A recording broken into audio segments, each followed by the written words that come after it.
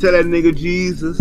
I said, please call my cell phone. Cause I'm gonna whoop his ass.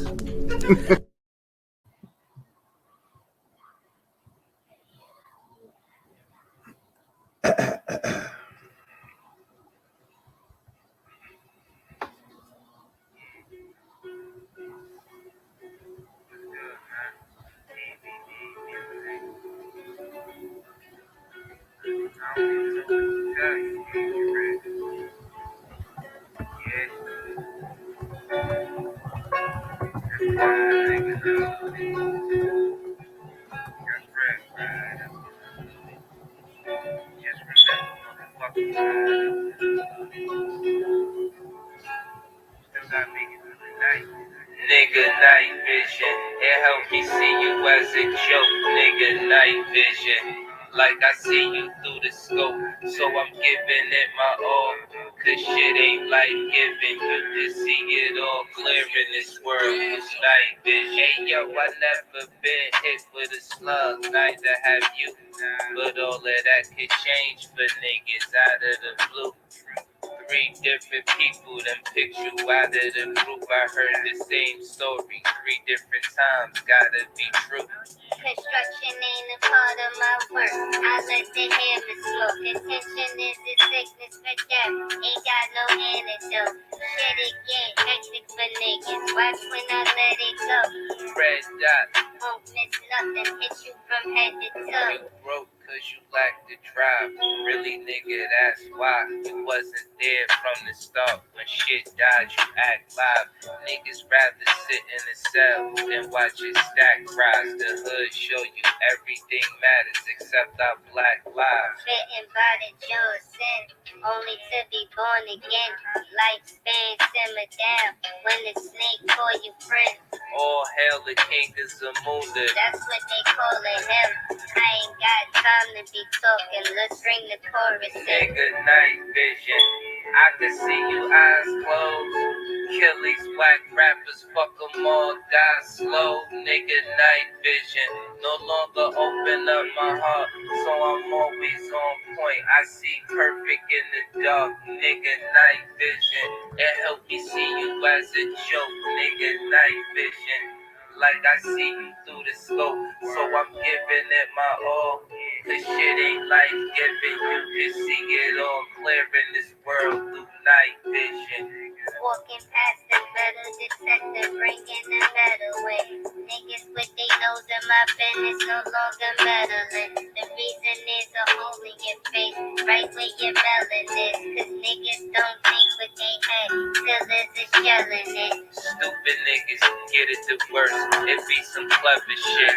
Brain matter, tell us a story. They ain't intelligent. I'm telling you, niggas is rats. They on some telling shit. But ask them why they did what they did. They couldn't tell you it. Walking through the valley of death, lead to the devil crib. The footprints next to your prints. That's where the devil is. The contribution that I put in, more than you ever give. And in exchange, they gave me the world.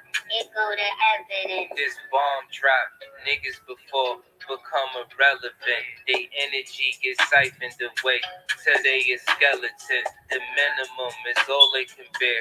This ain't the revenant. They good when they building on hate until you level it. Nigga, night vision. I can see you eyes closed. Kill these black rappers, fuck them all, die slow. Nigga, night vision. No longer open up my heart, so I'm always on point. I see perfect in the dark. Nigga, night vision. It helped me see you as a joke. Nigga, night vision. Like I see you through the scope, so I'm giving it my all. Cause shit ain't life-giving, you can see it all clear in this world through night vision.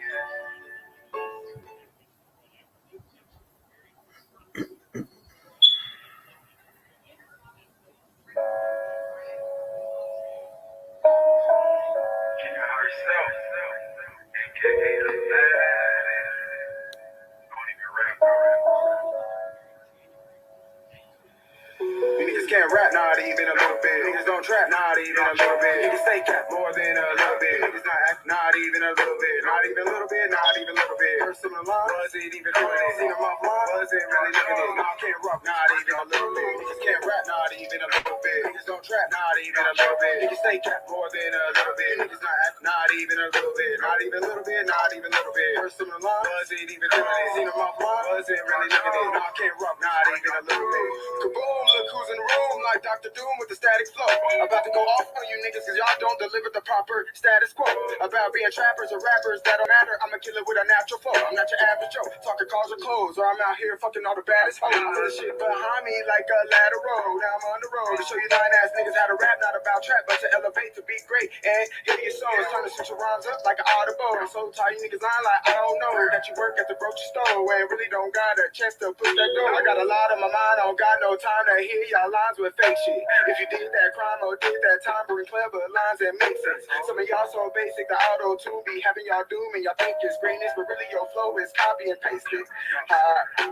Just popping pills and getting faded. Shooting guns is how we banging. Dogging bitches and ducking cases, that's the same shit everybody be saying. That's why the rap game tainted. Not original when you created. Y'all just wanna be what you see on TV, and it got me saying niggas can't rap, not even a little bit. Niggas don't trap, not even a little bit. Niggas stay cap more than a little bit. Niggas not act, not even a little bit. Not even a little bit, not even a little bit. First of the line, wasn't even doing it. Seen them offline, wasn't really living it. Nah, can't rock, not even a little bit. Niggas can't rap, not even a little bit. Niggas don't trap, not even a little bit. Niggas stay cap more than a little bit. Niggas not act, not even a little bit. Not even a little bit, not even a little bit. First of the line, wasn't even doing it. Seen them offline, wasn't really living it. Nah, can't rock, not even a little bit. I don't be in the street making moves, but I got a few homies that really do. Lying on myself, something I don't do. There's street codes and y'all tend to break the rules. By lying your rest, what you got to prove? Not being yourself is how you lose. I'm giving truth, then giving proof that being yourself is really cool. But see, you gotta be G by yourself with nobody looking at you.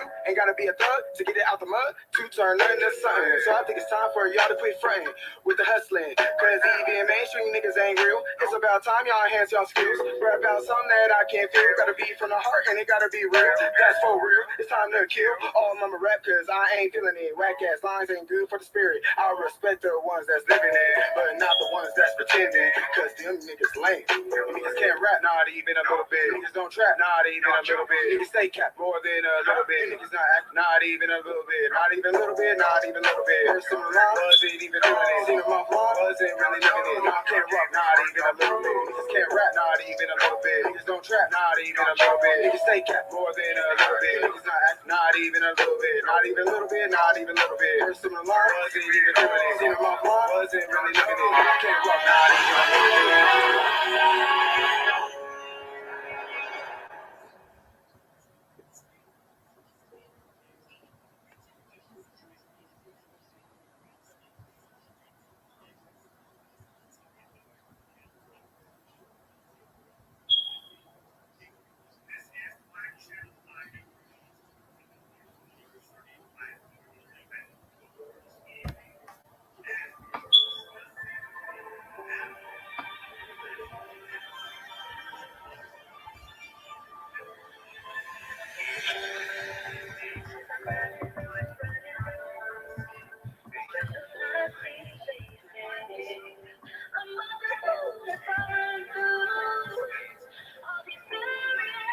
Yeah, you two-faced, and you wonder why you by yourself.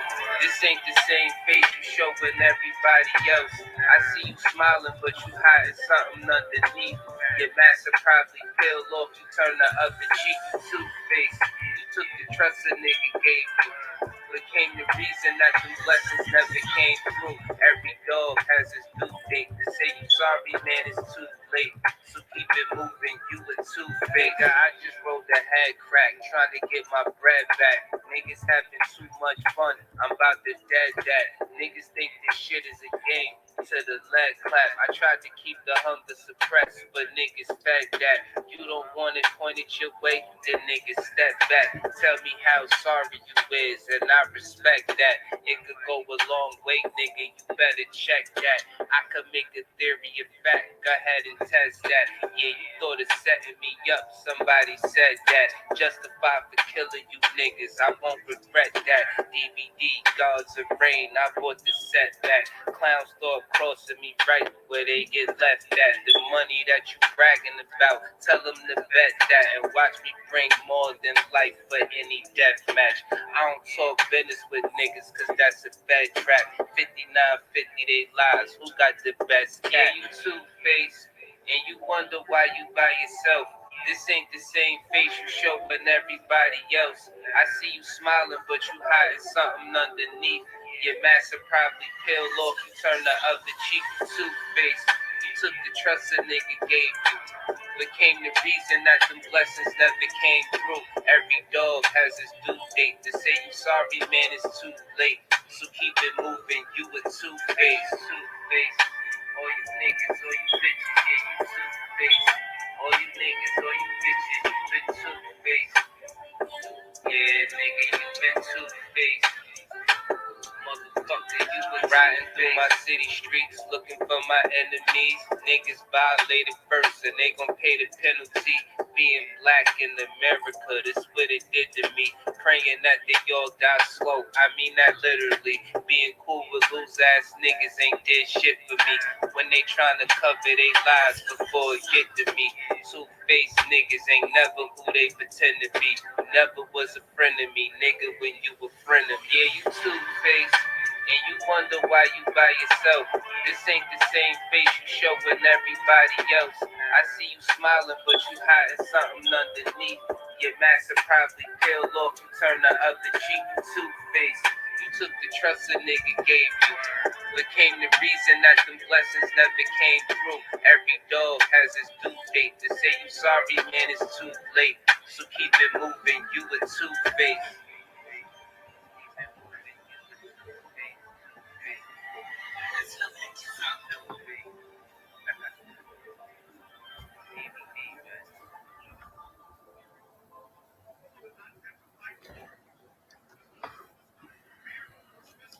Hey, I got one more track. Shout out to everybody. I got one more track I'm gonna pick before we get ready to get into this bill. So y'all already know it's gonna be fire. Be back in a few.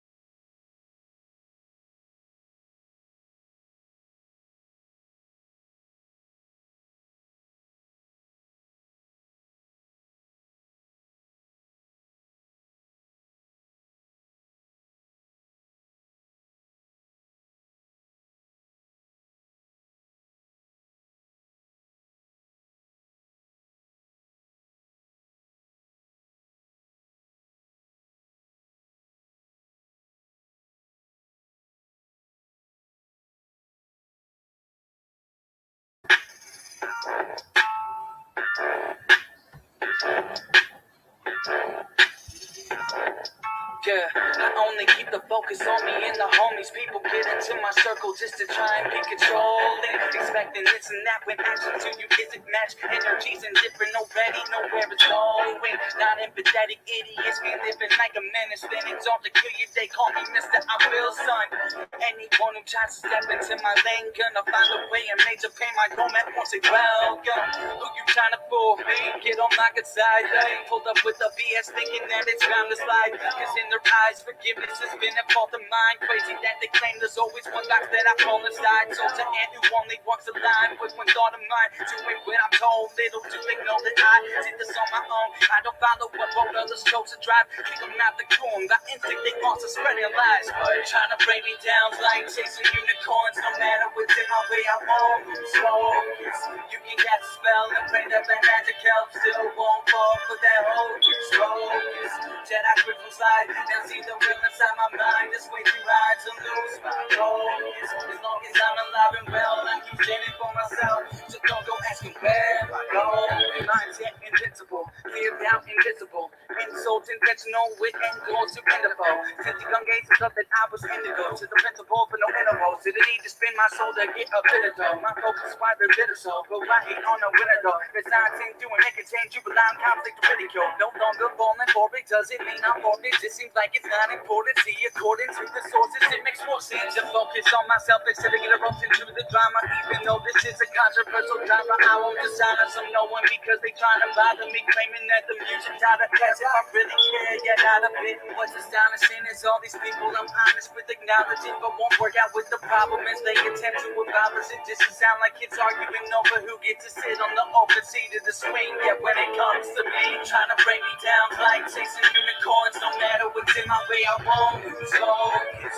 You can cast a spell and pray that that magic helps. Still won't fall for that hocus pocus. Jedi crystal side, now see the real inside my mind. Just way too hard to lose my focus. As long as I'm alive and well, I keep standing for myself. So don't go asking where I go. They training to stay focused on this shotgun break with explosives. Watching for those with motives. Set to still my golden moments. Roaming like a Ronin. Still no idea where I'm going, but I'm owning up to wrong turns. Made my will was stolen. Hijacked and controlled by my lowest mode. As a rookie, I prepared my Hall of Fame speech. Always knew I was going pro, but as I go through phases and walls built by the matrix, keep my spirit high. Fuck your fools, bitch. I'm never going ghost. I've been lucid dreaming about the path to the cash. Fuck your loans, keeping my soul and independence intact. Tunnel vision on the craft. That's how those that aim to crash. Leave them marbled by it. Use the metals and build it to last. Like the Big Bang, I'm creating beauty from the blast. Though the path is chaotic, learn to view beyond the madness and pass it to the divine. My understanding that your mind was designed to allow you to grind this time. Trying to break me down like chasing unicorns. No matter what's in my way, I won't lose focus. You can cast a spell and pray that that magic helps. Still won't fall for that hocus pocus. Jedi crystal side, now see the real inside my mind. Just way too hard to lose my focus. As long as I'm alive and well, I keep standing for myself. So don't go asking where I go.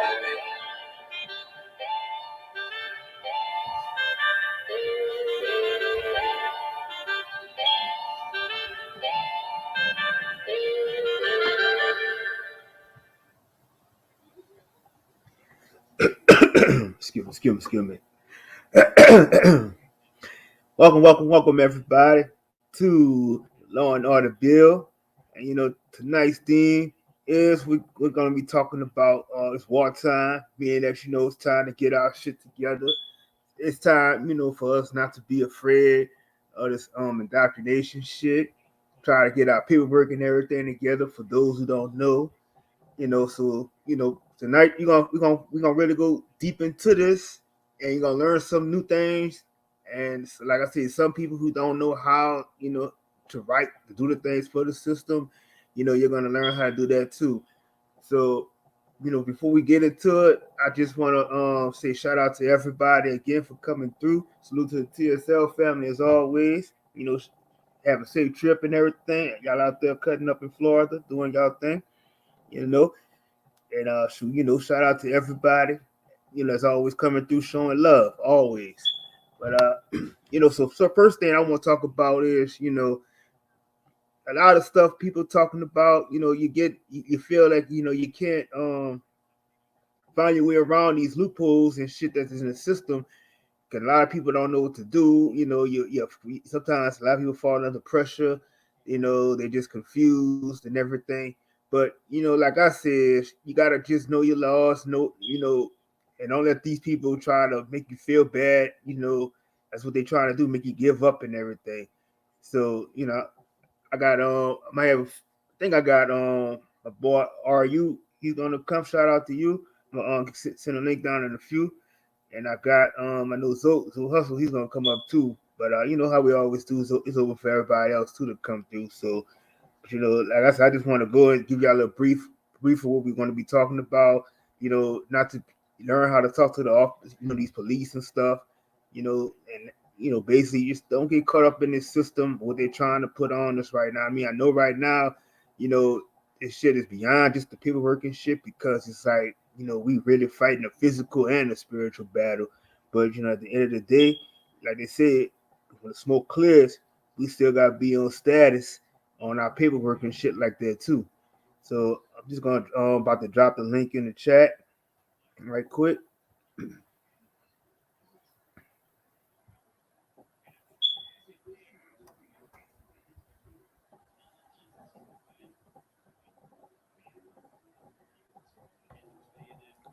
Yep, and like I said, if anybody want to come up, y'all always welcome to. It's always open for everybody.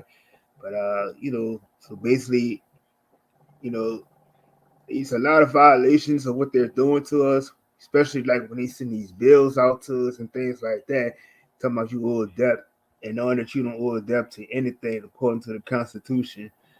So, they threaten you with something about you got to pay on this deadline and shit like that, and you don't owe anything. Like I say, just knowing your status and know how to write back to these people. Like I said, they'll be tearing you, they'll be paying you like they're supposed to be, sending you checks and shit. So, like I said, if people just like, I even challenged everybody in my city. I was like, that we was having an issue with still got issues with the trash not being picked up. And, we already know the mayor we have, she ain't shit. So, and everybody's like, well, she's supposed to be the leader and do this and do that. But my theory, I told everybody is that if y'all don't pay your fucking sewage bill, these motherfuckers they're gonna have to buckle down and shit. They're gonna have to fold and give into it what the people are demanding. I mean, the fact that we could self govern ourselves, but at the same time, it's like you go and tell if you're not gonna take care, if you're not gonna take care of what we're supposed to be paying for on your end, then we're not gonna take care of you all no more. So we're not. So our money is just good. We don't have to keep paying for shit that we're not getting. That's not getting done for us. And like I said, honestly, I ain't ever seen where you have to wait damn near 3 months to get a fucking garbage can, and I'm more than sure it doesn't take much to make a can and shit. But I've been waiting damn near 3 months to get my shit, and like I said, I've ready to cursed out the sewage people about that, So like I said, it's just ridiculous that a lot, that they're thinking they gonna keep getting away with the shit that they're doing to people because they know that a lot of our people don't know nothing about the laws and shit. But like I said, I ain't gonna never fool or buckle on, stand my ground, and like I said, I'm gonna just keep it real. And we had another incident with our mayor. She got into the face of a resident. He was sitting there talking. He was saying about just having a conversation with a couple of friends, talking about the shit that the mayor wasn't doing for the city and everything. So she was so happened to be eavesdropping in on the conversation, got into the man's face and shit, and gonna tell the man now what, but you supposed to be a mayor and supposed to be respected and listen to what the citizens say, but you got all in the man's face, making threats, all type of shit. So what I'm saying, that these people, like I said, the ones they put in these office and shit, just like they're not really suit to be these type of to run this shit. And that's like I said, it's just telling you more and more every day that if you don't get off your ass and self govern yourself, what I'm saying? This is why the shit gonna keep happening. And we keep, like I said, every election that comes around, I don't vote and I don't plan either party. But at the end of the day, it's like they're always electing these people to put in front of us to vote for instead of us electing our own people that we want. Why is it that you got to keep electing these idiots that they put in front of us? That's gonna keep lying about all the shit they're gonna do anyway. But nobody ever thinks about going against these motherfuckers. You know. Hey, salute, little foot in the building. You're K Boogie in the building. Salute to the family. Shit. Man, y'all know y'all he's on right mute. next to me. Yeah.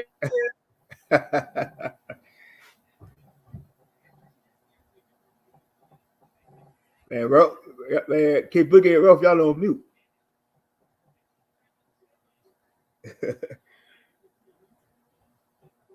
Shit. Hey man, but salute to the TSL family and shit. Yeah. You gotta lower yours. All right. Mic check. Yeah, I hear you. All right, what's going on with you, Bronze God? Shit, you already know high vibes. Tell me you better let me. Oh, I'm in a motherfucking building, y'all. What the fuck is going on? We in the building.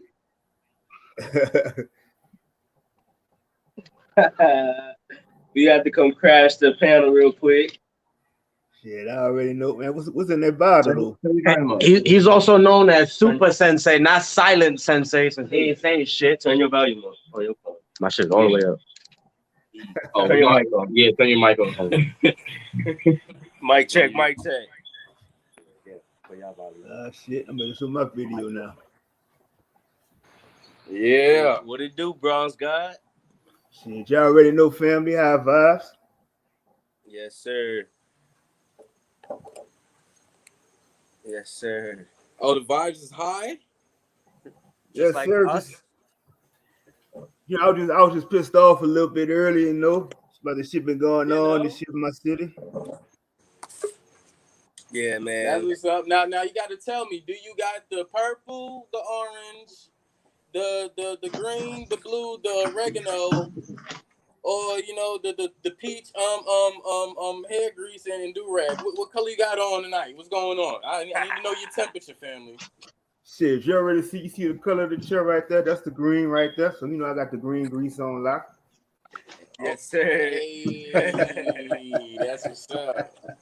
Shout out to everybody, the family. What's going on to y'all? Salute to everybody in the chat. You know what I'm saying? Shout out to the Chizzy. Salute to my love out there. Salute to everybody else. Y'all already know how we doing it. Yeah. Yes, sir. Hey, shout out to my fam learning and building. It's his birthday. Happy solar return to the fam. Happy Soul Day, family. Happy Soul Day, fam. Oh, salute. Yo, Super, you want your drink? You left your drink out here. Hey, Super gotta be different. He gotta be super, goddamn. Gotta be super different. He over there in the computer. You gotta be super different. Got you, fam. Shit. But hell yeah, shit. Everybody here, everybody touched down, made it safe. Niggas chilling now. Man, that's what's up. Oh, now y'all want to put me on the heretic scale? Yeah. Yeah, nigga. Yeah. Talking shit. Payback, nigga. You got little nigga down here in Weston. Shit. What's up? You know what I'm saying? Our turn, nigga. Look up. Look up, Marlon. Say cheese. Yeah. Hey, y'all, man, hit that link, man. Come through, let's build. You already know. Yeah, especially you learning. Come celebrate with us. Let us celebrate with you, I should say. Heard. That's baby Bronze, though, right? Does he look like Bronze? Who learning the building? He got the dreads. Oh, so it was somebody else then. That looked like Bronze. Cause I had something in the chat one day. Somebody cut their camera on. They look like Bronze. I was like, yo, is that Bronze 2.0? Nah, learn the building a different breed. Heard. Yes, sir. Like a young version of us. Heard. Man, I bet I found out the body got wasted on that tequila. That's what we got, Papa. Hey, that's what we got, Papa.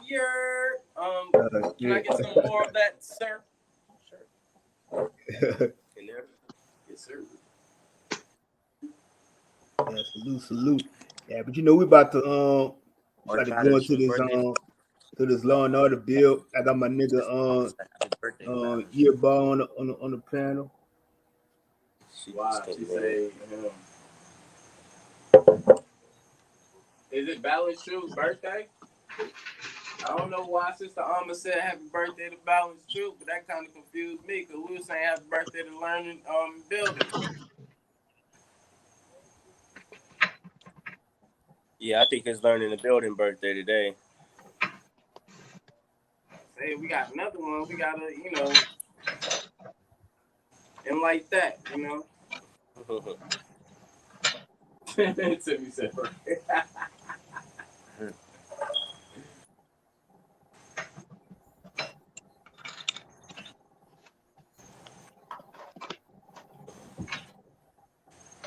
The hell Super in there doing? I don't know. What is Super doing? I don't know. We got to spy on Super real quick.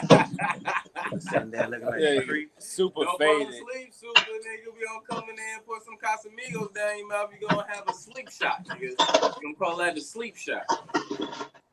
He in there on mute too, goddamn. He just chilling on mute. He already said this AC feel good.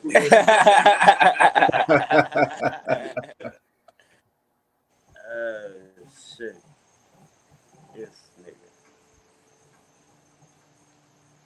Shit, so far, what y'all did out there? What did you do out here? Shit, I was out there. Shit, I was chilling in the hotel for a minute. He's like, when I was there. Yeah. This nigga Chris, man. Shit, I enjoyed seeing everybody walk without the fucking diaper on their face and shit. Hell yeah, hell yeah. I'm enjoying the same thing. Was it Huggies? Pampers. Pampers or Huggies?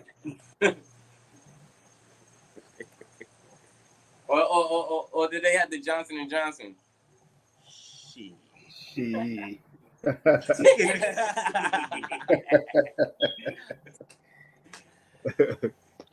Goddamn 47. Goddamn 47.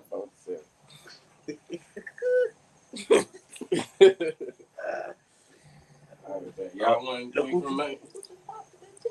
No, let me see though.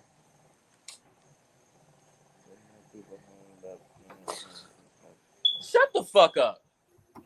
Pussy ass nigga. Y'all want anything from inside? I'm about to go get a beer. Yeah, bring the weed out. It's on the table, man. I got you.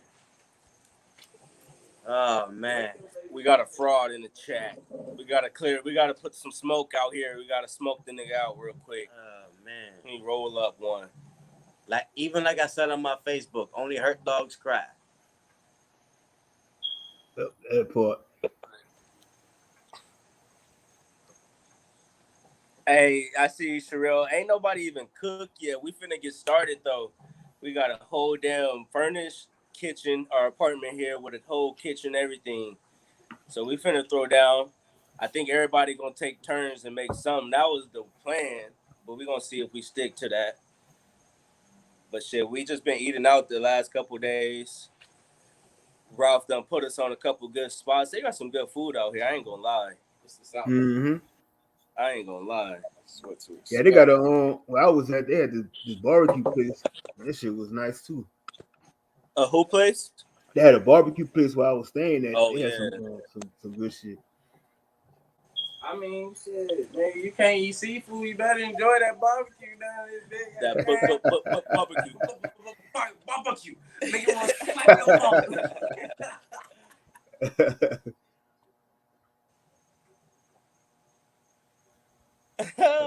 Hey man, I'm just gonna say, if you allow that egghead ass nigga up on here, the way I'm feeling, I'm just talk shit about the boy. I'm just saying, I'm letting you know. Let's not even worry about it. We out here catching flights, niggas still chilling on the fucking block. I messaged to this nigga like, nigga, get out of your fucking goddamn Maple Leaf region and bring your ass down here, nigga. What the fuck?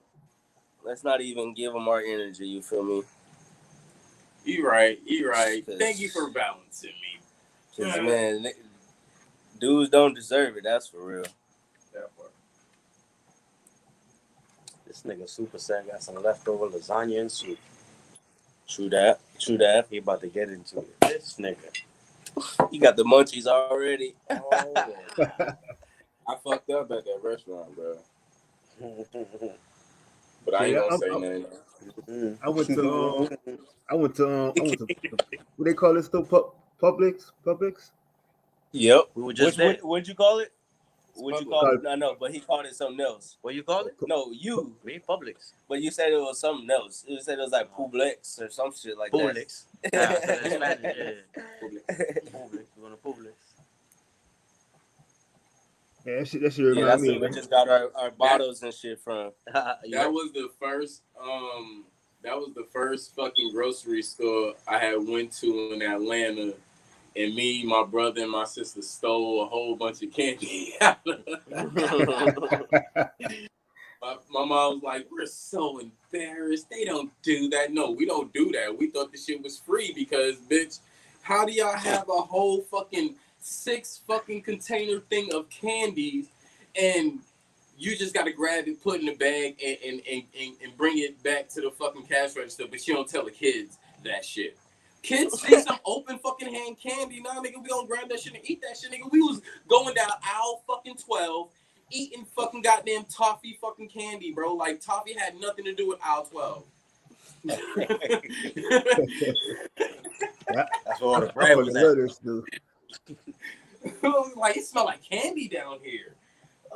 Yeah, nigga, we coming down this bitch eating the motherfucking candy. What are you talking about? Leaving the wrappers and all the shelves and shit. You ain't lying, bro. You think we gonna put it in our pockets? Nigga, that's evidence when we go home. Hell no, bro. We smarter than that. We from New York. We fresh out of New York, bro. Like, fuck out of here. I fucking love that store. I mean, that's like my second or third time being in there. In Publix, that's the spot. Yep. Yeah, I think I went to I think the first time I went to, I think I was in Boca Raton. Yeah, that's what they call it. I know, nigga. You got a little thing. Yeah, I ain't that young, nigga.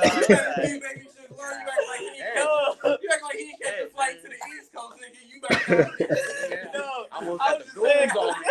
I'm like, nah, I know. I'm on your I side. was just saying, because that shit was just funny. Niggas said, I'm signed to you, nigga. Nigga, Chill. Fuck. You signed my check. It's all niggas, good. man. Shit. God damn. Oh, shit. That was funny. And I fucking bronze, but that shit was funny as hell. I know, nigga. Fuck, I speak English. We were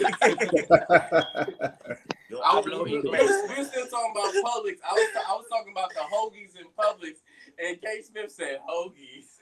and then Raphael went to explain hoagies. K. Smith was like, nigga, I know. I didn't even get to finish saying what it is. Nigga, I know. What do you waste your breath? Shit. You get turkey and Look cheese. what Tiff say, goddamn. I love public subs. Okay, goddamn. The sub lovers. Shit. Niggas is funny.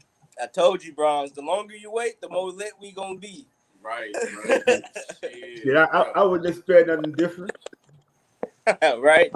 You don't know, you've been here and experienced it already. Yep. Like I said, I already know if I was out there, I could have been out there. Shit, I already know I'd have been secondhand high. I'd have been passed out already. Yep. Too bad. You lucky we ain't got no edibles, because, you know, remember what happened last time.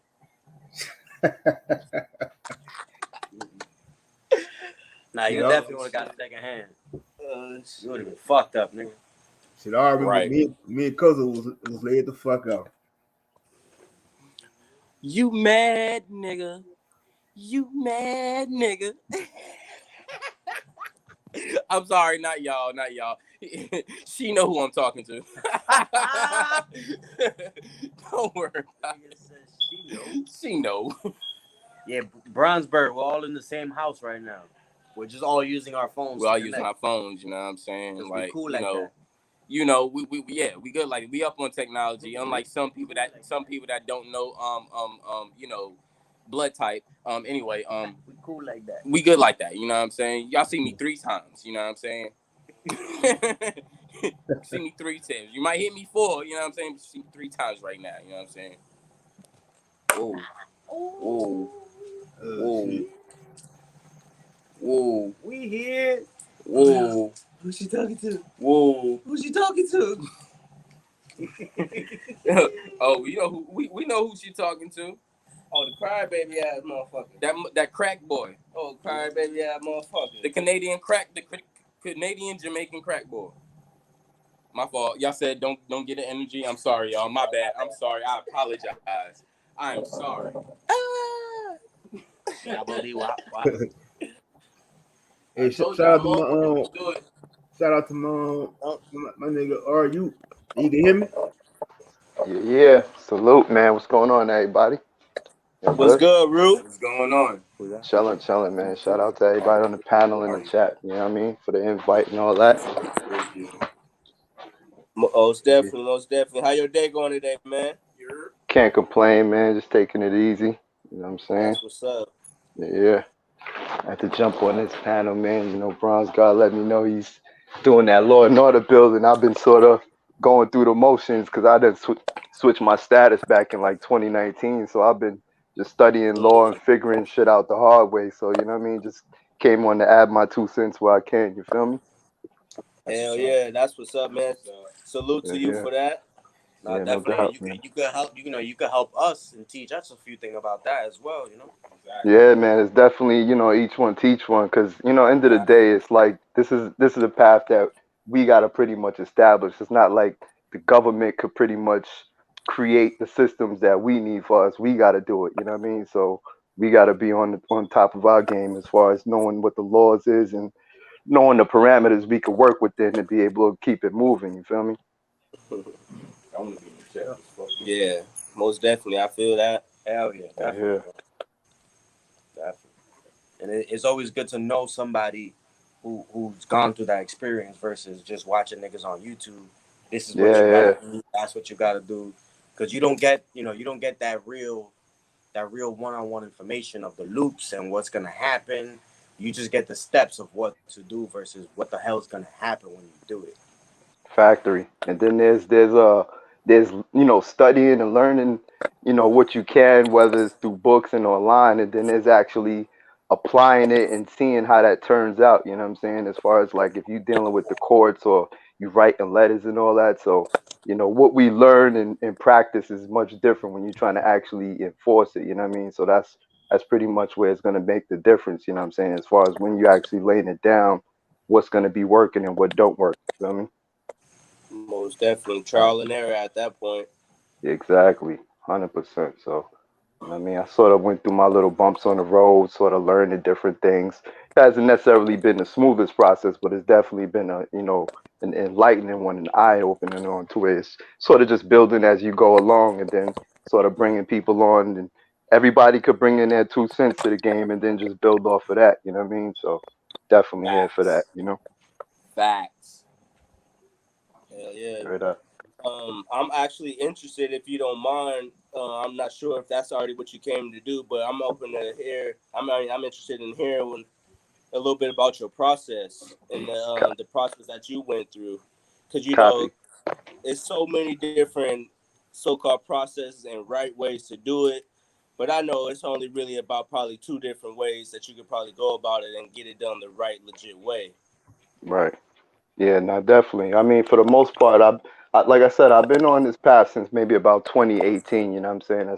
I first really learned about, the status, everything through the birth certificates first. You know what I mean? To where once I found out that, that was pretty much the tool that they use to keep us controlled, then, what I mean, I just started exploring from there. You know what I mean? So it got to the point to where I ended up getting a moving violation back in like 2018, you know what I'm saying? And at that point, I had enough information to be able to know that all this shit was bullshit, but I didn't really have it down packed to be able to, like, just go put everything in order. So as opposed to me just going to say, let me pay off this ticket, I was like, let me go to court and actually stand on what I learned and see how that shit goes. You know what I'm saying? So that was kind of what my first eye opening experience. You know what I'm saying? Because pretty much I had to go to court. Once I went to court, I had learned about, one of the processes was pretty much making a special appearance, you know what I mean? Because first thing you learn is, you know what I mean, when you get the tickets, typically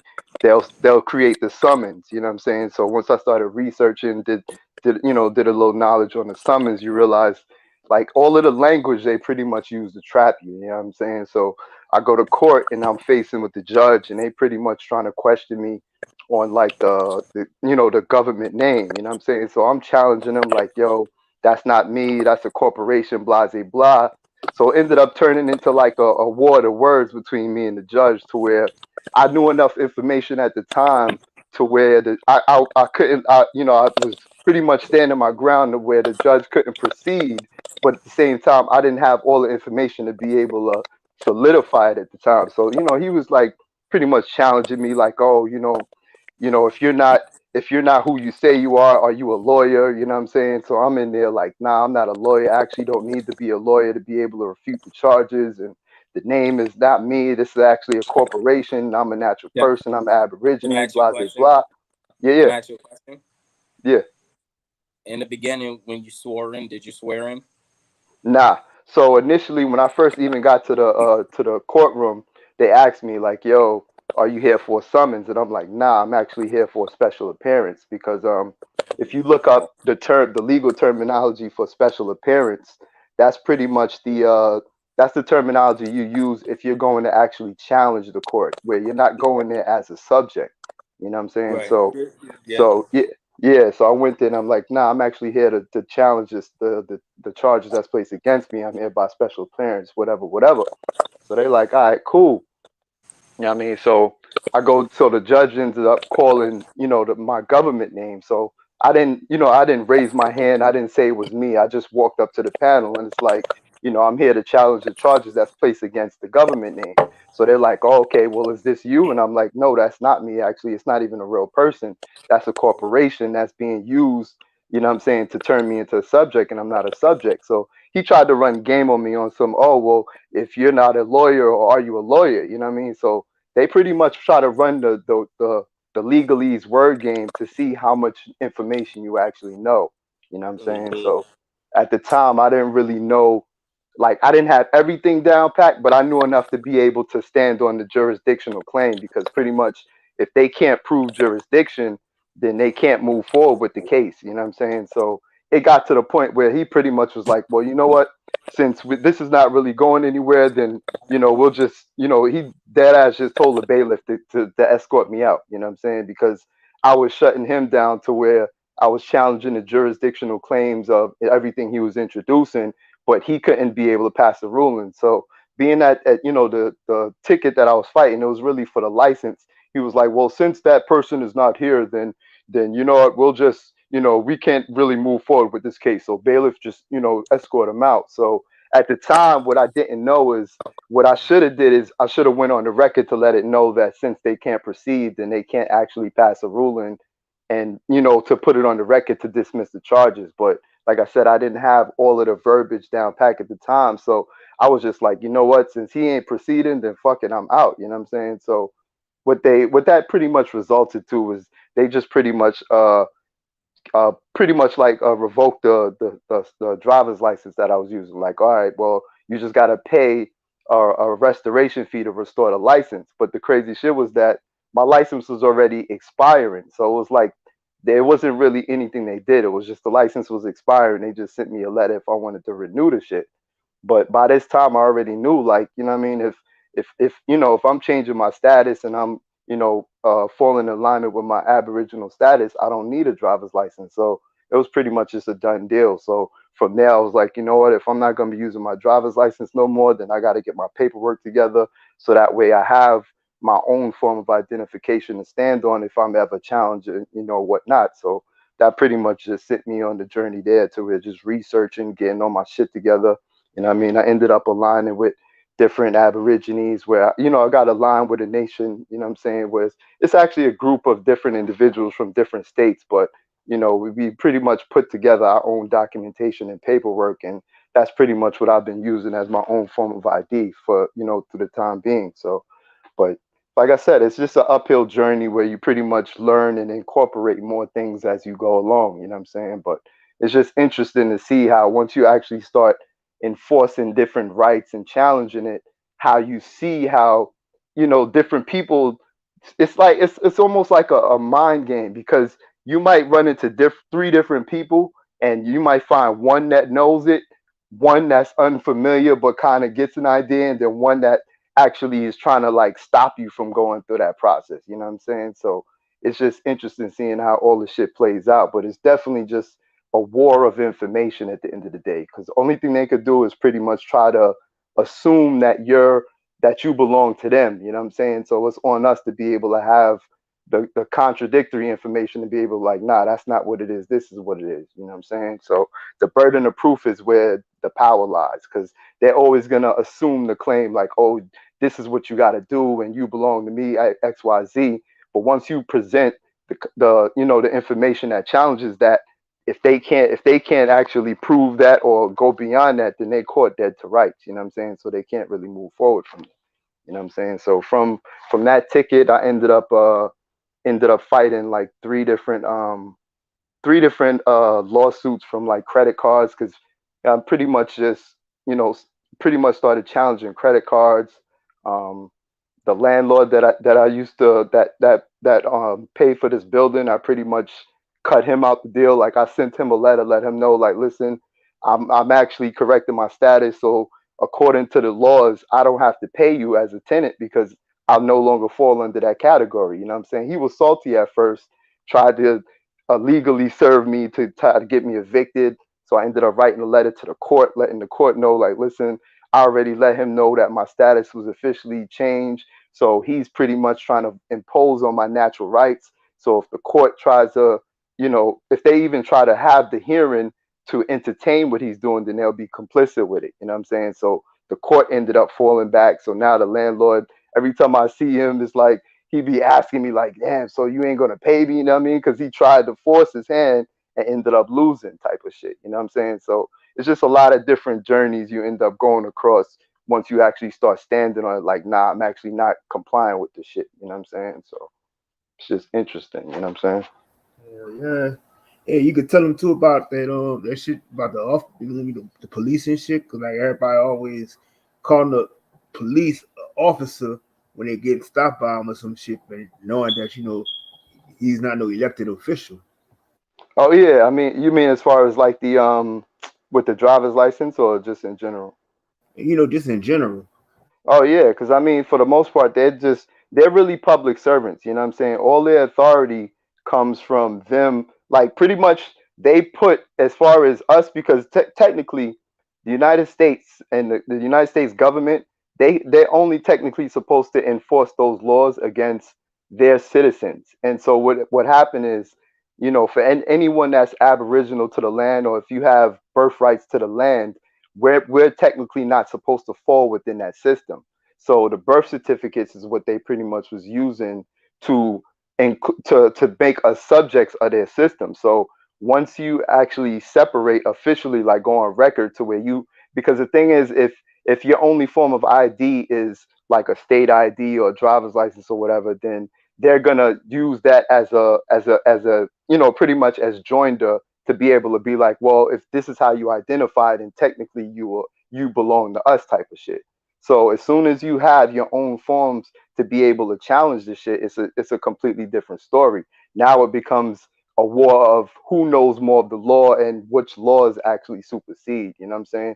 And at the end of the day, the Constitution makes it clear that if any law that they make that infringes on the rights that or the oaths that they're supposed to take is null and void. You know what I mean? So whether it's like police pulling you over, stopping you, then all of these things are pretty much based in just commercial law. It's not actual crimes. You know what I mean? Like the only real crime is really um, injuring someone or damaging someone's property. You know what I'm saying? Everything outside of that is just commercial crimes that they use to pretty much just be able to operate in commerce. You know what I'm saying?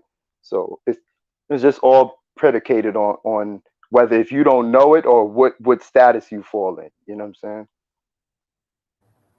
Right. Most Yeah. definitely.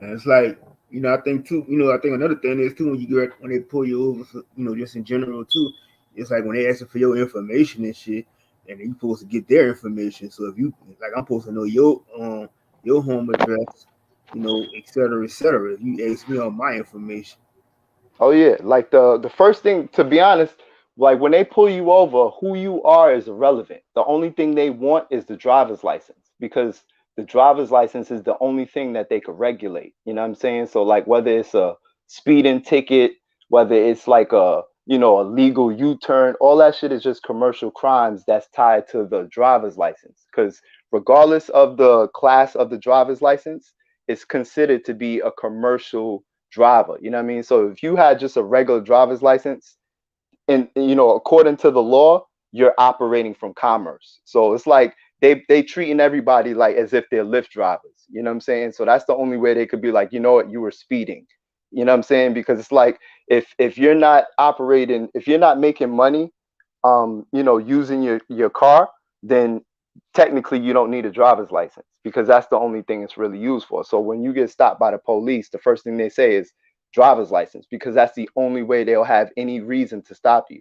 You know what I'm saying? Or unless you hurt someone or someone reported a crime. You know what I mean? So once it comes down to that, if you haven't committed any crime or if you haven't damaged anyone's property, if no one actually contacted the police, say, listen, this person that they could clearly identify as you has done something, then technically they have no reason to really stop you. So it's funny because that I remember I used to watch a lot of those like sovereign citizen videos where you see all these different like pale faces just like cursing out the police like, what the fuck, you stop me, blah blah blah. Mm-hmm. And there was a point when I used to think in my head like, yeah, they could do that because they white, but at the end of the day it's like it's just because they know the law. You know what I'm saying? And they understand that technically if they're not doing anything within outside of the parameters of the law, they're not supposed to be stopped. You know what I'm saying?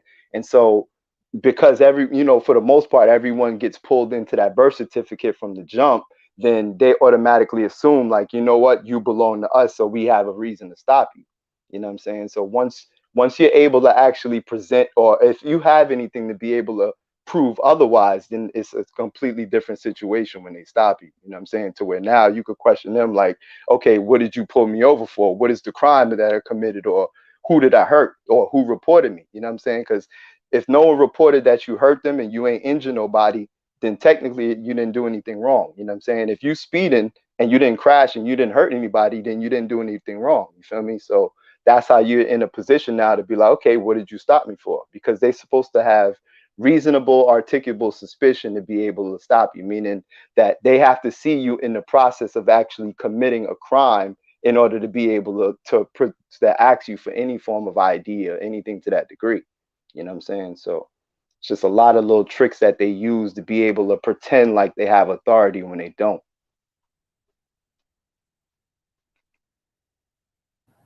Yeah, that's a fact, and that's like I said, you get a lot of flaws when they got when they try to hit you with them fucking speeding cameras and shit like that.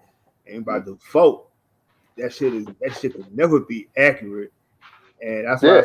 I never, it took me a while to understand that shit because I mean I never even went to I went to one hearing one time when I got a speeding ticket from the camera, and I was like, well, I was trying to see how I could dispute this shit, and it was trying to show me the video and shit showing that I was going a certain speed, but I wasn't hurting anybody, and and it and was that's yeah, and that's really the basis of it because it's like, okay, you were speeding, but did you hurt anybody? You know what I'm saying? The only way they could really say that, you know what, you were speeding and it's a violation is if you were, like I said, if you actually make a living in your car. So like if you had passengers in your car and you're an Uber driver and you're speeding, then technically they could be like, you know what, they could give you a ticket to say, you know what, you're putting another U.S. citizen in a potentially dangerous situation. And because you're using a driver's license as a means to make that money, then that would sort of give them the authority to be able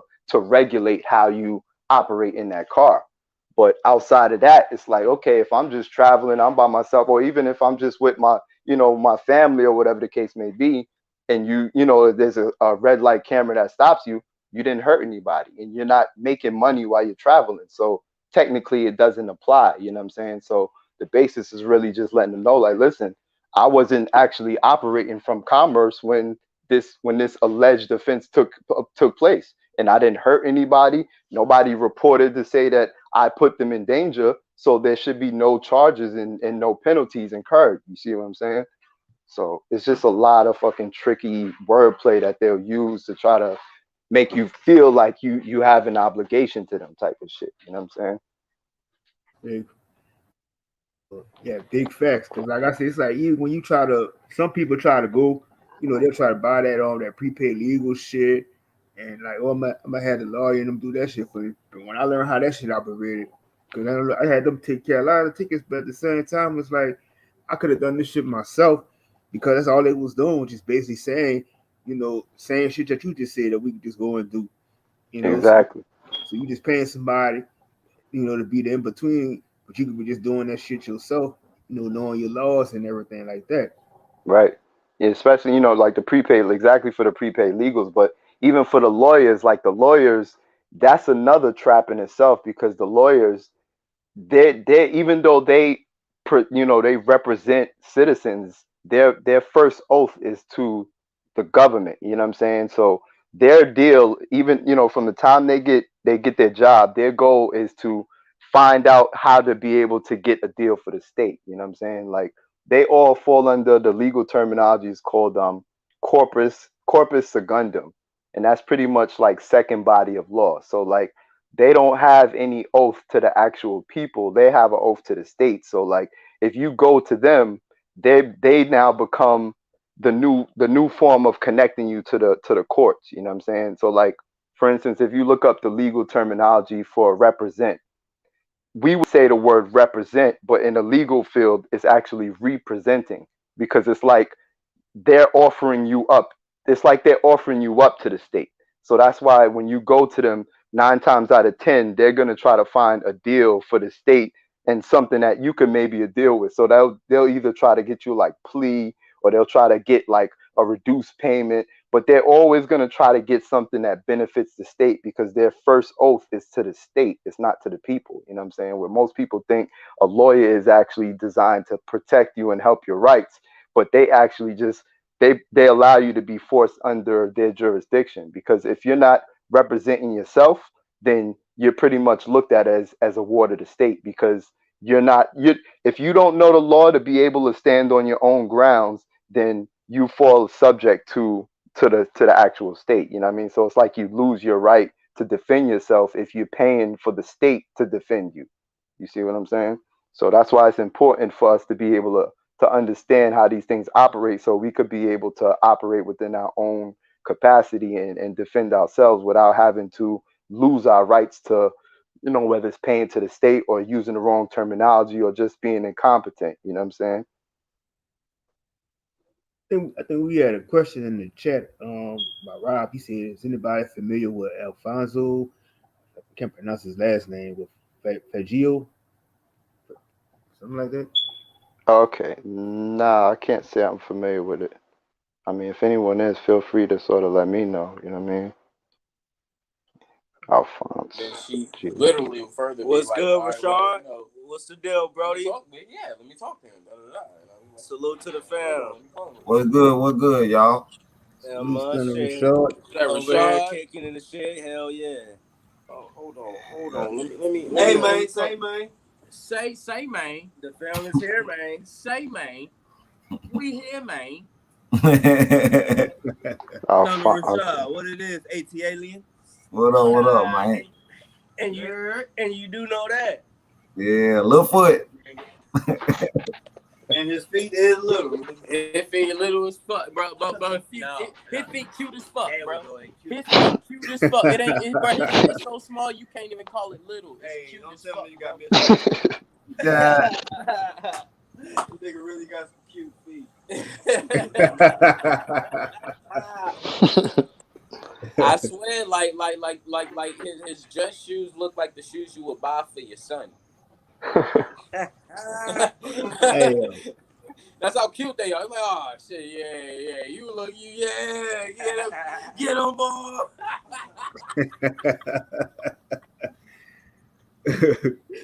Hey, Is that Alfonso dude online? I see yeah, he on Rob in the YouTube. comments.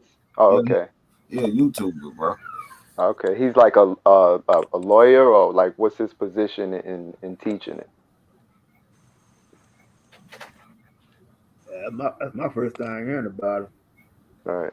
I see he got one saying decoding the matrix or some shit like that. So he got to be into some kind of shit. Copy. Where that cokehead ass nigga at, bro? Y'all want to head out real quick? How y'all feeling? I don't know what the deal is, but we got about 2 hours before bro go to work. Yeah. Shit, you know,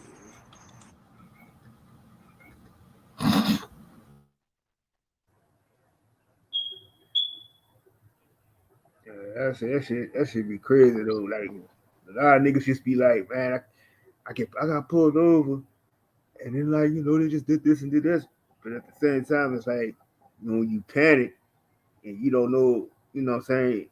For the first thing is like they already know how to get you, so you just relax and just do it like you're supposed to do. Shit, that made them motherfuckers powerless. Hmm.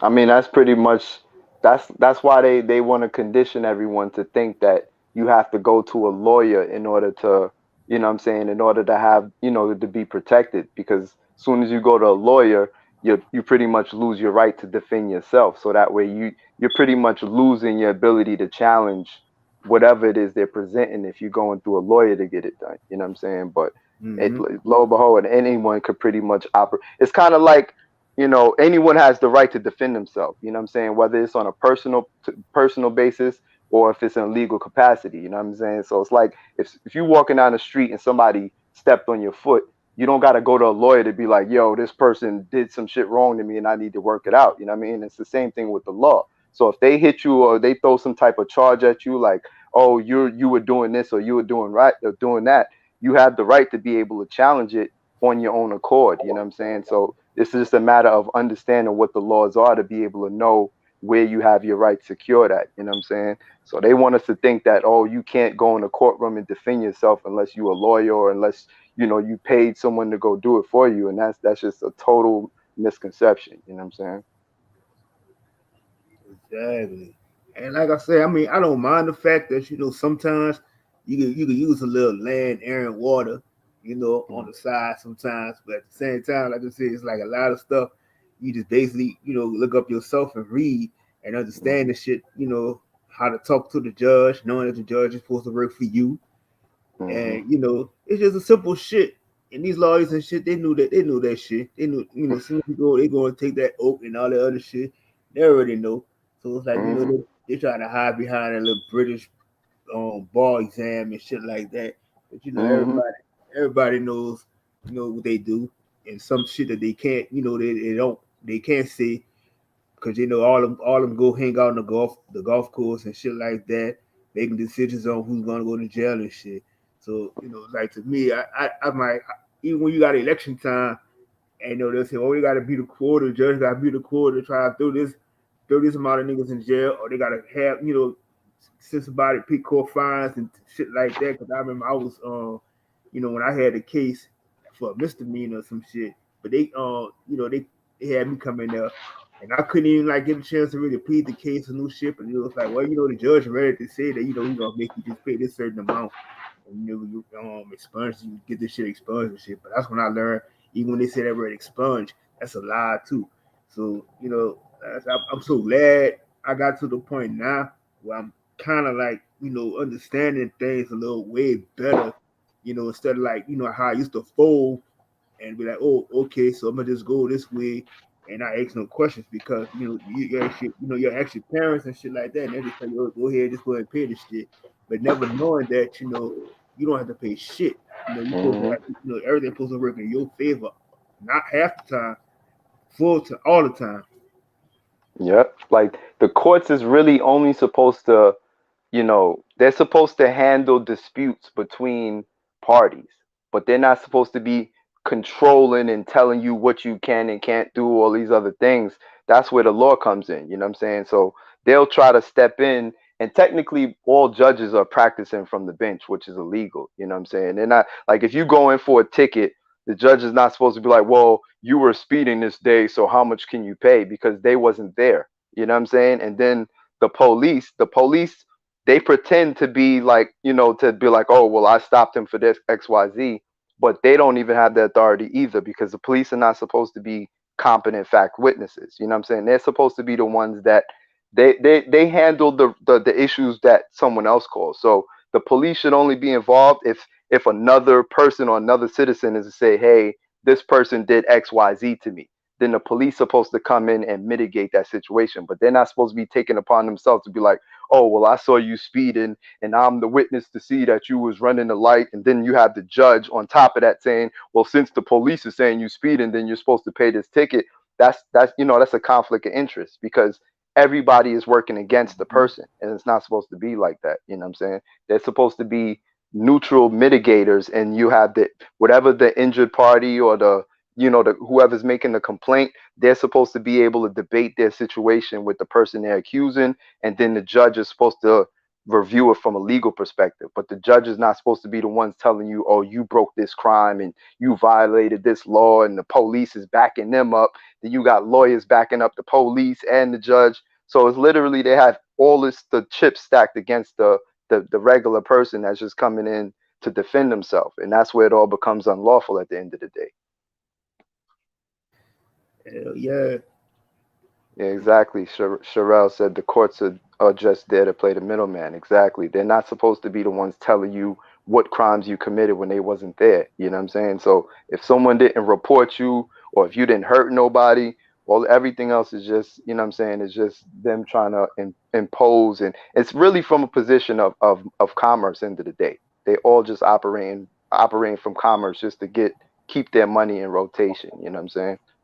Exactly. And even like when you see these cops and shit be on the side of the road trying to watch people speed and shit like that. I mean, that shit never made no sense to me because, like I say, even if you talk about when they got they little radar device and all that shit, and that shit is not accurate. None of that shit is Hmm. accurate. You know, Right. so, and like I said, it's just like when the public just don't.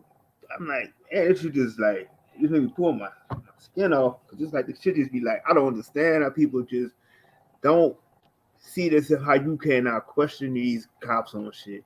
You just with Hmm. that motto of saying, Mr. Officer, you're here to protect and serve me, all this other bullshit.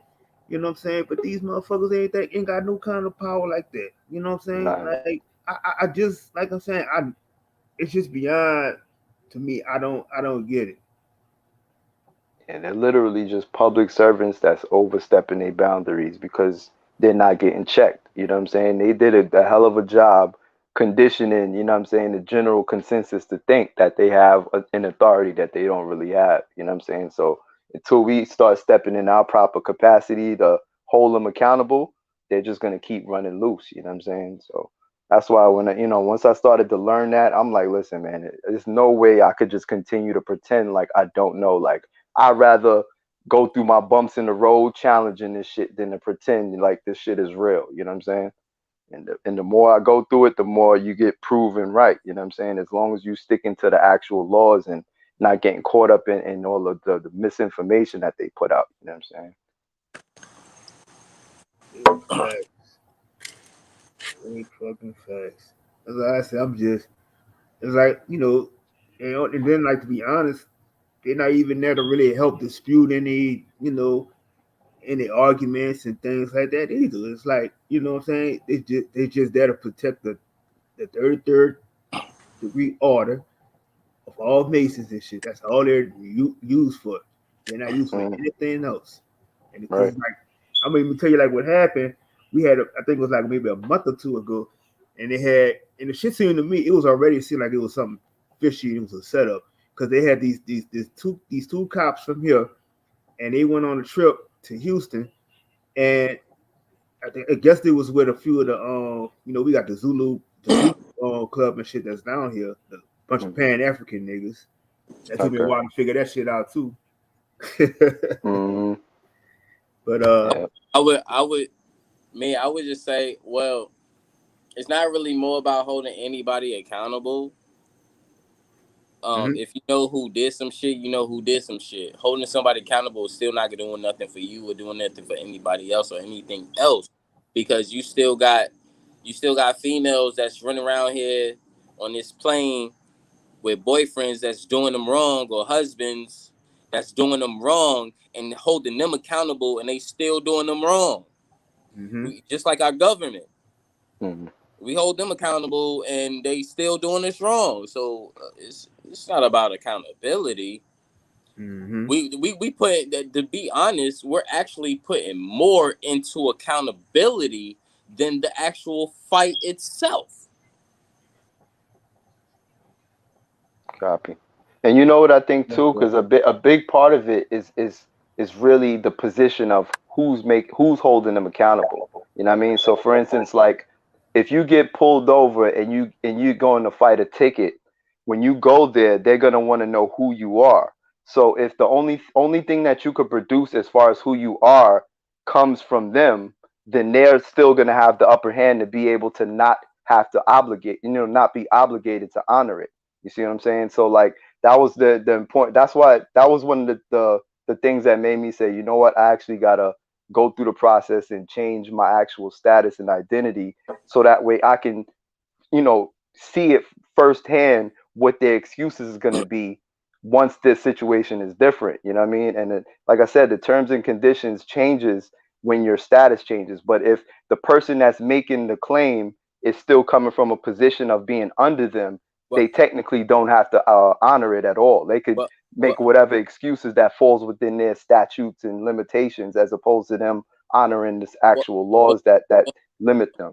not really, not really, because even if you was to change your status and you was to speed down the highway above speed limit, you would still get pulled over and still receive a ticket. No, actually, no, because Oh, if the thing is this, if you change your status, right, who are they writing the ticket to? You see what I'm saying? They need but that driver's license to be hold, able to make it legally binding. hold on, So if hold, they if you hold if on, you're not you, hold on, hold on. Don't try to yeah, run off like that. No, no, don't try to run me off like that. Hold on. Listen, nah, go ahead. no, no, no. It's not that easy. So let's just say, okay, cool. You have your status changed. You're speeding. You're doing whatever you want. Okay, cool. You get pulled over. Cop asks you for your identification and your vehicle registration and insurance. What do you give to him? That depend is see the thing is if you change your status, you don't need registration on your vehicle, on your car. That's you see. So if you're using registration, that the state owns registration, so that's how they can regulate you. But if you're not using a registration and you don't have a license, who are they giving a ticket to? Okay, okay, okay. So how do you even have license plates? Well, that's the thing. The license plates belongs to the state. Technically, license Okay, plates are for operating in commerce. So okay, if you're okay. not operating in So commerce, you so technically don't need it. your vehicle right now have no license plates on it. No, no, I don't have a vehicle at the moment. Okay, cool. Yeah, So but so I know people that put their own that, signs. that's when you hop into a different court realm. Yeah, Because well, I actually yeah. what you was presenting earlier was not traffic court. So now you're popping now into traffic court, right? So understand that if you're rolling around in a vehicle without a license plate, you're gonna get stopped every time you get spotted. Yeah, but And there's it this. doesn't Yeah, matter, it doesn't matter your status. You're always going to get harassed about that. And then you have to go and explain it and explain how you got it. And to the officer, that may not make sense. To me, it may make sense. Understand, we are talking right now. But if we're putting in an example as of me not being the officer, I mean, me being the officer and me not being me right now, understanding you and knowing what's going on, they're not going to go and conclude according to what you're saying. They're going to go according to their law and what they know and according to their job and what the corporation has taught them. yeah, no, that is true. But So they're gonna. none of these situations would be substantial as would be a peaceful situation to as if we were to change our status and we were to get pulled over and it would be okay. Oh, you're this. Okay, okay, cool. Have a good night, ma'am. That would or good night, sir. That would never happen.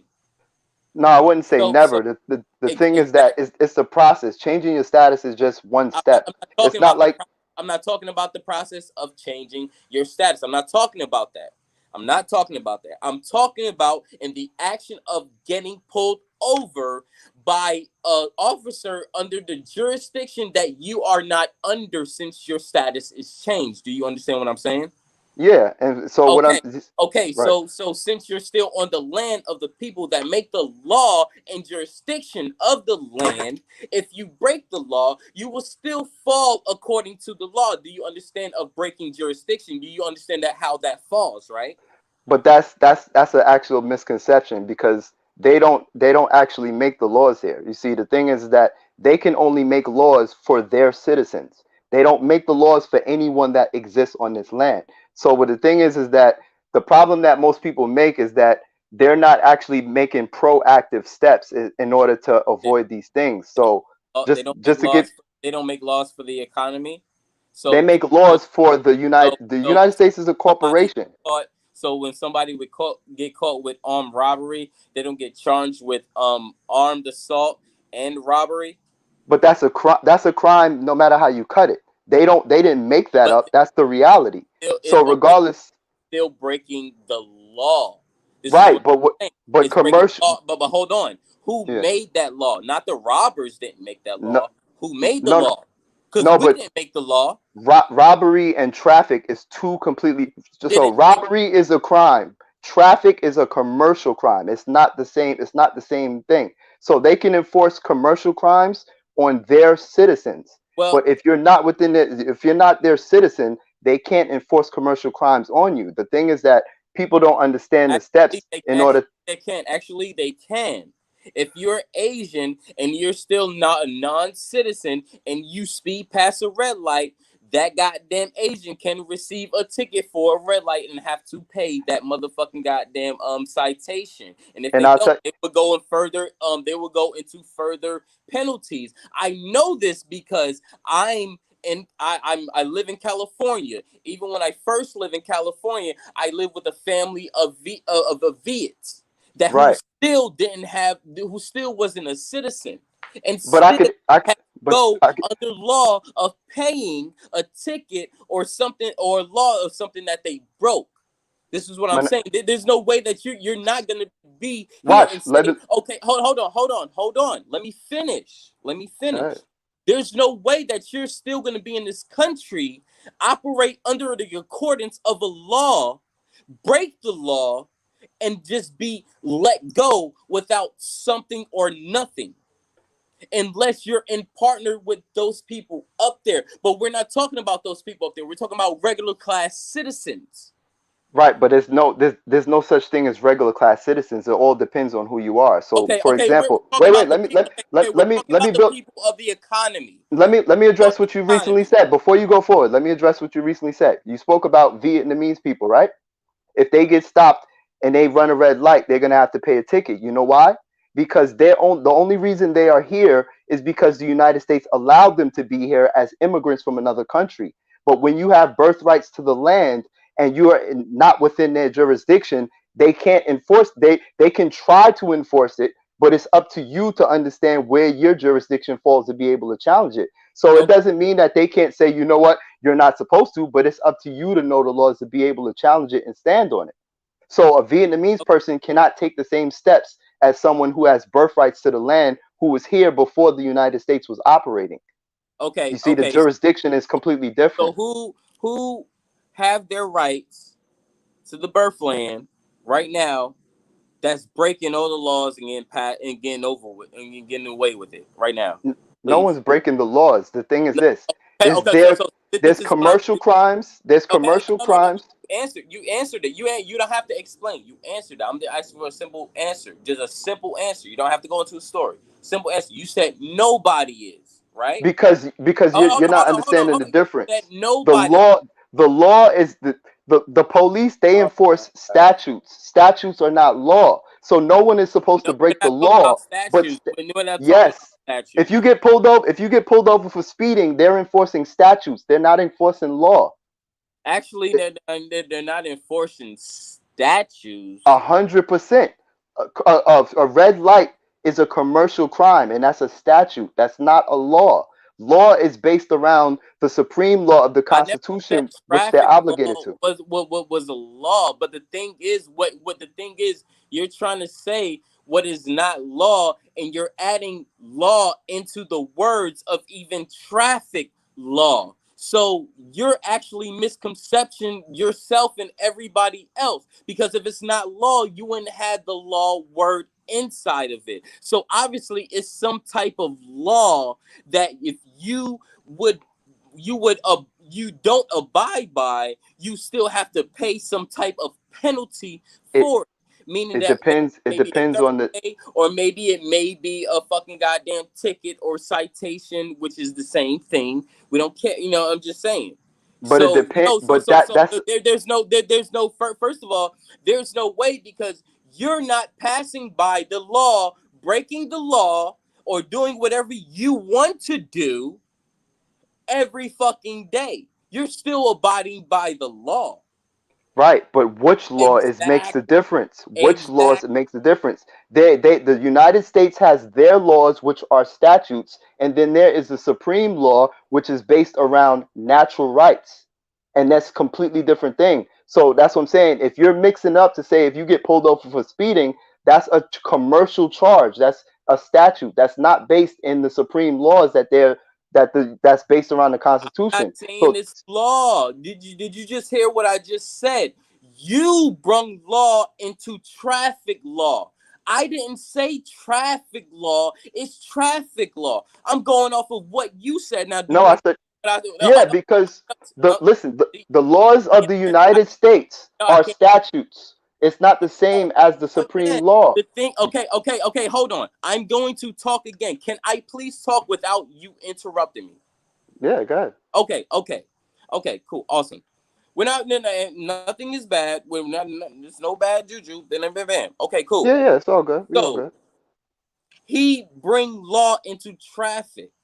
When you add these words into traffic and start saying they're not laws but they're traffic laws, you not if you're not understanding what you're doing, you're still misconceiving the people that you're giving information to. That's why I explained Okay. that trap. So, My fault. I didn't know if you was finished. Go ahead. Go yeah. ahead, No, finish. what was the finish? So this is what I'm saying. You cannot be, you cannot say laws is this is this, traffic is this is this, but you're saying traffic laws, this laws. You see what I'm saying? You're mentally still putting laws together with traffic that's not even laws. I'm not doing it. You are doing it. So now I'm asking questions upon the traffic laws. And when I ask questions upon that, now all of a sudden they're not laws. So, are you explaining them as laws or not laws? Because they came out as laws. And I'm asking you about them according to laws because you said they were traffic laws. Do All you right. see So what I'm saying now? yeah, so to explain the difference, no Okay. matter what the laws are based, no matter what the law is, the jurisdiction is going to determine whether it applies to you or not. So the United States has their own laws, but it's still based around the jurisdiction of their citizens. So they can have laws for their citizens, but the jurisdiction does not apply the same. The same way if a diplomat was driving down and they got pulled over, they don't have to deal with the same laws that a US citizen would deal with because the jurisdictions that those laws fall under are different depending on the person depending on the status of the person. So if you don't know your status, then you won't know which laws applies to you and which laws don't apply to you. The same way they have immigration laws that citizens do not have to deal with because they're not immigrants. You see what I'm saying? So just because the word law is imposed does not mean it applies to everyone. It's still based around the status of the person and the jurisdiction that they fall under. And that's the confusion that a lot of people tend to make is that they think just because the word law is included that everyone has to follow it. But depending on your status and jurisdiction, the law may not apply to you. Okay. So in that sense, if you're saying the law don't apply to me and you're still using that term within your speech, Why are you using that term when it's still reference to you? Because I'm explaining the differences in the No, scenarios. no, no, Meaning there could be laws for immigrants, there no, could be no, laws no. for citizens, and I there's am not. natural I laws am for not. I am aboriginals. not. I am not. I am not a hermaphrodite. I would never explain myself as a hermaphrodite. So that's But what I'm law, not explaining, and this is why I asked the question. Okay, because I'm listening and I'm understanding. Okay, he says okay about this. Da da da. Da. So let me ask some questions upon that, and now I'm asking questions upon that because now we're reaching deeper, and now we reach deeper to another aspect, and now you apply that to you just because of whatever the case may be, but that's not part of you. no, that how did still I apply it that still don't make sense. to, all right, so to make sure I understand you, what do you say, what do you mean when you said I applied the law to me? Because I'm not sure what part you're talking about when I said I applied the law to me. So to be clear, what did you mean by that? What laws did I apply to me that I, doesn't apply I, to me? I mean, okay, okay. I guess the law. I guess you was talking about that you was talking about according to going let me see going damn I kind of lost it. The I guess what laws that you abide by. Right. So the natural law. So right now, There's natural law. There's okay, commercial. natural. Okay, so Yeah. okay, cool. Natural law. Hmm. So if a cop pulled you over because you just ran a red light, you wouldn't abide by that law because you just broken the law of the people who control this land, right?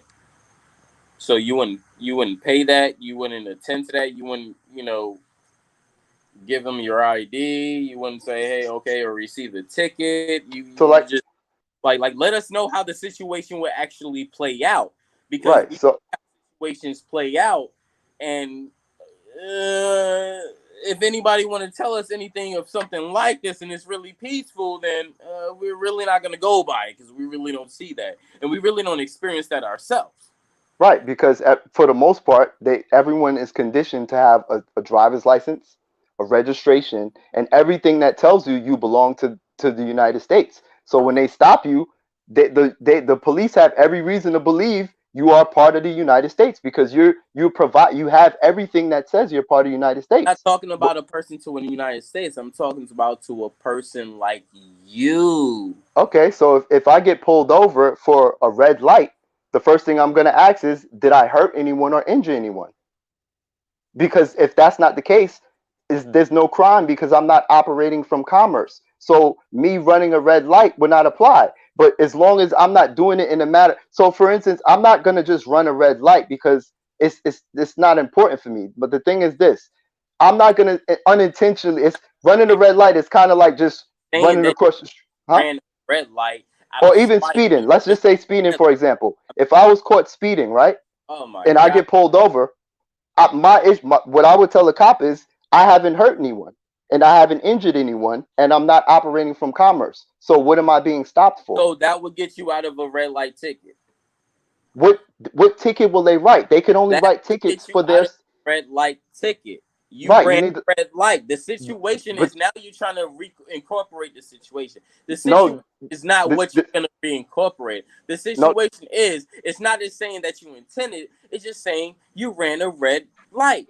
That's it. right now You is that ran okay. a So red light is a run a red commercial. light. It doesn't matter if you didn't hurt anybody. It doesn't Yes, have it does. It does. You so may think it doesn't, but it does. you ran a red light on the And land of someone else's. a red light is a commercial crime to a United States citizen. It is not a is you don't you're not violating a natural law by running a red light unless you hit someone or you damage someone's property. That's what I keep trying to explain. So if I get pulled Okay, over for running a okay. red light So and I didn't do any of those other things, then my basis is going to be I did not hurt anyone or damage anyone's property. Therefore, I have no reason to get y'all, stopped. cool, cool, And cool, the cool, cool. yeah, No, cool. Y'all perfect citizens. Y'all don't break no laws. Y'all don't do nothing. Y'all don't receive tickets. Y'all don't receive But I'm penalties. not a Y'all citizen though. y'all don't do I'm nothing. not. I'm not a Y'all U.S. y'all y'all, citizen. y'all, y'all amazing. Y'all amazing for the community and everything. Awesome. I appreciate that. I appreciate that. Thank you for letting us know. Thank you.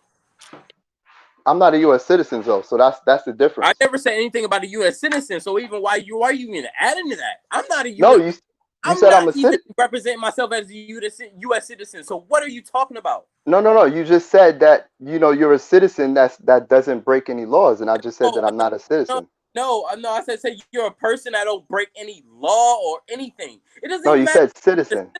a citizen, a person of your tribe or anything. You don't break no. You don't do nothing. You don't do nothing bad. I was being sarcastic, and you were taking it actually serious. I was just being sarcastic. No, That's no, the no. I thing. was just I was adjusting. I was no, just no, no. It's correcting you about not what citizen. you're being. You took it serious when I was being I was being sarcastic.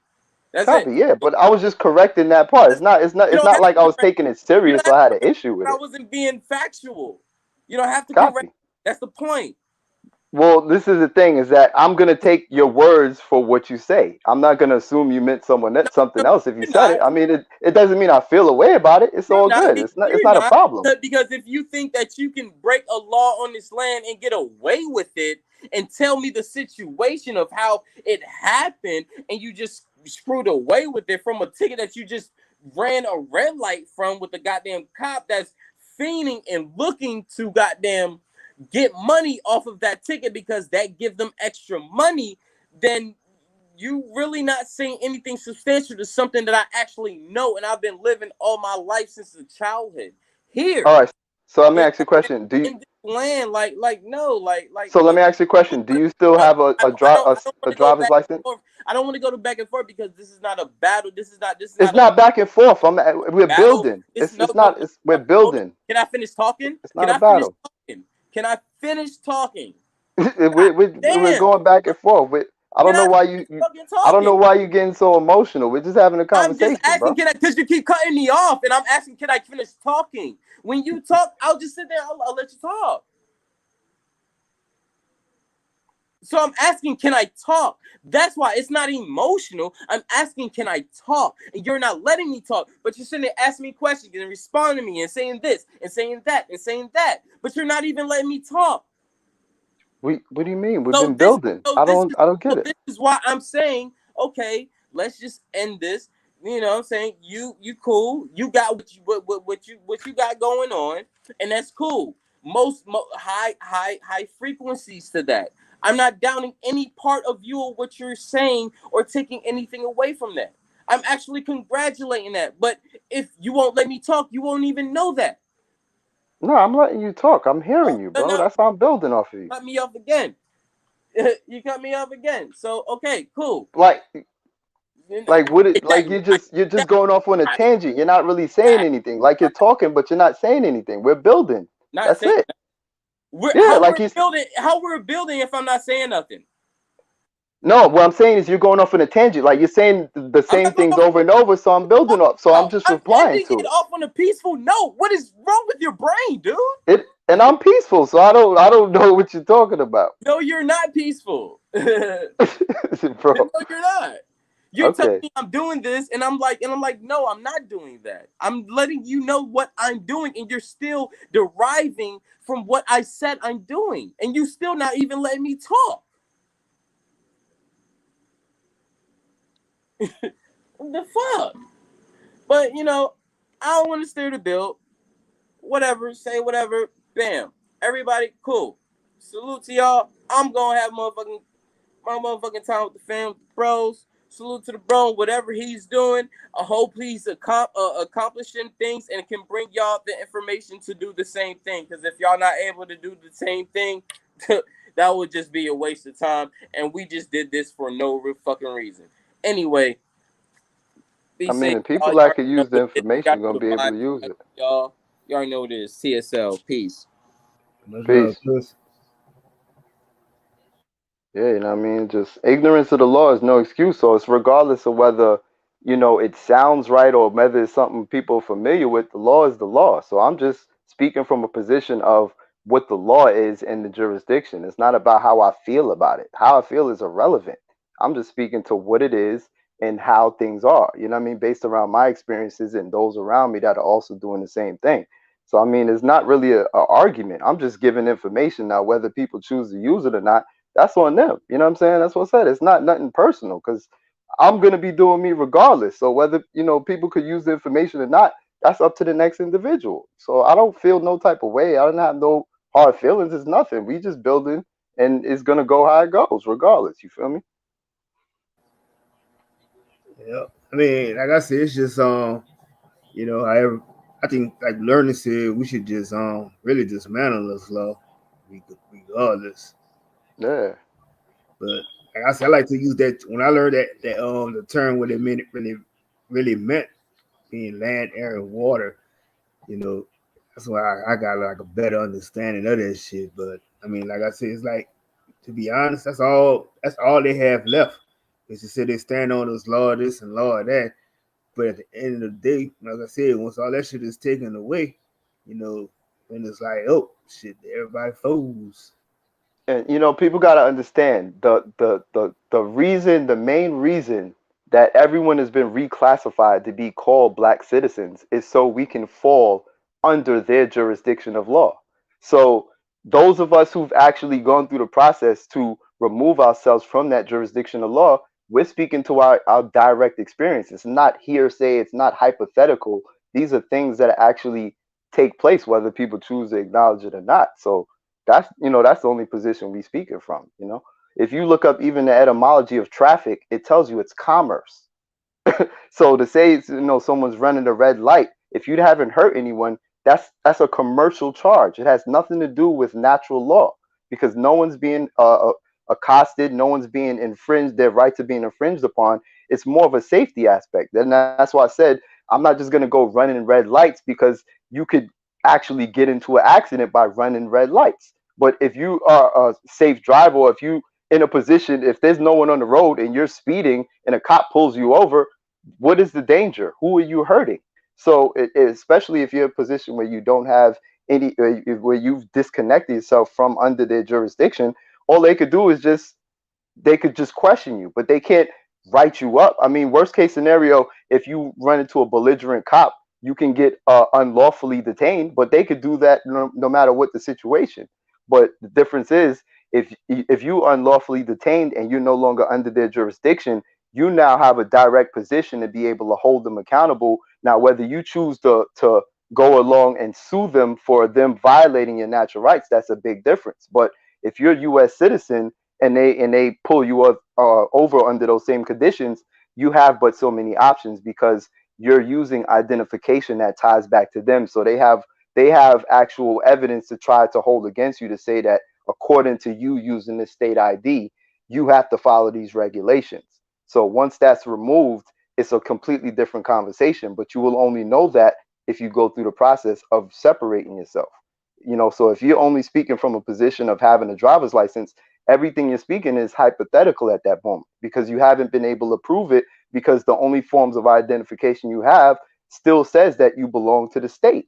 You see what I'm saying? So Yeah, that's the only thing that I was clarifying. yeah, this like a prime example of like what you were just saying, and somebody I know that this shit happened to him, and he spoke to the police, and he told when they pulled him over, and he told them that he don't have to abide to the laws and all this other shit. But what he fucked up at was when he gave his license to them, they already regulated you as a citizen, so they That's had it. by right they was already able to talk to you and say the shit that they say to you. So, I mean, that's like I said, this is just from his story or what he told me what happened to him. Right. So, I mean, like I said, I mean, I'm I'm not doubting everything. And like I said, I know a lot of people that they say that they were able to get away, with certain things because the cops couldn't come at them on certain things. And if they came at them, they were saying that either they had a way of trying to like they could file a lawsuit against them because you coming at somebody that's not a citizen in the state or whatever, something like that. But I mean, I just like I just seen people tell me the stories and stuff that they went through, And I did see this, and then like I didn't really understand how that shit actually worked. But when I was younger, I did see somebody, tell the police that shit, and they got off. So I'm like, I didn't even learn about what I know now. But I mean, like I said, I mean, it's a case of that shit really does work, though. Yeah, and I mean, end of the day, you got to realize that there's gonna be some people that it's not everyone is going to acknowledge the law in that moment in time, but it doesn't mean the difference is what you're able to do in the event that they actually do violate the law. Because if you haven't broken any crimes and then the police say, you know what, because you're not listening and we don't believe you, we're just going to arrest you anyway, they still have the ability to do that because they're walking around with guns. So if even if you get unlawfully detained as an aborigine, it doesn't mean that the law is not real. It just means that you now have a position to be able to hold them directly accountable because they're doing something outside of their authority. You see what I'm saying? Because the reality is I actually know several people that trap, that own cars that don't use their they don't have a license plate. They created their own tags and they had to go through a process before the police in their area knows, okay, not to mess with them no more. So like the only thing that we haven't done yet is we haven't set up systems, or we haven't taken a proactive approach to be able to get this done on the back end. Because technically, like I said, changing your status is just one step. When I change my status, it doesn't mean all the police automatically going to know who I am, or every business is going to know who I am.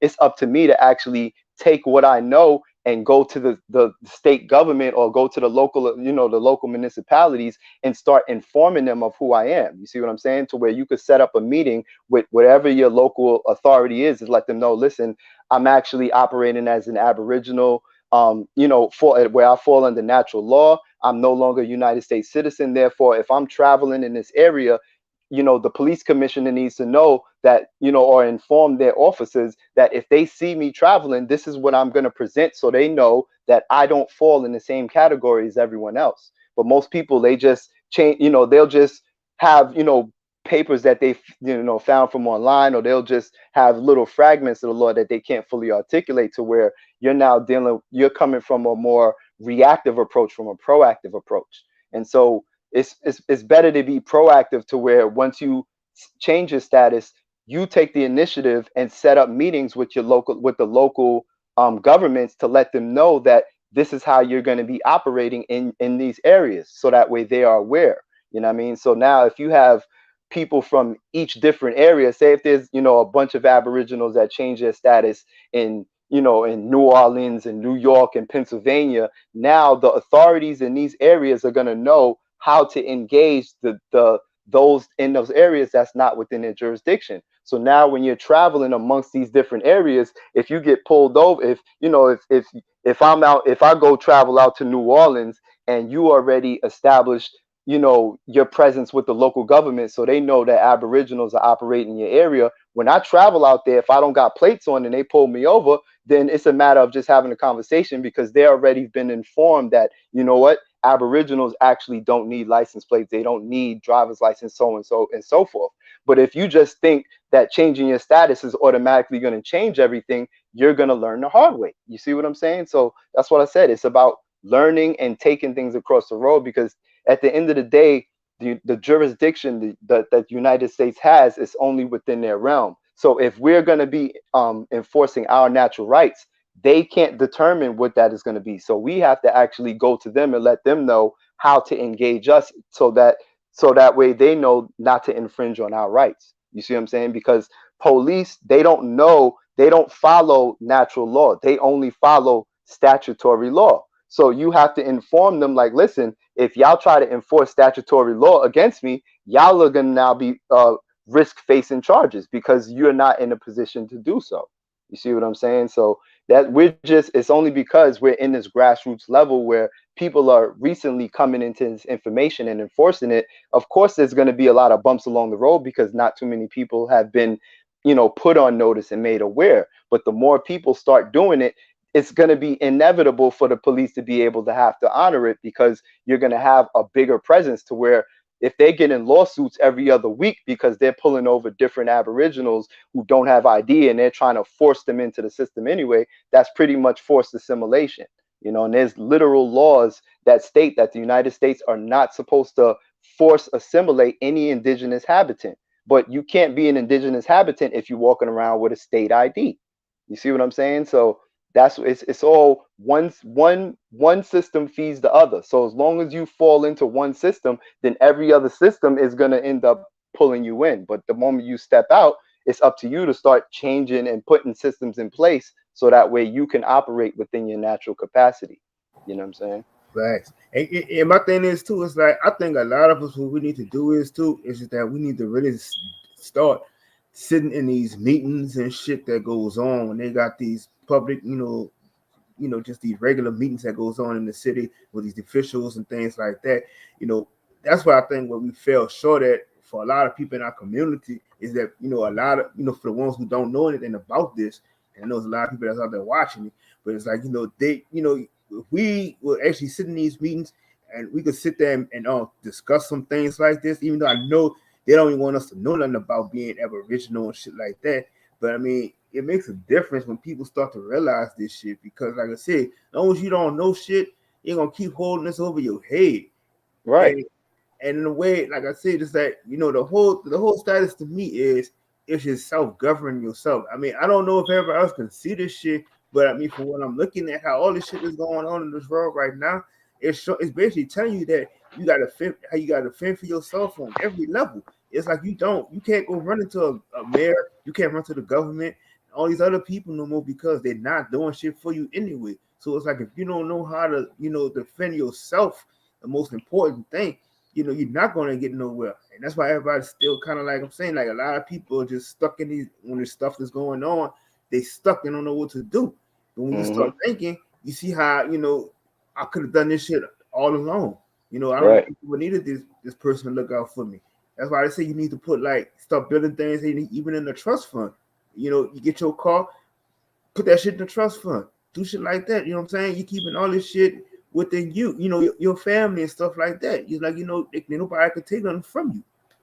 Right. And you know the other thing is really is from a comfort level, because to have to learn how to operate outside of everything that you've been taught, it takes time and it takes learning and practicing, to where most people they're they've been living their entire lives within a certain confine, so to have to uproot all of that, learn how to actually take these initiatives and do it on your own, most people are not comfortable with that. So that's why they'll rather fall into systems that's already in place to control them, because it's like, yo, I don't really, I kind of liken it to, you might have um somebody, like, say, like, if you've been a person that's been in prison for uh, countless years, right? There might be some people in prison to where it's like, if they got the opportunity to leave, they might look at it like, damn, I don't even, there's nothing out there for me now. I've been here so long, I've been so conditioned to this. I don't feel like having to start over. You know what I mean? To where some people are more comfortable just being in the system that they've been a part of so long. You know what I mean? But that's where it falls, like you said, into self-governing and self-determination. You know what I mean? And even when you look on the census website, when it goes down to how you identify, it tells you that self-identification is up to the person. You have to determine, you set the terms on who you are. So if you choosing one of the predetermined identities that they choose for you, then you have to deal with the jurisdiction and the laws that falls under it. But if you're self-identifying, then you have to understand the laws that fall under self-identifying. And when you operate within those capacities, anyone that infringes upon that, they're now breaking the law. You see what I'm saying? So it's just a matter of what's the road that you're gonna take. You see what I'm saying? Yep. I mean, and then I want to see if are you familiar with this oh, shout out to OG Philly on in the building. But Grand Rising family, how everybody doing? Much love, much respect to everybody. vibes as usual. Grand Rising, OG. But yeah, I was trying to see, are you familiar with this code UCC 9307? Not specifically, but I am familiar with the UCC. Actually, it's interesting because when I first learned about the birth certificates and how that's used to incorporate everyone, I actually learned about the UCC before I actually was learned about natural law. So I was actually going to go through the process of going through the UCC route, but then once I realized that there's still like I guess loopholes that still fall under the United States jurisdiction with the UCC. That's when I sort of left that alone and focused more on the natural law. Like I know they have like UCC 308, where it's pretty much like reserving your rights to where certain contracts you might sign, it may not be legally pending if you fall under that. But it's kind of like UCC. It falls under the realm of like an upgraded status of a citizen. So they can't impose all of the same laws that they will impose on the average citizen, but there's still loopholes that gives them control over how they can determine certain jurisdictions within that space. So that's kind of what sort of made me say, you know what, let me just focus more on the natural law as opposed to the UCC. You know what I mean? Because Right. that's actually the UCC is what they use um, as a form of when it comes to real estate and managing actual resources. Because when you think about the United States dollar, it hasn't had value since 1933. So the way that all these different states and governments manage their resources and leveraging, like even down to properties and things like that, they use the UCC because it's kind of like its own system of them leveraging different resources and control that's not necessarily based around money. You see, or I should say the U.S. dollar, which is technically not money. It's more of just a debt instrument at the end of the day because it doesn't have any value. You know what I mean? So, but Right. what is the UCC 933? I'm gonna go into it for you, but I think it has something to deal with the from what I'm understanding it was. I think it's dealing with the Social Security card or some shit like that. I could be Oh, wrong, okay, but I mean copy. that's what I heard. Somebody was just on, somebody was trying to teach me about it, but he also was telling me too about when they was speaking on those mandates because a mandate is in law, but he Hmm. was saying when it was talking about in your state. They were saying when they was trying to mandate the with the for the jobs and shit, everybody had a certain deadline and shit to take it and stuff. So he was saying that they were saying when it was going, they was everything when the Supreme Court had ruled in favor, saying that it was going against it. They said that how could you go, when they were saying the New York State, how could New York State be recognized, for anybody to abide to that where do you locate the New York State? Because Albany is the capital of New York. So Hmm. then, if you think about it too, if you look up, told me to look up look up Four Corners. He said Four Corners. I think he said something about the borders or something, part of New York. He said all that, that's non-existence. So he said when he was speaking, saying that anything dealing with a mandate, that was basically just saying that anybody that was a part of the federal law and things like that, that they was applying those rules to, because everybody else wasn't paying attention to it, because they was just thinking that it was mandatory for everything. But if you abide to the laws and stuff of the corporation, then of course, yeah, you gotta you abide to it and do what they say. Yeah, because I mean, end of the day, it's all voluntary. Like they could throw out words like mandate and things like that, but it's all still administrative orders at the end of the day. So only if you fall, it's kind of like if you think about it, like if you, because end of the day, United States is a corporation, no different from like Nike, but instead of them selling sneakers, they're managing people and human resources. You see what I'm saying? It used to be because they initially their job was basically security. You know what I'm saying? Like when they was established, the laws was for them to be able to govern their people. You know what I'm saying? Because it was from the 13 colonies, they pretty much established them. Once we pretty much established them to be able to work within the confines of their own within the Constitution, so that way they know how to operate on this land. Now, from that, they pretty much created all of these fake, law, these pseudo laws or de facto laws where they put us into the system, but it was based around our voluntary action. But it's not like it actually is legally binding unless we give away that right. So if we voluntarily say, you know what, we're giving you the authority to, to give us this shot, and we're giving you the authority to tell us this, then they will have the jurisdiction to do so. So that's why they pretty much have to, they have to suggest us to give away our rights. But it's not like just because they say this is what it is, we have to do it. You see what I'm saying? Because they still are falling within their boundaries to ensure that they're not getting sued. You see what I'm saying? So they do that by saying, you know what, as long as everyone identifies as being our property, then if we introduce all of these different laws and stuff like that, then they wouldn't have any way to challenge it. So that's why it went from,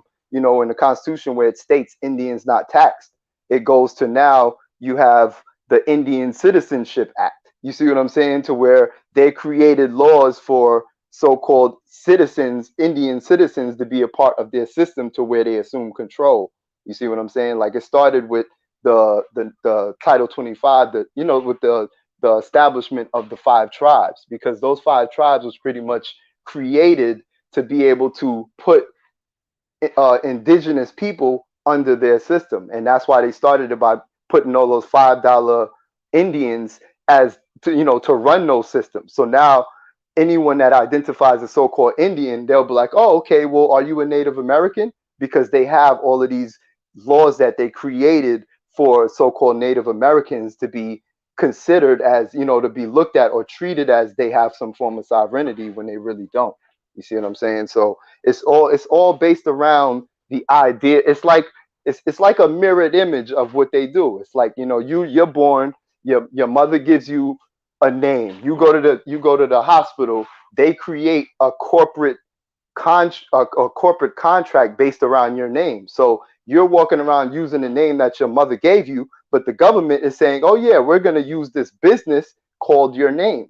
And so they have all of these laws that control the business that is called your name, and they enforce it upon you as if it's you. So if you don't understand how that works, and the only thing you're doing is saying, well, yes, that's my name, then that must be me, so I have to follow by those laws, then you're doing exactly what they established for you to do to be able to assume control. But outside of that, they wouldn't be able to have the same control, because if they now do the same thing, if they try to force you within that construct, you now have a position to be able to sue them and say, listen, you're actually violating my natural rights, and you're not supposed to do that. You know what I mean? Like imagine a U.S. citizen getting pulled over and being treated like an immigrant. They will be able to go to court and say, listen, I have this, I have all this documentation saying I'm not an immigrant, so why am I being treated like that? And so the same thing would apply to someone who's operating from a position of natural law. If the police say, oh, you know what, well, you're supposed to be a U.S. citizen because you're operating in the United States, but everything that you provide shows that they're incorrect, you've now could prove that they're infringing on your natural rights. So now you have a position to be able to hold them liable. But if you're not aware of that, then you're just going to fall for whatever it is they throw at you. You see what I'm saying?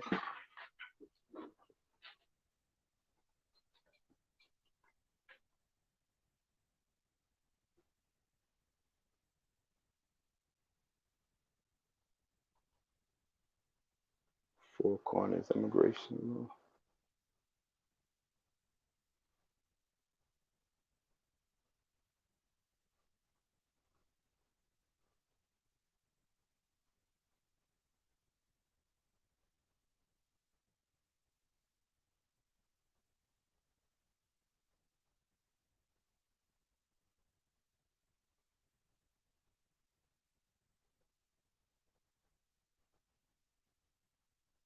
Let me see. You could scroll down a little to the right so I can see what it says under four corners law.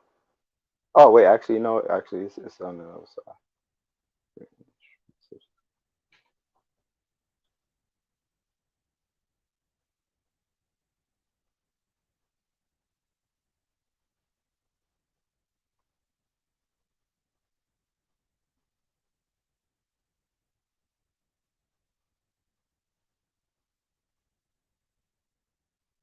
Yeah, I've never seen the four corners in that context. I'm familiar with the four corners rule. I don't know if you ever seen that before. As Uh, far as like how you the zip codes and everything works. mhm. So like I use the four corners rule when I'm sending letters. So like I don't pay for postage if I'm sending letters because like I said, if I'm sending like non-commercial letters, then technically you don't really well, at least as an Aboriginal, as you know, if you're from a position of operating from natural rights, you're technically not supposed to have to pay to send the letter. But the four corners rule is kind of what um you will put where the zip code would be, and for you will put brackets in the zip code, and you will write it pretty much to show that you're not sending that letter as a commercial document. You know what I mean? So that way they can't technically charge you for postage when you're sending letters. But I haven't seen for Oh damn. Yeah, I'm about to send you the link back.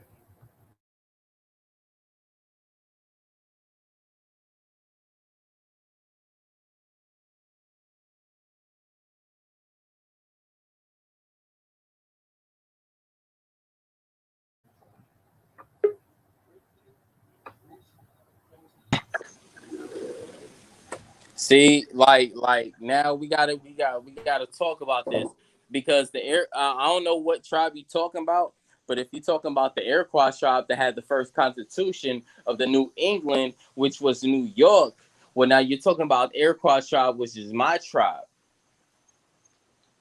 Yeah, yeah. And motherfucking happen. I don't know what's going on with that. But with the Iroquois tribe, it wasn't six tribes. It was actually I mean, it wasn't five tribes. It was six tribes actually. Yeah. So now you gotta talk about that. what do you mean about It was six. The Iroquois tribe is six tribes, not five tribes. It first was five tribes, but then they add the sixth tribe to it. Am I correct or no?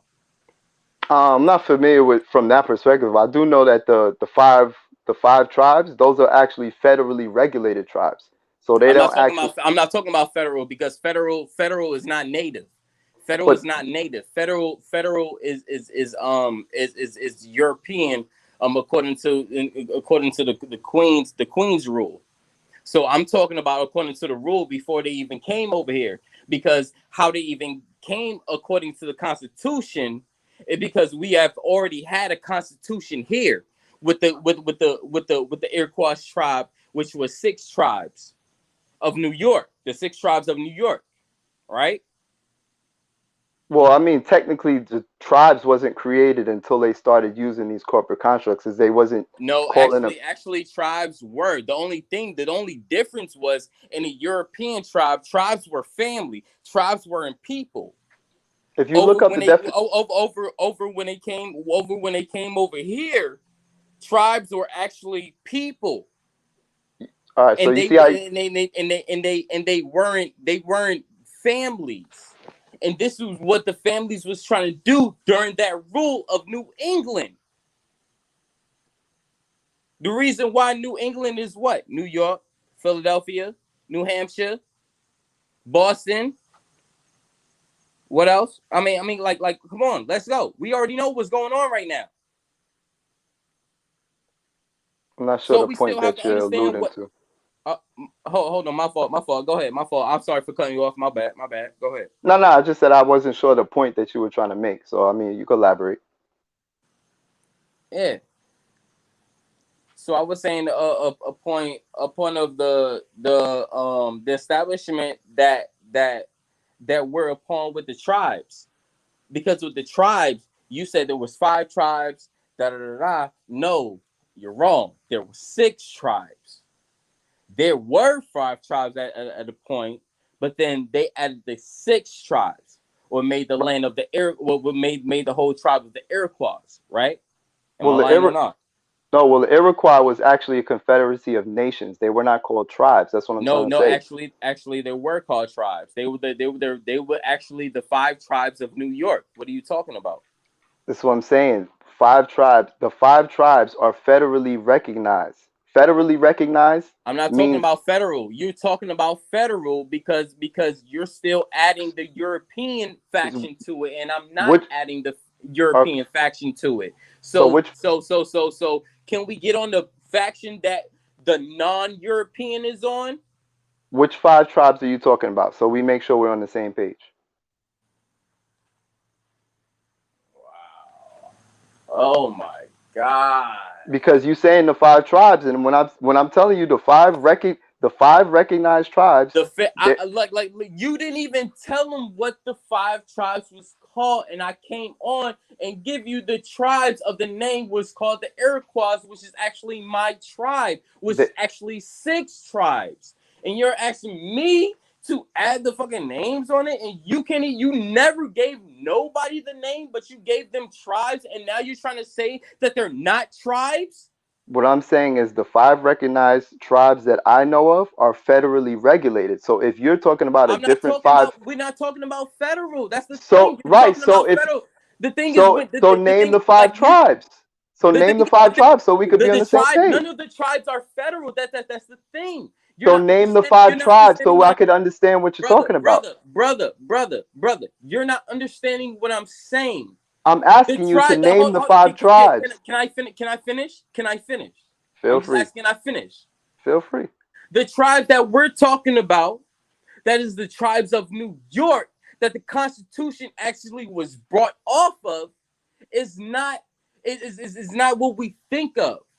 It came from a tribe of Indians that was native to the lands. It wasn't. We're not talking about the whole government and da da da da da da. That's kind of like kind of almost what you're on. So But can you name we're not talking about that because you said federal. right Federal because is that hold on. Can I finish speaking? I haven't finished talking. Can I finish speaking? Federal is government, and it will always be government. You know what I'm saying? It's not what as we would say. We it's not a loose word as we would say. Oh, federal is this, federal is that. No, federal is government. So every so time you say federal and bring everything to our recollection to federal, you're bringing it to government.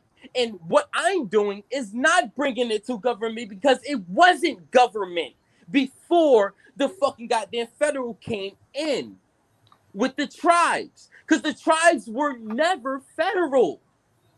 so do me a favor and name the 5 tribes so that way you can enlighten me from the different tribes that I'm talking about.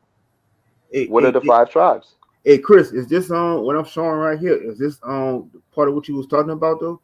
Or If you could name the 5 tribes, then we could build off of that. Because I know about 5 tribes, but I know about 5 federally recognized tribes, which are all corporate Native American nations, which Hello? was founded by the $5 Indians. yeah, Chris, I was saying it's just like what the images that I'm showing right now is Oh, this, there is you go. Never mind. You got it now. what you're talking about? Hello? Yeah, your screen. Uh, Yo, Bronze, Hello? you could do Hello? me a solid. Y'all can hear me on it? huh? Can you do me a solid? Yeah, Do what you Okay. you got? Okay. are you able to pull up a document on screen share? Look up the House Congress Resolution 331 for me. House Yeah, conscious, PDF. House Congress Resolution 331. House Congress. You said resolution. Yeah, 331, and then see if you can find the PDF. So write PDF and see if maybe it pops up. All right, so I got it. I think right here. All right, click on that real quick.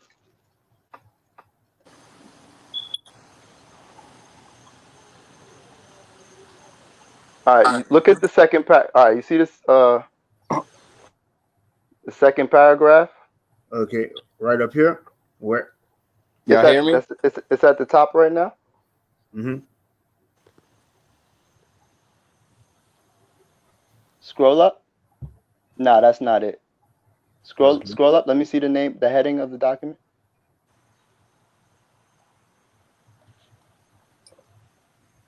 Nah, that's a different one. Oh, that you see is 106. Right in 100th Congress. 100th. You see it says 106th Congress. Uh You huh. got to look up 100th Congress. Okay, I got you. My fault. Put 100th Congress, second session, 100. Congress, second session, and then put House Congress Resolution 331.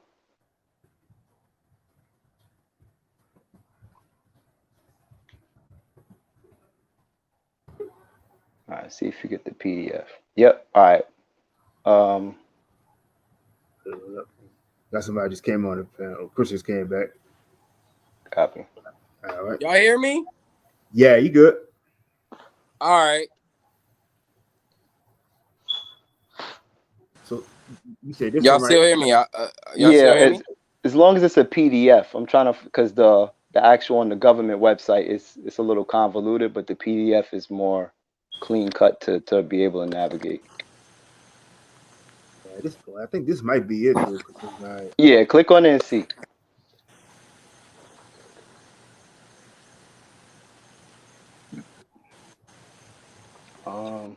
They should have the link for the PDF somewhere on there. But if not, there might be another link that pulls straight to the PDF. shit. All right, you know what? Just look at the top. Look at the top line, right? Mm-hmm.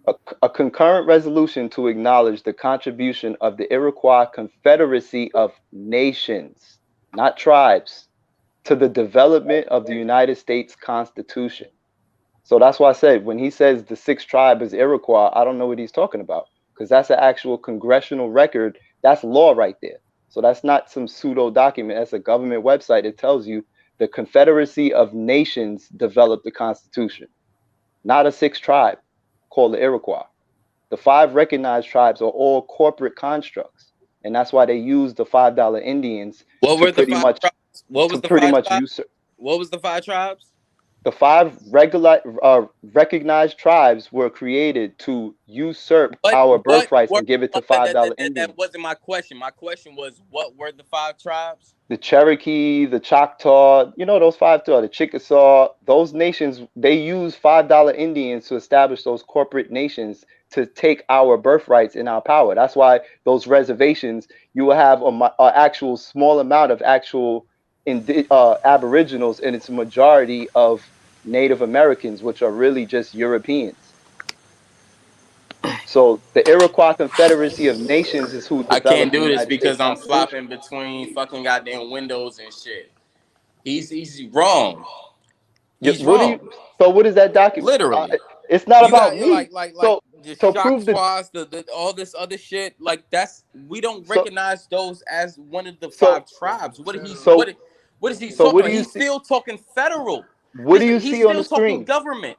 What do you This is see the on the type of screen? nigga that's talking goddamn Biden and What not do you? talking people.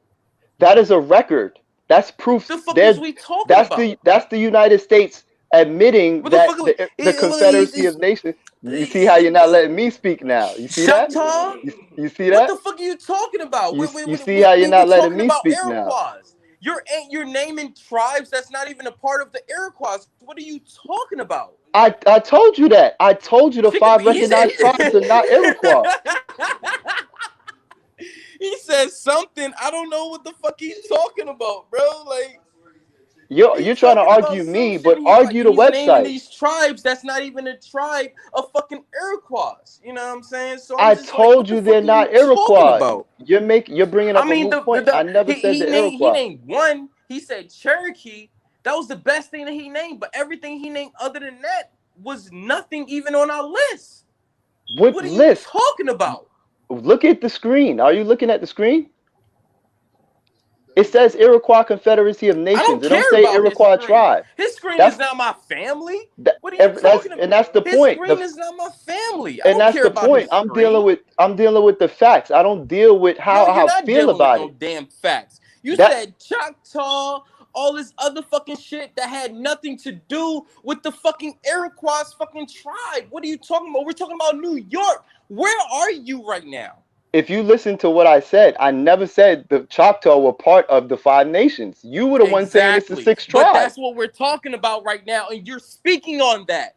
So Because maybe you need to just the five tribes are federally regulated, bro. You're twisting the words up and you're confusing yourself. now he's making an assumption. What is the stance that he's trying to make? I don't It's know, but it's on the what tribe screen. was it on, or what it was? Because now I proved to you that the Iroquois wasn't as what you thought it was, and now that shit's wrong. And now you're going to something else and saying that that's this and this. I'm trying to understand what the fuck where this nigga's coming from. You have to be able to listen and stop cutting me off. Nigga, you been cutting me off from the get go, nigga. Fuck you. You see, My fault. Yeah, you you see how you know my you all fault. in your emotions now. It has nothing to do with the facts of the matter. You're trying to argue me, and I'm presenting the information. You could argue the information, but it ain't got shit to do with me. Emotions. We've been through this You said fuck like me, long so you time ago, to even say till fuck now. me to So say fuck what me are means you feel you a way are about even me. trying to do?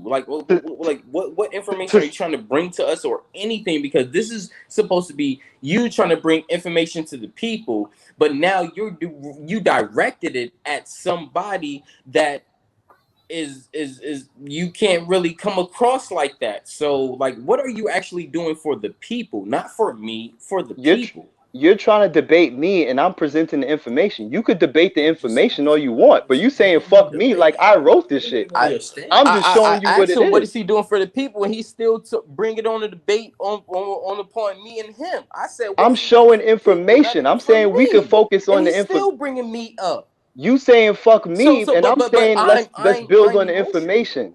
Hey, I Because think I think Chris he put I'm the emotional, but I tribe names asked you in the what can you private bring thing. for the people, and you still bring me up.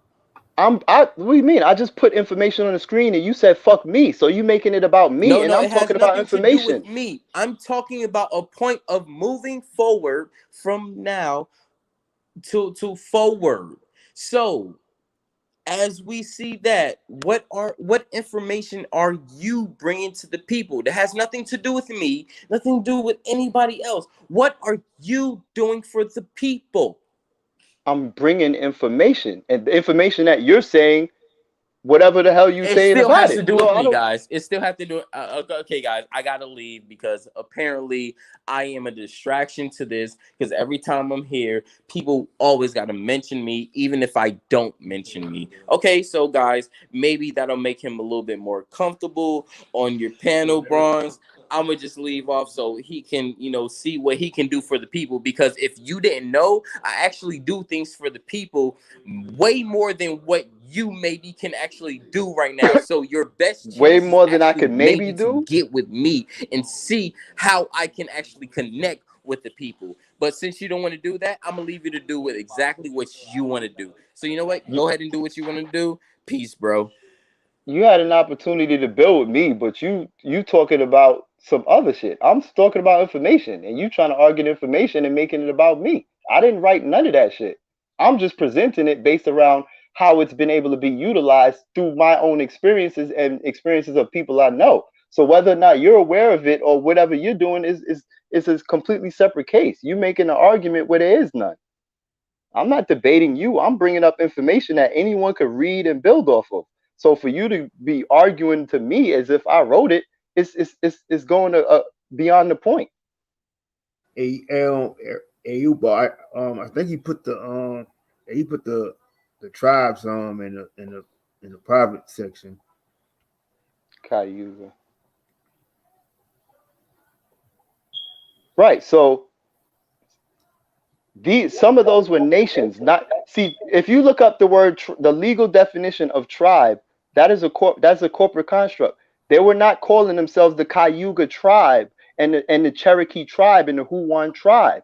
They were nations. Nations are based around who you are and where you're born. A tribe is a construct that's used to be able to regulate. And that's why they have the five recognized tribes. And when something is recognized, it means that it's regulated because they don't have the ability to recognize a nation. They can only acknowledge a nation for who they are. But to Mhm. recognize means they have to approve you, meaning they have the decision to say you're not something. And so that's where you lose jurisdiction. If you saying you come from a tribe is something that could be controlled. Tribe, a band, and a clan. You could look them up. Those three terms are synonymous. And it's not about how I feel or what I made up. That's when you look up the definitions of the actual terms. So, like I said, I'm only focusing on information. How I feel about it is irrelevant. It's not that's not the concern. I'm only sharing the information. Yep. I mean, yeah, that's like I said. I kind of like I had to learn what my tribes and stuff was, and that kind of led me to doing a little bit more research on it, and being that I say shout out to the the Knuckles for teaching me about what I know now. You know, Yeah, man. Could you actually pull up that document again if it's still on the screen? oh, all right, I got you. Yeah. Just sort of build off that a little bit.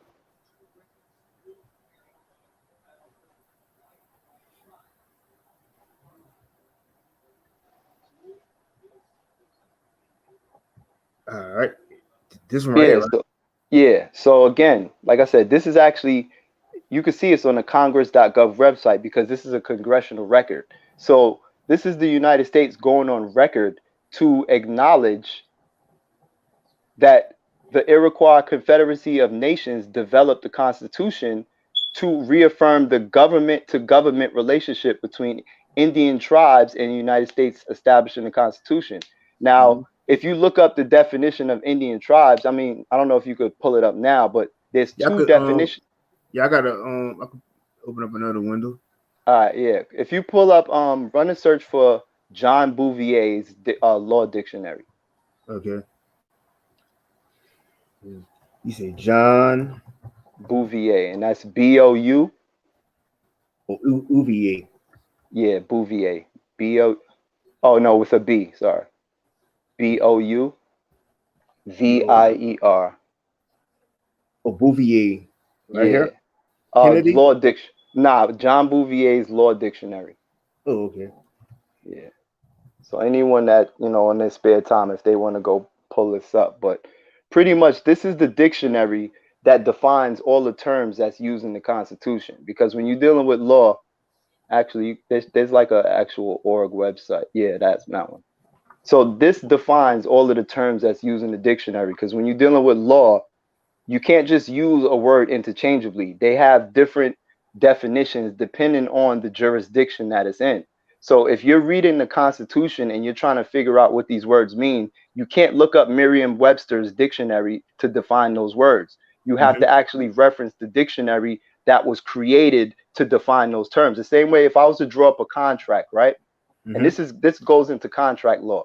If I draw up a contract to say, you know what, I want to be able to do X, Y, Z. If I use any words in that contract that the someone that the other party Mm-hmm. may not understand, I have to provide a definition for that word so that way the contract is understood with full disclosure. So you can't just use any old word if you're looking at a specific legal document. So if you go under I, right? If you Mm-hmm. click under I and then run a search for Indian and Indian tribe. Okay.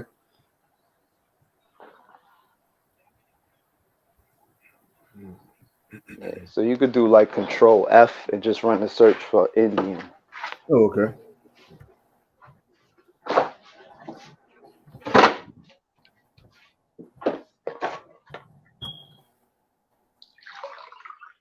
All right, there you go. Indian right there.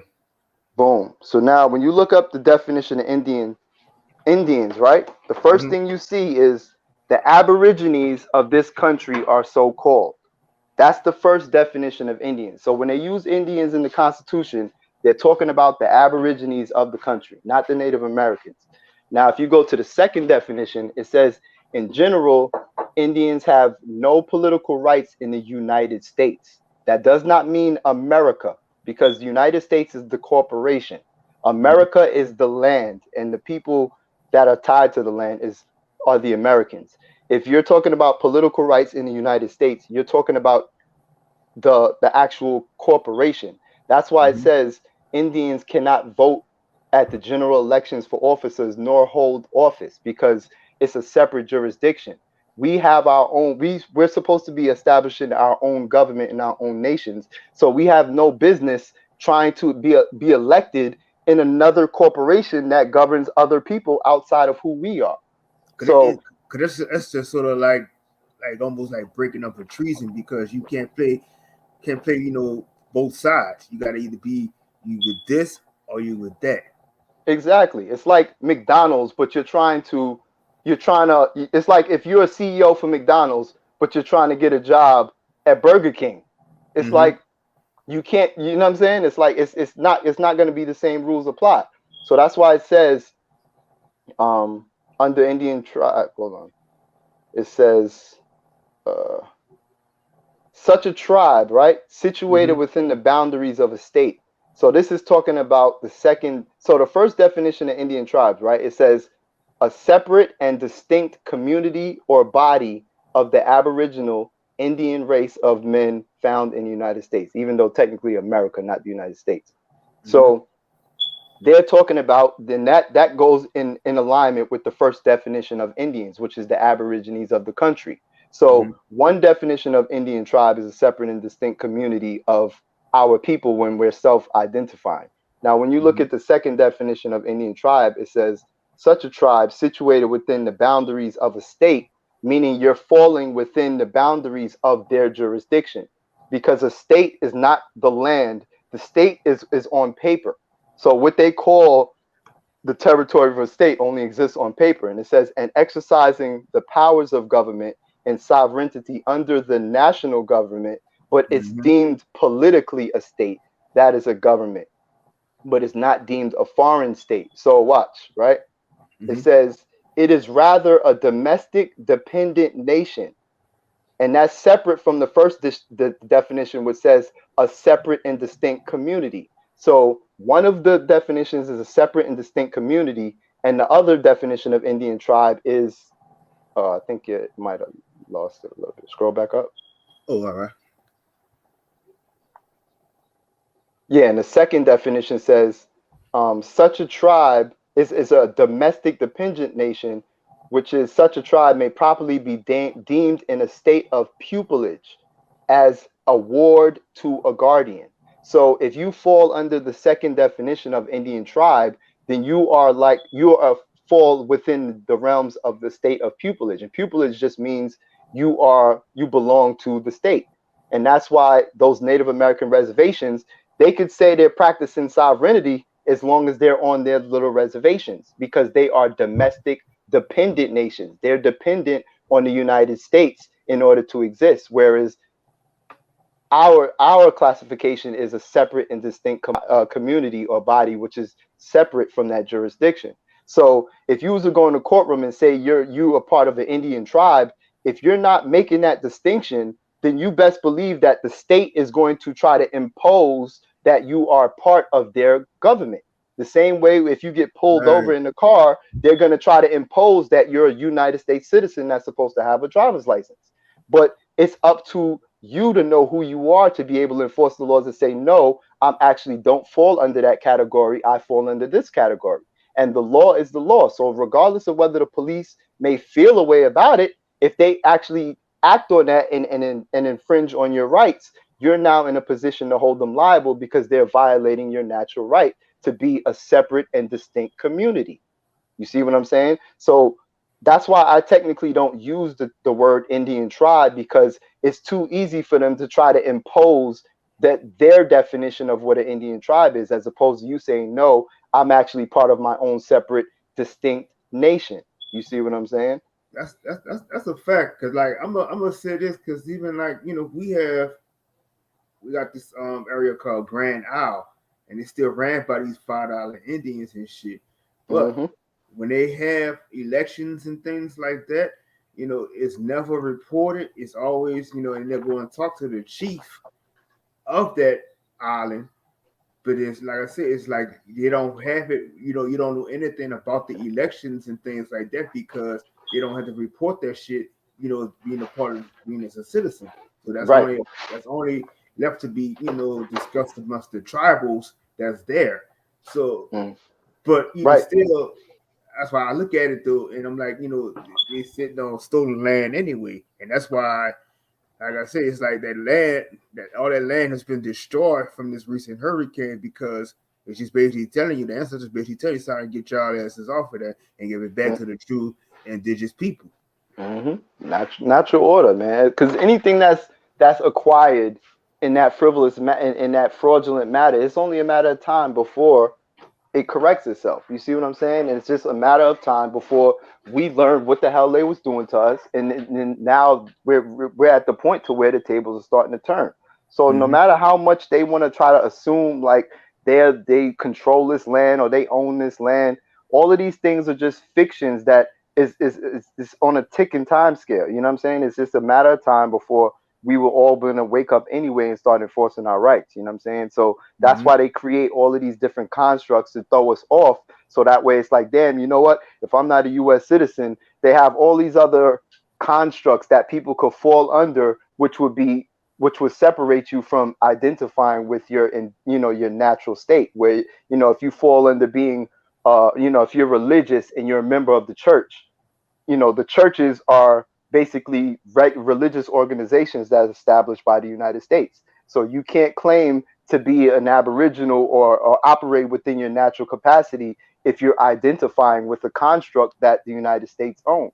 So they're always going to have all of these different constructs to say, oh, well, you can't operate like this because you're choosing to operate like that. And it's up to us to be able to know, like, okay, if we were here before the United States was here, then that means that we were here before these religious organizations existed. We was here before the five recognized tribes and all these $5 Indians were claiming to be Native American. You see what I'm saying? So it's Mm-hmm. a matter of resurrecting that natural state to be able to separate ourselves from that jurisdiction. You know what I'm saying?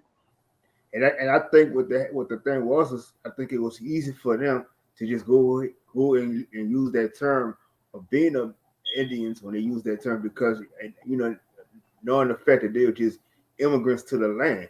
So Mhm. so they just had to hurry up and try to they just had to come up with you trying to use our term, to make it like, well, these motherfuckers were here from the beginning of time and all this other shit, and not knowing that, what I'm saying is that they robbed and took that title away from us, just to try to, have instead of just call them those what we would call them like European immigrants and shit like that, or just the pale faces. Exactly. Like, I mean, even if it just goes down to the basic definition of American, it tells you originally applied to the copper colored races, but now applied to Europeans. That's telling you that we were the original Americans, and now all these foreigners are using it. So I mean, it doesn't get Mm-hmm. any more clean cut than that. And then you have all the Racial Integrity Act, which reclassified so-called Indians to colors, Negro, African American. So all of these were just fake statutes that the United States created once they got established, once we helped them establish themselves on this land to be able to put us under the land to be able to control our resources. You know what I'm saying? So the same way they established it to put us under it, we can do the reverse process and remove ourselves from it. The same way, like if a European comes from another country, they go through the process to become naturalized as a United States citizen, you can reverse that process. You know what I mean? It's not rocket science. It's just that it's been kept and hidden from us, so that way we don't you start enacting our natural rights. Because essentially, if everyone starts changing our status and operating from our natural capacity, the United Mm-hmm. States loses its power to control us. You see what I'm saying? And the amount that we contribute to keeping this system going, they would eventually lose their power. So they're always going to try to create whatever kind of paradigm to keep us believing that we are part of them or that they have more control than us when we're Mm-hmm. actually the landlords of this land. You see what I'm saying? And we're supposed to be determining how they operate the same way our ancestors established the Constitution in order to give them provisions on how to operate. You know what I'm saying? So it's a classic case of trading places. You know what I'm saying? And we just don't realize it because it started from the birth certificate. So nobody really knows unless you do the due diligence and actually peel through the layers to see what's really been taking place. You feel me?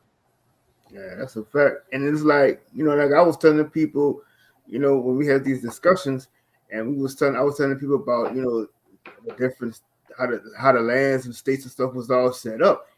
And basically, like I tell people, it's like, well, they'll say, well, why so many people still stay in New Orleans and stuff like that. And then, but I try to explain them, is that anything that you had that was a part of the Louisiana Purchase and it runs through the Mississippi River was all a part of Louisiana. It just had to be broken down in sections. That's why there's Hmm. such a deep history of so many people that has ties between Louisiana, Mississippi, and things like that. And if you was to just like completely say, well, we're gonna, well, this state is is below sea level and all this other shit, but if you try to say, well, we're gonna get rid of this state or whatever, which is impossible anyway, but it will take it will take a big hit Hmm.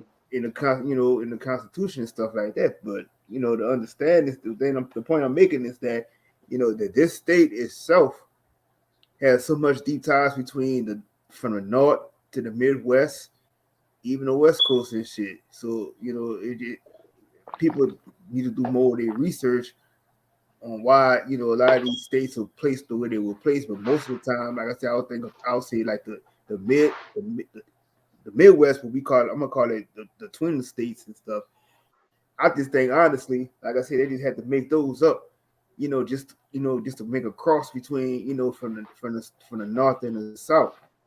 And basically, like I said, if you look at it, a lot of people from the Midwest and shit, they do have accents that sound something like they from the south and stuff like that too. So I just like some things I just been looking up. Yeah, because that's pretty much the side, the direct result of the Trail of Tears and the forced immigrations, to where it's like once we started getting tricked into their system, then that's when we started losing our rights to the land, to where we ended up being pushed to all different places throughout the United States. You know what I'm saying? Like even when you look up like New York, New York. I'm trying to think of which document I was looking through. But there was another congressional record. I'm gonna see if I could pull it up, or if I could remember it or find it to be able to show you. But it shows you that even in New York, it was originally called Schenectady, but it wasn't spelled the same way as Schenectady, and that was pretty much it was pretty much a treaty was made with different I think it was I forgot which group of Europeans pretty much signed the treaty to be able to call Schenectady. Um, Hmm. but that pretty much established the same way like the Louisiana Purchase was. All of these lands was pretty much. It wasn't like there was just one system taking place. There was different groups that was doing these different things in different areas. So different regions. There was different nations that was incurring these same foreigners running into different issues, to where treaties was established to be able to be like, all right, this is how y'all going to be operating here, because y'all are overstepping y'all bounds. You know what I mean? A lot of it was done through wars and fighting, and after a while, it's like, all right, here's the treaties that's gonna work out the arrangements on how they're supposed to operate. And it just got to a point to where they eventually started putting all this trick language and all these other terms in it that eventually got us pulled into it. You see what I'm saying? So that's how all of these it's just the same hat trick that they've been pulling since the beginning. It's just they just change up the terminologies. They the systems is slightly different, but it's the same methodology. We just have to peep game to what it is to be able to see how we can step away and separate ourselves from it. You see what I'm saying? Yep. Man, actually, it just be like so much history and shit that you could do. I mean, I was arguing with somebody on Twitter, and we was talking about how saying Florida was the East Coast and stuff. But I was trying to explain to him. I said that may be true, but I said, but also you need to know that even like North Louisiana was part of the Florida Peninsula. So like even when you say like Right, even Slidell, Louisiana, that was part of Florida. They had to right. section it off. Yeah, they just and all of these boundaries they really existed on paper. You know what I'm saying? It's not like those land. You know what I'm saying? A lot of the names they use came from actual Aboriginal titles. You know what I'm saying? That's how I was able to migrate it over. The same way Cherokee is more of the anglicized version of the actual nation. You know what I'm saying? Because the people, it's like these titles was they were titles that was used for contract purposes. You know what I'm saying? So a lot of it was just like the term Indian. Indian wasn't what we was calling ourselves, but for all intents and purposes of contracting with them, Indians was just the name that was used that would separate us from from the foreigners. You know what I'm saying? So that's really all it was. Is just pretty much separating. They was using all these different terms to create all of these fake boundaries. You know what I'm saying? And sharecropping. Because they had parts of land that they were operating on, and we had our own lands, and then we would be doing trade back and forth, and then you had the credit systems implemented, and then after a while that credit system is just, the credit system from sharecropping is ultimately the same credit system that we're all stuck under now. You see what I'm saying? Instead, we're not leveraging land, it's with based around this currency. You see what I'm saying? So it's all the same thing. It's just they're just changing the methodology and how they apply it. You know what I mean? So, and they keep changing it so people get confused and think that it's all these other things. So that way, no one is actually holding them to task to be like, nah, this is exactly what it is. And according to the law, y'all got to do X, Y, Z. You know what I'm saying? Big facts. Shit. Like I said, it's just to me. I'm just so glad I've been able to do a lot of this research and stuff like that. Like I said, because like to be honest, like I said, I mean, I was on my journey, but I was really blind to a lot of this stuff. You know, and that's why I say I learned a lot. I learned a lot from even from because I always be on with TSL. We always learn a lot of shit from there. And then like I said, linking up with you, I learned a lot. Like, and especially like Big AP and all them. And Yeah. well, definitely the Supreme Chief Holiday. I learned a lot of shit from him. So like I said, it's just to me. Like I said, I'm just kind of glad that I'm no longer walking blindly to not understanding all the stuff that's going how it is. And even like I know you must have heard about the shit that's going on in Haiti too. And they got a lot of them are stuck at the border right now because of the assassination and shit that happened. But something like they were saying, we were speaking on this, and I think in the room Zoe was doing on Clubhouse, and he was I think we was talking about that too, and it was basically saying that somebody was saying that this could happen the same. They're trying to come at us. No, I think that was on Big AP channel. It was saying that he said, they might be trying to gonna try to come at us with the same type of shit too. But as long as we on our status and shit, they can't fuck with us. But anybody they dealing with Afro Latinos and everything like that. They're already sending a message to us right now that we, Hmm. we need to get on our shit together. Yeah, and that's really why I think even with these whole these jabs and all this other shit, that's another way of them trying to take control over us, because it's like they want to put their property in us so that way they could control, so that way they could tell us, okay, because you have this in you, now you have to be able to do this in order in the name of public safety. So it's all just different ploys to be able to assume control where they essentially wouldn't really have any control. You know what I mean? So they're gonna try all these things. Cause think about it, they done let all these people come in from Afghanistan.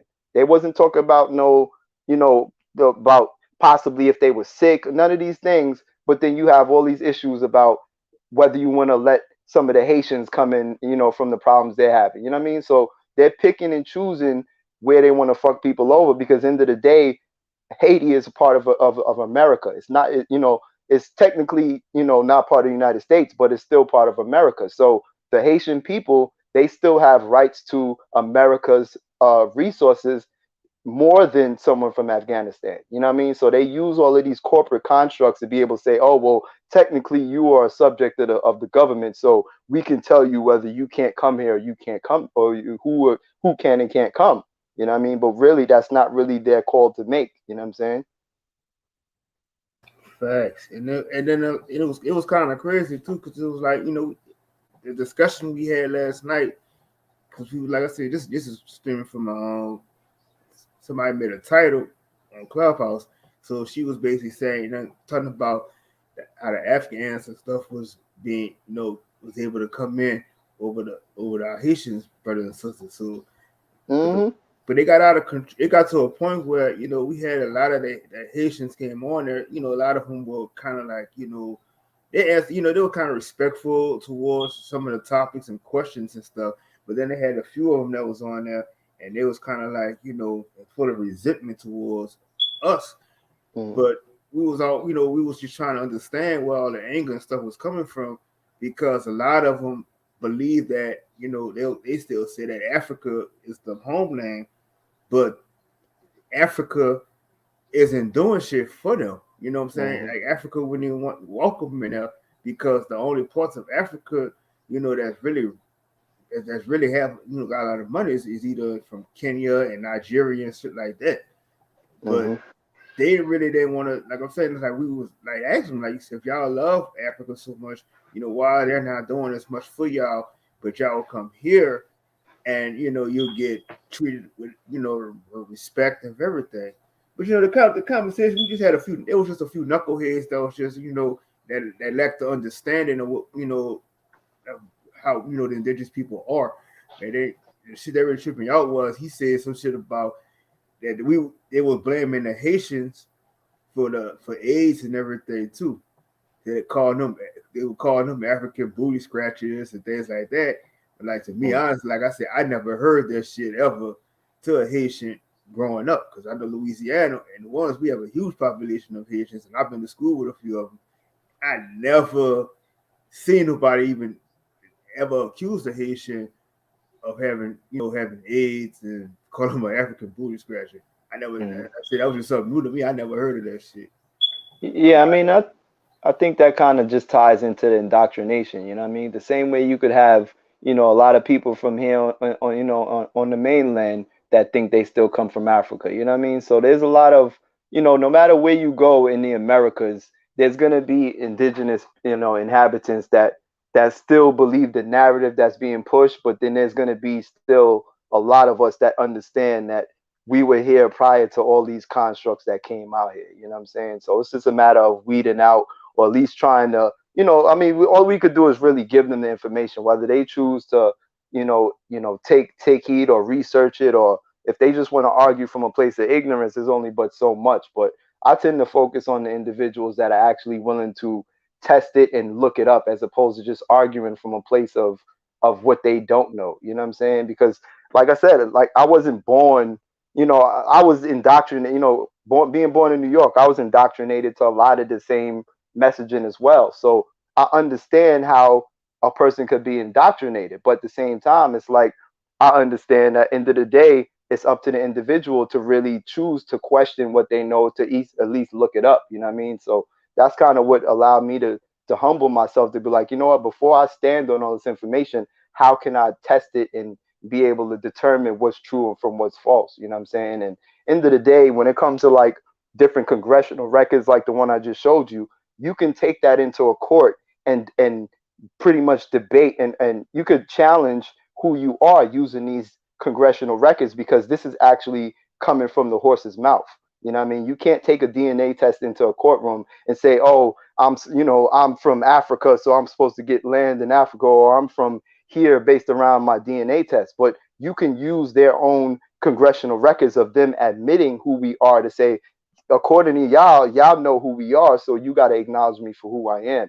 And they can't challenge that, or if they do, you're now in a position to directly hold them liable for infringing on your natural rights. You know what I'm saying? Because they have all kinds of laws that fall in alignment with indigenous people, but they're not going to present that to you. And I mean, when you think about the UNDRIP and the ADRIP, these were international treaties and conventions that apply to those that fall outside of the realm of the United States construct. You know what I'm saying? So if you look through any of these, any of those conventions or the charters, you would see that the states understand their obligations to those who identify or reclaim their natural status and birthrights. You know what I'm saying? But it's not too many people are actually going through to change their documentation to be able to stand on it. Because you could know that you're an Aboriginal, but if you go into a courtroom and it's like, hey, everything you produce says that you owned by them, they have the they're going to have the upper hand to be able to be like, well, you belong to me. But if you present all of this information that says, well, I know who I am, I'm able to pull a record showing where you reclassified my grandmother, where she called herself Indian, but this census record says that she's black. And this black terminology didn't start until y'all started creating a census, which was a byproduct of my ancestors allowing y'all to operate. So how can my grandmother say that we was Indians, but you're on going on record saying that she's black? You know, in a courtroom, they can't argue that. You know what I'm saying? I literally, like I said, I haven't, I challenged the landlord for this building way before the whole, not way before, but before the whole COVID shit went through. Because once I felt comfortable enough that I knew enough information, I said, listen, if I done went through the status, went through the process changing my status, I understand the laws and all these other things. Why am I still paying this foreigner for soil that they came here for and they're operating commercially from, that my ancestors used to own? So I wrote up a letter like, listen, according to these laws, and according to me changing my status officially the same way an immigrant could change his stat, could become naturalized. I went through the process to denounce my United States citizenship, and now I fall into a set of different jurisdictions to where I'm no longer fall under landlord and tenant jurisdictions, and therefore you can't charge me rent for land that belonged to my ancestors. You know what I'm saying? So when I first presented that to the landlord, he couldn't believe it. So he tried to go through the process to evict me. So it's like, all right, you didn't want to believe me. So first he tried to do it the wrong way, but he didn't even actually physically serve me. He tried to stick it on the front door as if that meant anything. You know what I'm saying? But when you know law, you understand it. So I saw the notice. I said, okay.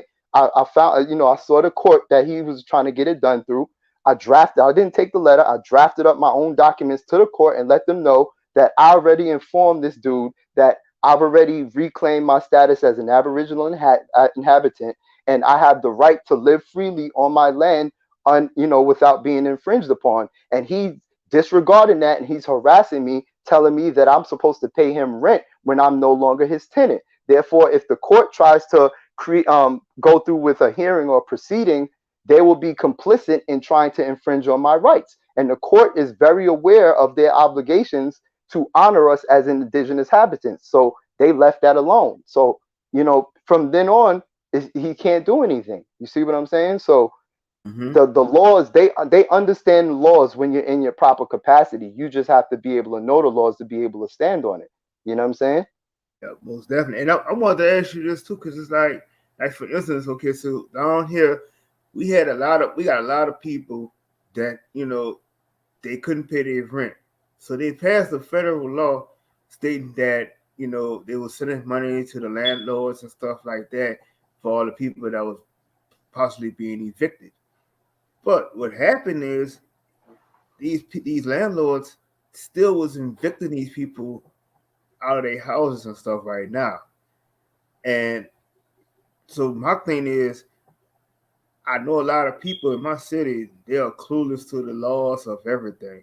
They barely, like I said, a lot of people they be quickly just call you a conspiracy theorist when you trying to preach some truth and facts to them, or just being like you too aggressive and shit like that. That's the comments I get daily when I try to tell people about certain things.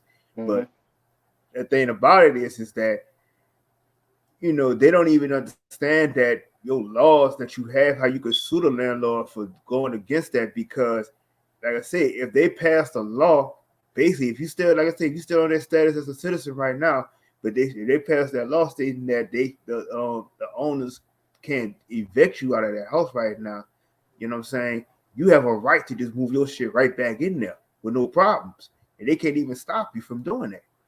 Yeah, you can challenge it, you know what I mean? But you would have to be able to present the information and the proof showing what you stand on. You know what I mean? So it's like, listen, whether it's the executive order from that state or that region that clearly states, okay, there's an eviction moratorium that's basically still ongoing.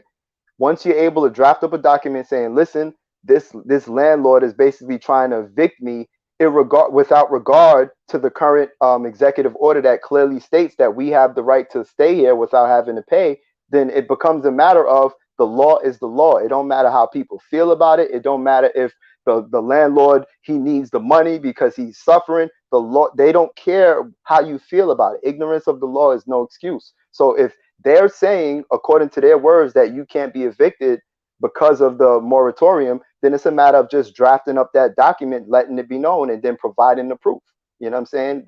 Like when I was drafted the letters to the landlord, I provided literally all the documentation that supported what I was saying. So it don't matter how you feel about it. This is the law. You see what I'm saying? So once you're able to present those claims, it's a whole different story. You know what I'm saying? Now, if you wait and the thing is to be proactive, because if you do it from a place of responding, it's easier for them to get you. So for instance, say if they try to, if someone gets an eviction notice, right?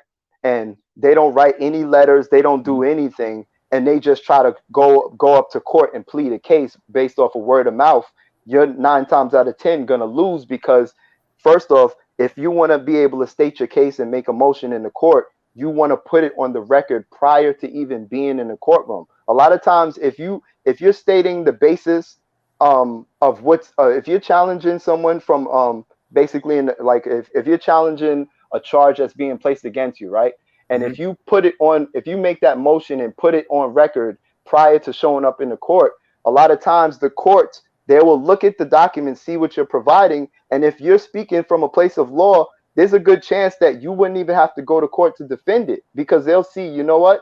They don't even want to take on that argument because they don't want to have us in the court explaining how the United States government reclassified us, stole our land, and now is illegally infringing on us because there's going to be a whole bunch of witnesses in that courtroom that might be able to actually learn and take advantage of that as well. So if they see that you understand the law and you know how to hold them liable and you put that on writing and you challenging them before you even get to court, it's a good chance you don't even have to show up because they're going to dismiss it. You know what I mean? Or they Right. won't even tell you that you're dismissed it. You end up going to court and then you won't even see your case you don't even see your case being pulled up because they're just going to try to sweep it under the rug so that way nobody else knows about it.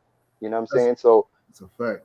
yeah, so it's just a matter of being proactive and not waiting until, waiting till they throw everything and just trying to respond from an emotional standpoint or just speaking from what you know. It's what you can prove. You see what I'm saying? Because law is based on the burden of proof. So if you're able to prove your claim, then anyone else that's trying to claim otherwise, they will have to present information that supersedes yours. So if they can't provide information that supersedes yours, then by law, they're dead to rights. They have no argument because the law is the law. You know what I'm saying? And that's why they always have to have a third party involved when they have to send out these notices and shit because they don't want to be held liable for that shit. Mm-hmm. So if you get in a lawsuit or some shit like that, they got to send somebody out to come deliver the shit to you and shit. But like I say, they already know if you send, like you said, you write up your letter with in a response to them, and like you said, you give a time frame where you want to have, say you couldn't make it to this court date and things like that.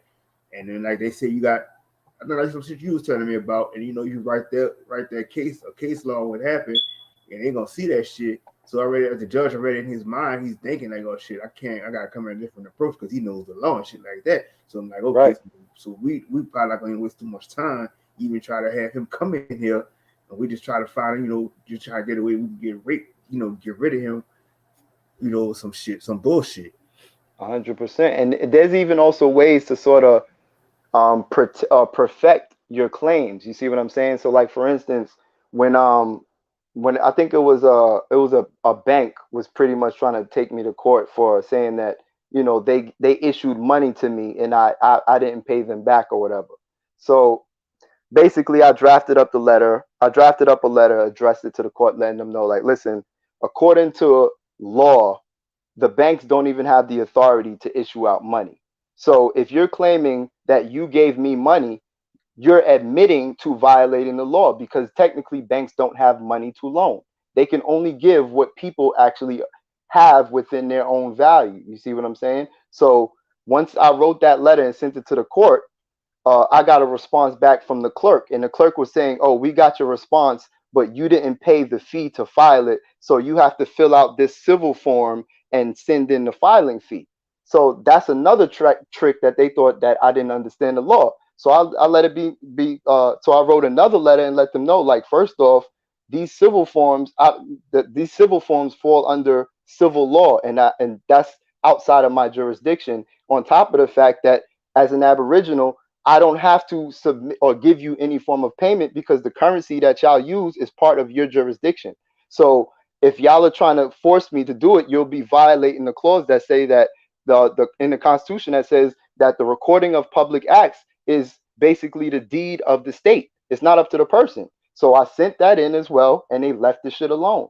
You see what I'm saying? So I was able to file my response and challenge the debt, and I didn't even have to pay to file it. You see what I'm saying? But if I would have filled out that civil form and paid a fee, I would be actually giving them the jurisdiction to treat me like a civil servant or like a civilian.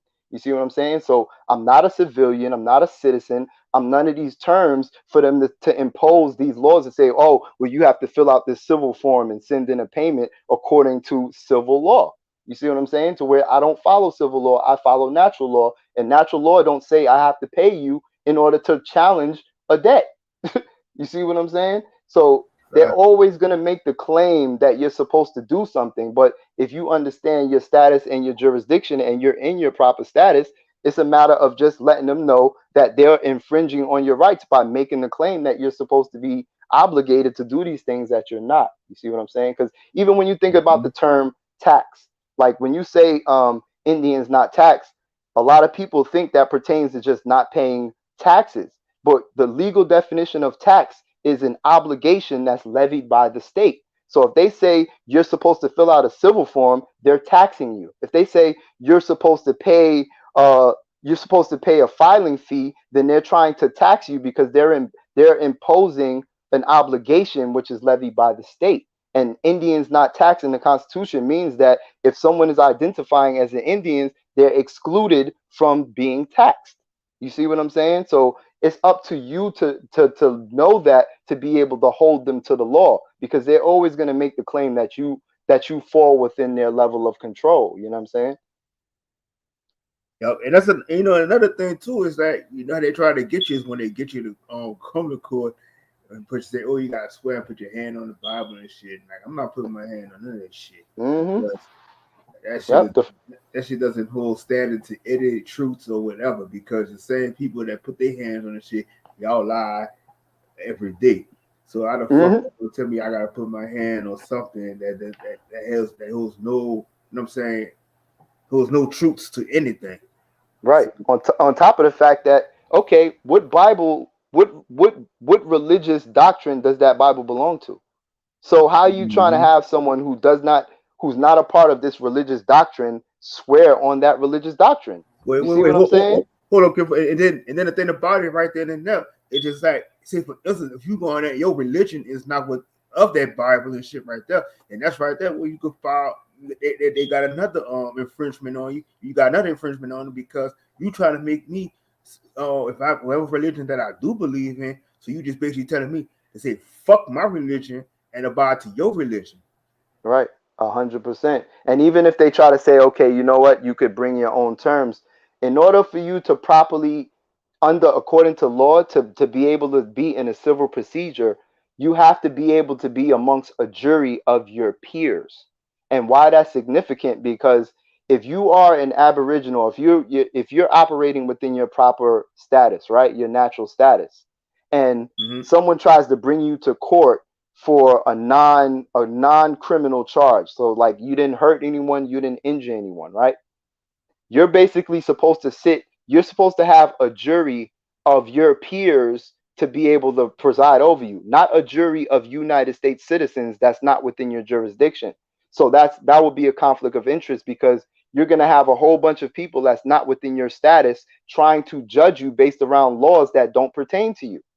You see what I'm saying? So that's why, even to try for them to try to have you in court under those pretenses is a violation of your natural rights. Because if you're technically supposed to be in court for an issue, then you're supposed to have a jury of your peers, which is a jury of fellow Aborigines that's supposed to understand the laws that govern you, to be able to say whether or not you violated the law or not. You know what I'm saying? So it's so many different traps that they'll have people fall into, just under the premise of, well, if you're here, then you're supposed to abide by these rules, and that's just not the case. You see what I'm saying?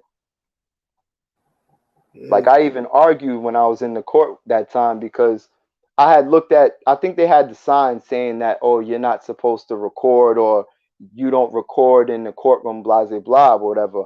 But end of the day, the law states that you have the right to record in a public space, and the courtroom is not a private corporation; it's a public space.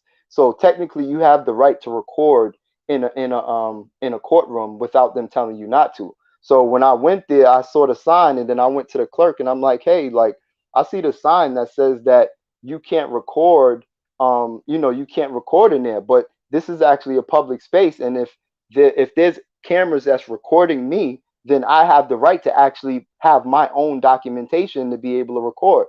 So it turned into an argument with the clerk where we going back and forth to the point where I'm like, you know what? I'm not even going to sit there and argue with you because I want to deal with the case, so I could address that. But it could have, I could have easily um, set up a separate lawsuit to where I'm basically telling them that they're infringing on my right to record in a public space. You see what I'm saying? Because that's facts. another reason why they don't want you to record, because they don't want you to be able to have your own proof to use against them. They want to try to say, oh, this is not a court of public record, which is also unlawful, because if you're in a courtroom in a proceeding and they're saying it's not a court of public record, that means they're not recording what's happening. So if they're not recording what's happening, then technically they can't enforce anything that comes from that proceeding. You see what I'm saying? So Right. it's just the amount of traps is just crazy. You know what I'm saying? Like I spend a lot of time, I'm saying, in the trenches arguing with people, cops being called, all types of things to be able to be able to speak to these things. It's not just, conjecture or things that I'm just making up that sounds good. This is based around the experiences that's been lived through, whether it's me or people around me. You know what I'm saying? So it's just a matter of putting all of that together to be able to stand on it in a proper capacity. You know what I'm saying? Yep, and and another way they infringe on you is when you sit in the court, like you said, they tell you you got to turn your phones off and shit like that. But they got I don't know what they call them, but you got the people the person that sits up there and typing everything everybody is saying. So basically, they don't see as nothing wrong for them having they clergy do that shit, but yet you can't record, what's going on and shit Yeah, like that. it's pretty much the stenographers. Yeah. So if you're in a public space, especially if they have cameras or if they're recording you, you have every right to have your own form of documentation of what's taking place. You know what I'm saying? So but they'll just throw out these ideas, and even when I looked at the document, right, it said something like the administrative. I forgot the terminology used, but it said the administrative. I think it was like the administrative magistrate or municipal something. It didn't say judge. You know what I mean? So I asked the clerk. I'm like, who is this individual? Like, what's the title of this person? And it was like, why? And I'm like, well, because it states that that person doesn't want people recording, but according to the law, we have the right to record. And the clerk had looked at me with the crazy look, like, damn, why you at like, how to ask me that question when technically the title was the judge. So the judges is not really unless it's dealing with actual like the Supreme Court, where they're trained in constitutional law. All of these administrative traffic court, all of those, they're just municipal administrators. They're not actual judges presiding. You see what I'm saying? So they're not technically operating from a place of constitutional law. So that's why to even have these proceedings to where someone is debating constitutional law, it's unlawful for them to proceed over it, because it's supposed to be based around someone that actually swore an oath to uphold those constitutional law. And these municipal judges, they only enforce commercial law. You know what I'm saying? Maritime, admiralty, maritime law. That's why most of the courtrooms, when you see the United States flag, it has the gold fringes on it. So that's telling you that they're operating from military admiralty and they're not dealing with constitutional law. You see what I'm saying? So it's all coded. It's all coded language. Yeah. Damn. That's why I said a lot of people just, man, if they just knew this shit, it would, like I said, you would even see as many people going to court like talking about it. At all, man. At all.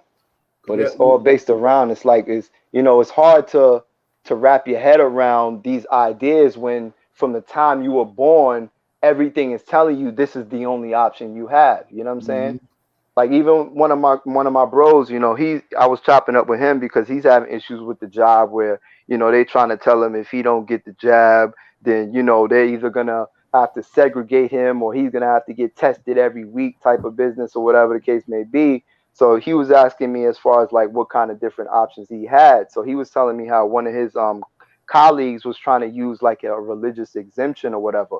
So, I was explaining to him the different positions that he might be able to take on it.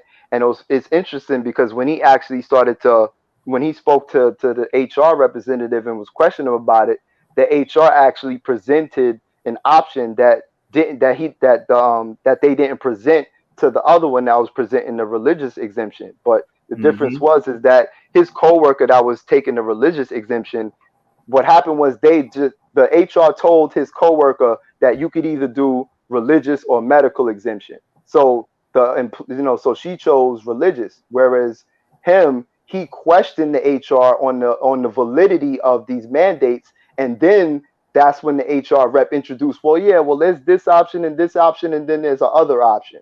So he was asking, okay, so what's the other option? You know what I'm saying? So a lot of things they'll just keep under wraps and try to force you to pick one of their pre-selected options where they have full total control. And if you don't challenge them or call them out on it, you won't even know these other provisions exist. You see what I'm saying? facts. I want you to be that model good citizen, being a model good slave. Exactly. It's just shut up and just follow the rules because these are the rules that benefit us. They don't want to give you any options that's not going to benefit them. So it's up to you to be able to know what the law is to be able to challenge it and and call them out on it. You know what I'm Facts. saying? And then another thing too is like whenever you be on these phone conversations with stuff, these bill collectors or anybody say, oh, we're gonna this call could be monitored and stuff like that. Instead, you got to either say like I give my consent or Yep. something like that.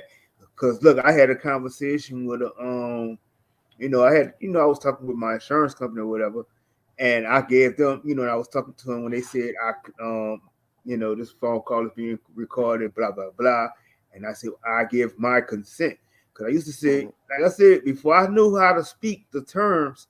I was just like yeah, okay, but now anything I say, I catch myself because it's like I say I consent to this and things like that. So Mhm. now I saw how the conversation went a little different when I said that.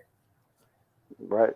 Because they understand that you're more inclined than from natural. Like it's funny because me, I tend to just completely dub like the bill collectors or whatever. Because I know end of the day, if they want to try to actually make it a legal action, then I could challenge them on it. But like my brother, for instance, he be fucking with them. So what happens is once they pick up the line, he'll ask them like, "Is this call being recorded?" And they'll be like, "Yeah." Well, he'll be like, "You know what? I don't give my consent, so call back when they're not recorded it." And they'll literally have to hang up Mhm.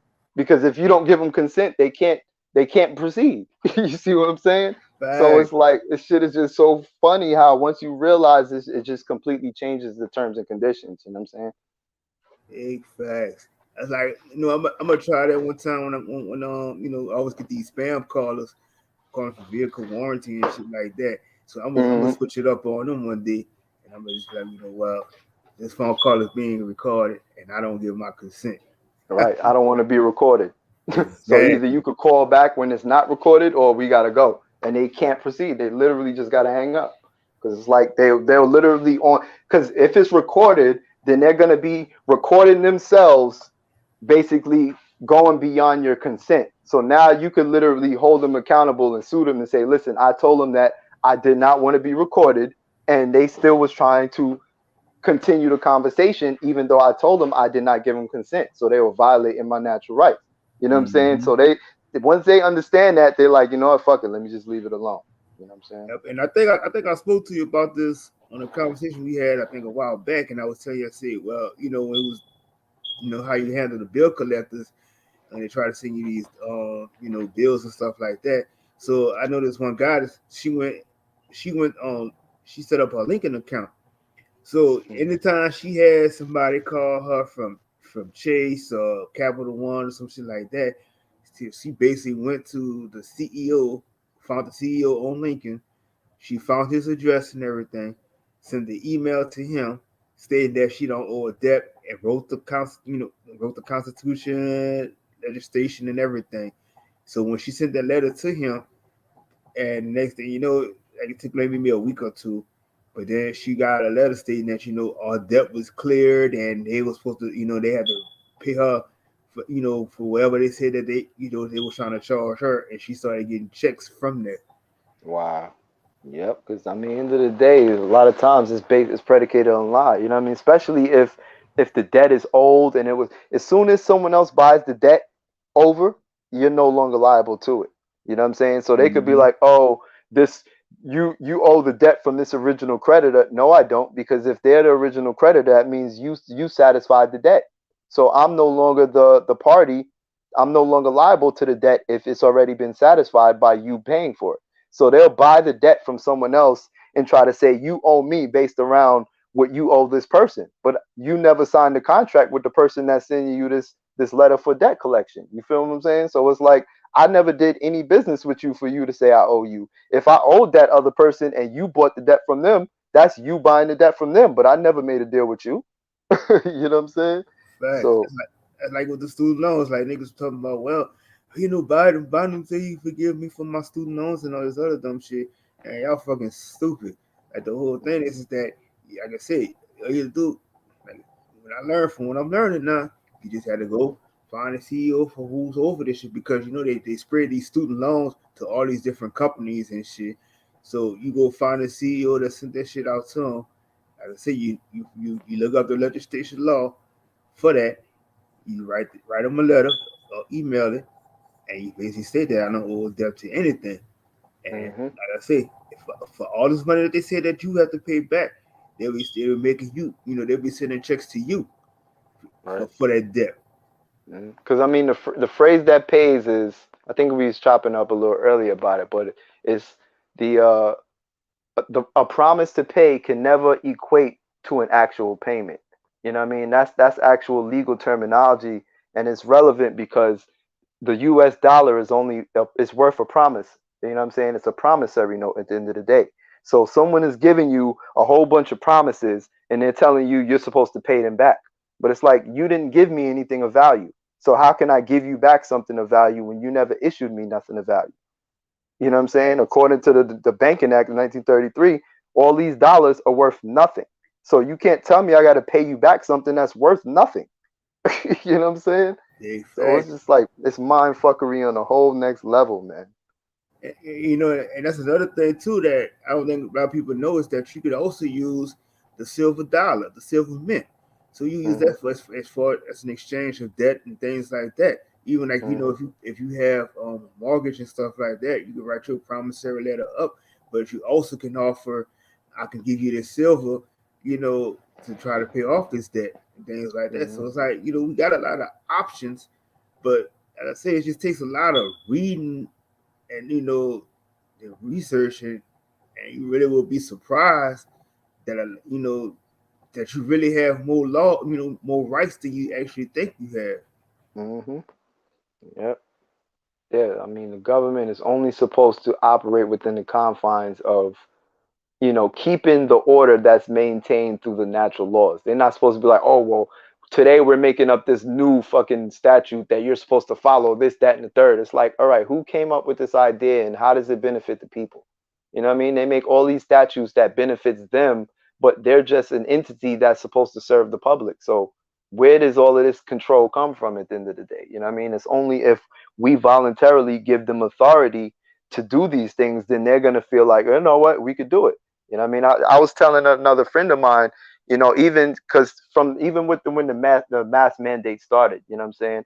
I can't tell you the amount of arguments and fights I've made with people because I've never worn a mask throughout the whole pandemic. You know what I'm saying? Because when you understand law, you understand if you give them that right, then they're just going to keep overstepping their bounds. You know what I'm saying? So the fact that they could, they was able to get everyone to start wearing these masks. Now they're like, you know what? If we could get everyone to wear masks, we could probably get everyone to think they got to get vaccinated. And that's exactly where we at now. You know what I'm saying? They really trying to force everybody to do some shit that they know damn well they don't have the authority to enforce on them. So, you know what I'm saying?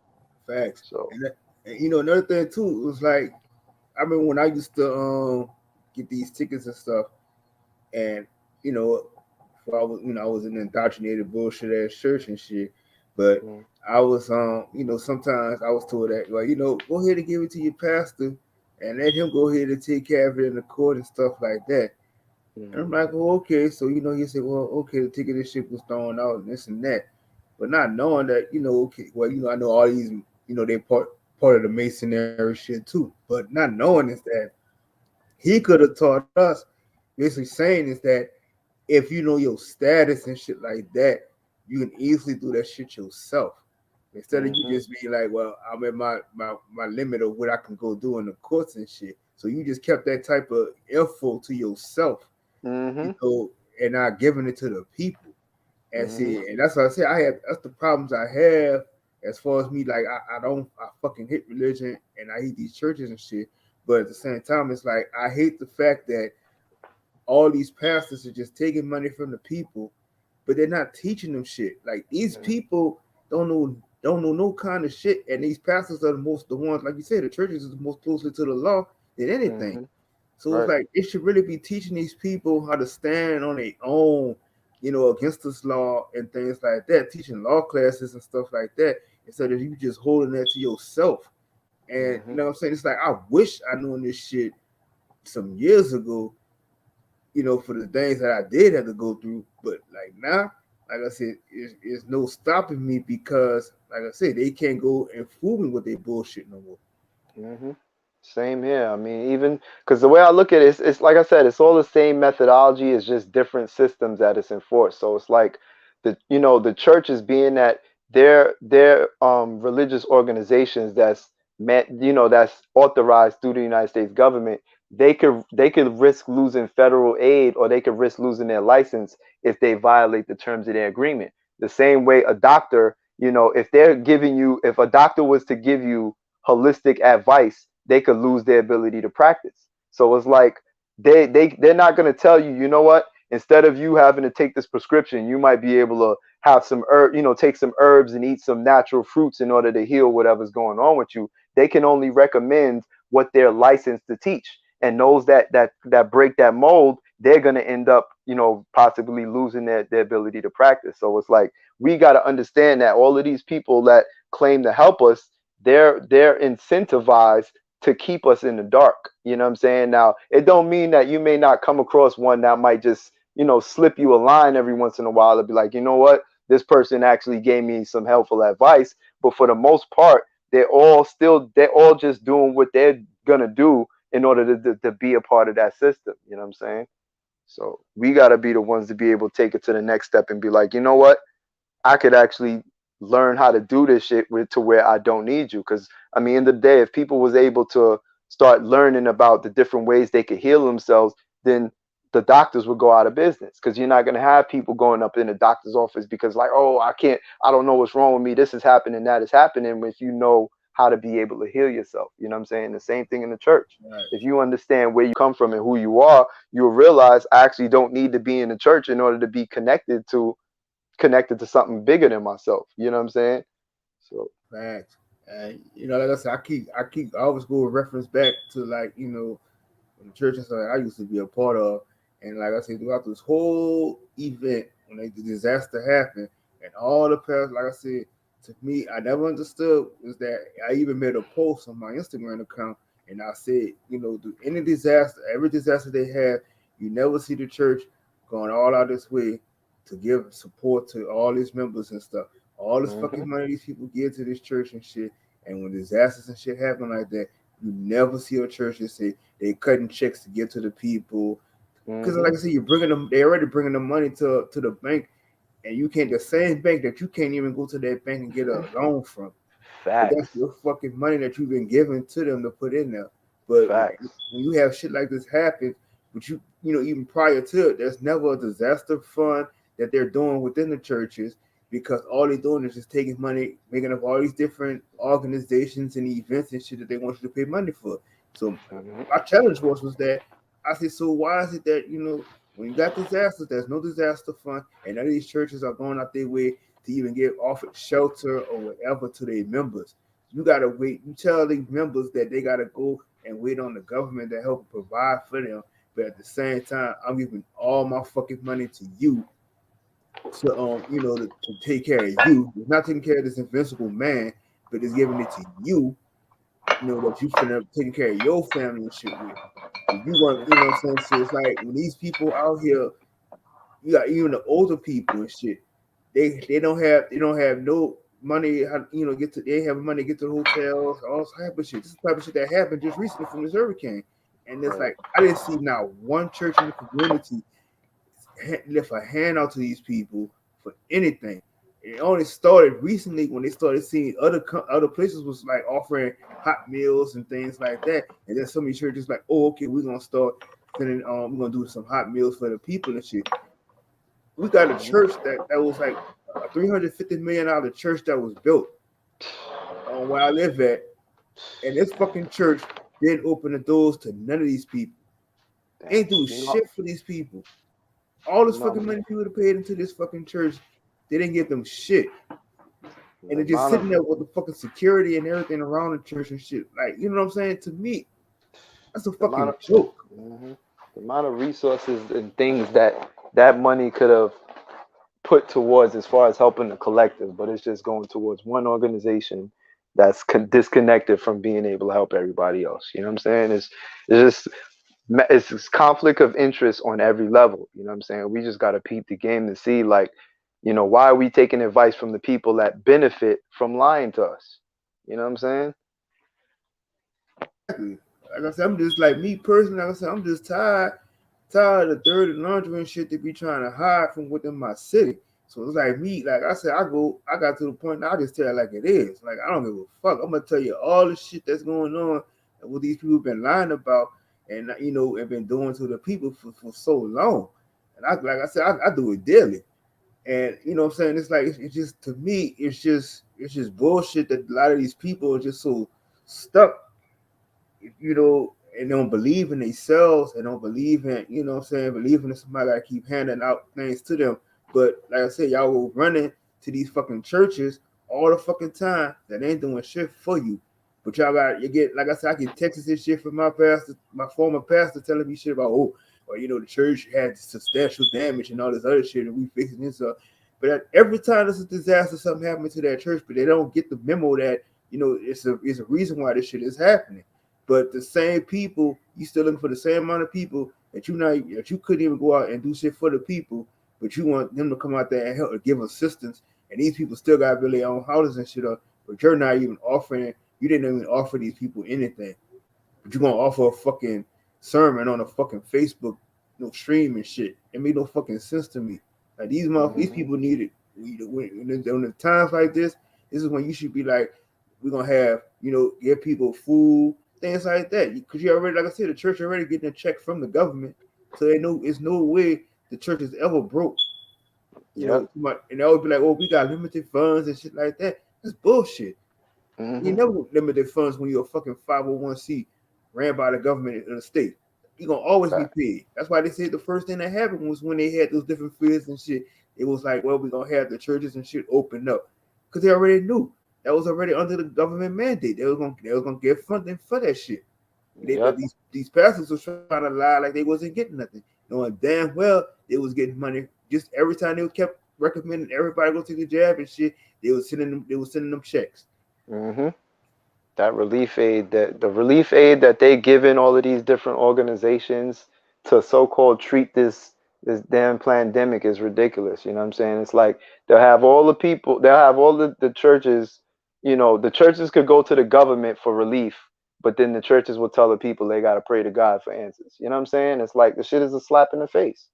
It's a slap in the face. You know what I'm saying? Exactly. What I'm saying? Shit to me is just like these four people are just mad, just led her straight. And it's like I said, I just sit back and I just look at the people daily. And I'm just like, these people just so far gone, and there's just no excuse for it no more because, like I said, this city we have, like I said, majority of these people just sleep at the wheel. But the problem is that they don't have nobody that believes in them because they don't believe in themselves.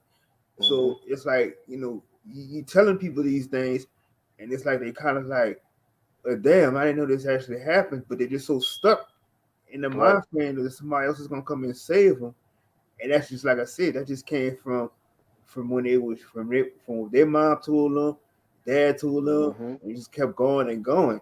But like I said, I'm just so happy I had the time to really just break away from that shit, and I really had to start looking at the fact that a lot of people say, well, you're from this city, this state is bad. It was never the fact that the state and state was bad. It's just the certain people who was just lost and not understanding what's going on. So they all in their mind frames, just that do all the negative type of things because that's all everybody believe and think that's what they could do.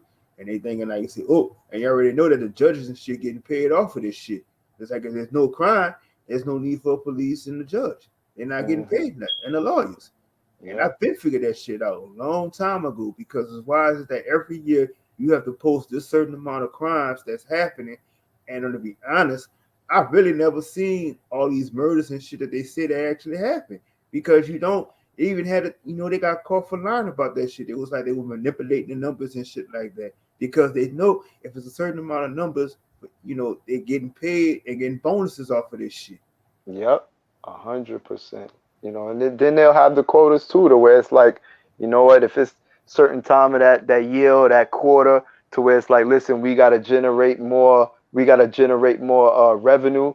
Then you'll have people getting pulled over for no reason. You have people getting put in the system for no reason. So where they'll give you tickets like, yeah, you know what, you could just go to court and try to fight it. You know what I mean? Because even Mm-hmm. if anyone that's just, even when you go into a courtroom, only thing you hear is, how much can you pay today? Oh, do you have any money on you? How much can you pay today? It's like they don't give a fuck about what's actually happening. They just want to know how much they could benefit from what they're telling you is wrong type of shit. You know what I'm saying? Mm-hmm. Mm-hmm.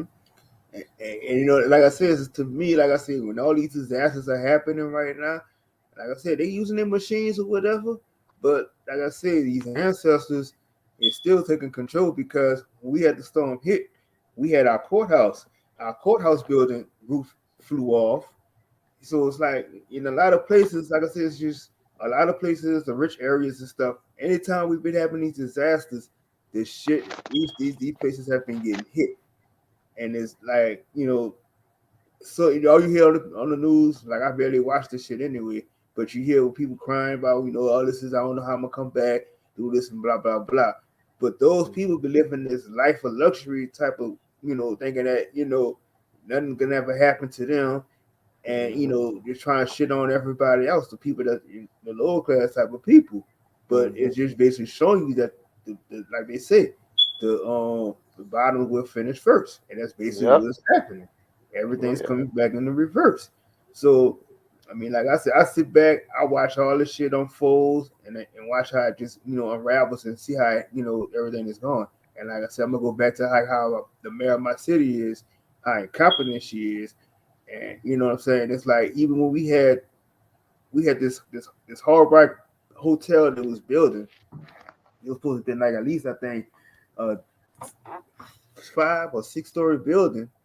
So we have enough of these hotels in this city, and a lot of them, it's ridiculous the prices and shit that they have, and the quality of it is not all that good. But they got this big grant to build this hard rock hotel, which is unnecessary.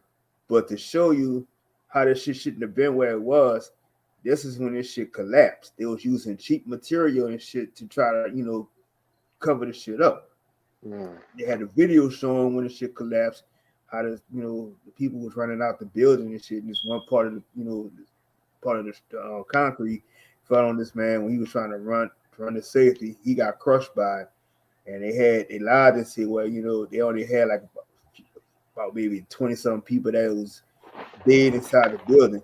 Now, granted, this building was sitting up here for almost a whole year.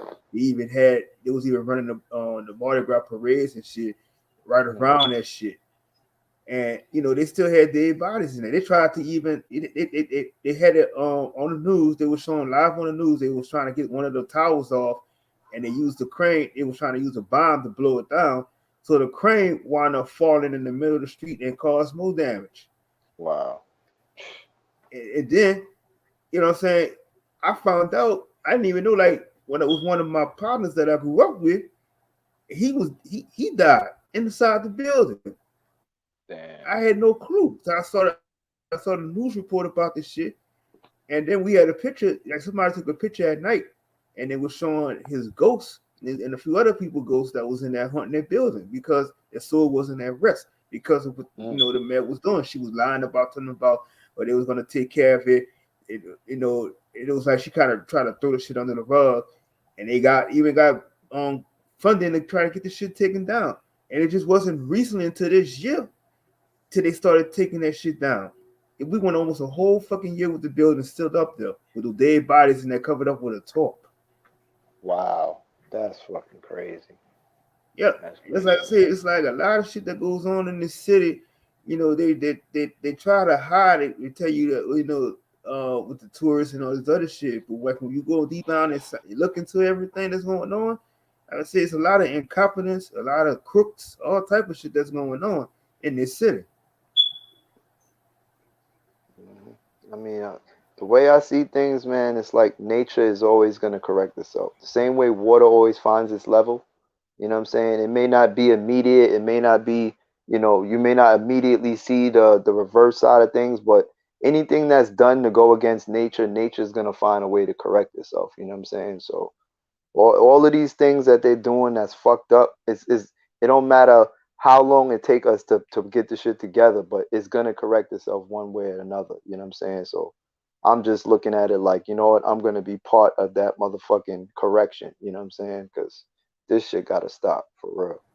Facts. And nature really is taking back where it belongs. That's why people be like, "Oh, you got these alligators and shit." When the rain and stuff come down, but like if you understand it, is that all these before they built all this shit, all these buildings and shit around on the land, all this shit was a swamp area. Mm, So you just basically try to put your infrastructure on top of Mother Nature. And she's basically, like I said, after all the shit that goes on, it's basically a sign of saying that nature wants their land, they part their land back too. They you know what I'm saying? They don't have to go through no paperwork and shit to do that. They mm-hmm. this is a part they from here. This is Yep. they land. Yep. Nature is, and we're just an extension of nature. You know what I'm saying? So us Mm-hmm. doing what we need to do, that's doing it from a natural law perspective. You know what I'm saying? We're doing our part from a nature standpoint to correct the shit that they're doing to the land and fucking up our shit. You know what I'm saying? Because they'll just come here and they'll destroy our name, our resources. You know what I'm saying? It's like you have all this dirt thrown on the American titles at the end of the day, but all these people that's claiming to be American come from Europe. You know what I'm saying? All of these Mm-hmm. damn foreigners, they'll come here do all types of fuckery, and then you'll have people saying, "Oh, Americans are dumb and Americans are brainwashed." But it's most of these Europeans that's participating in this shit that's fucking up the balance over here. You know what I'm saying? So Facts. all those corrections is gonna be put back into order. You know what I'm saying? Facts. And then like even after Katrina hit, they was offering these people when they were trying to gentrify all these neighborhoods down here, they was offering the people, some people was getting a dollar deed to get these houses and shit. And a lot of people that took over these areas and shit like that have no history of not knowing what is going, what actually happened here, the landmarks, everything. And I said one Mm-hmm. time I know I had cause I know I was talking with Pre one time about it, and he said, it was like a while back. He said he had some his family that was from that stayed out here too, and certain part of the projects that they put, they took all this shit down, and they only had to keep like one section of the project just for a landmark. But they took everything, they redid everything else to make it like these Section 8 type of houses and shit. And what they did was once they moved all these people out of it, they made it to the point where, you gotta now you have to either get on the vouchers to get into it, and then the people who don't have it, and they make it harder for the people who do work hard.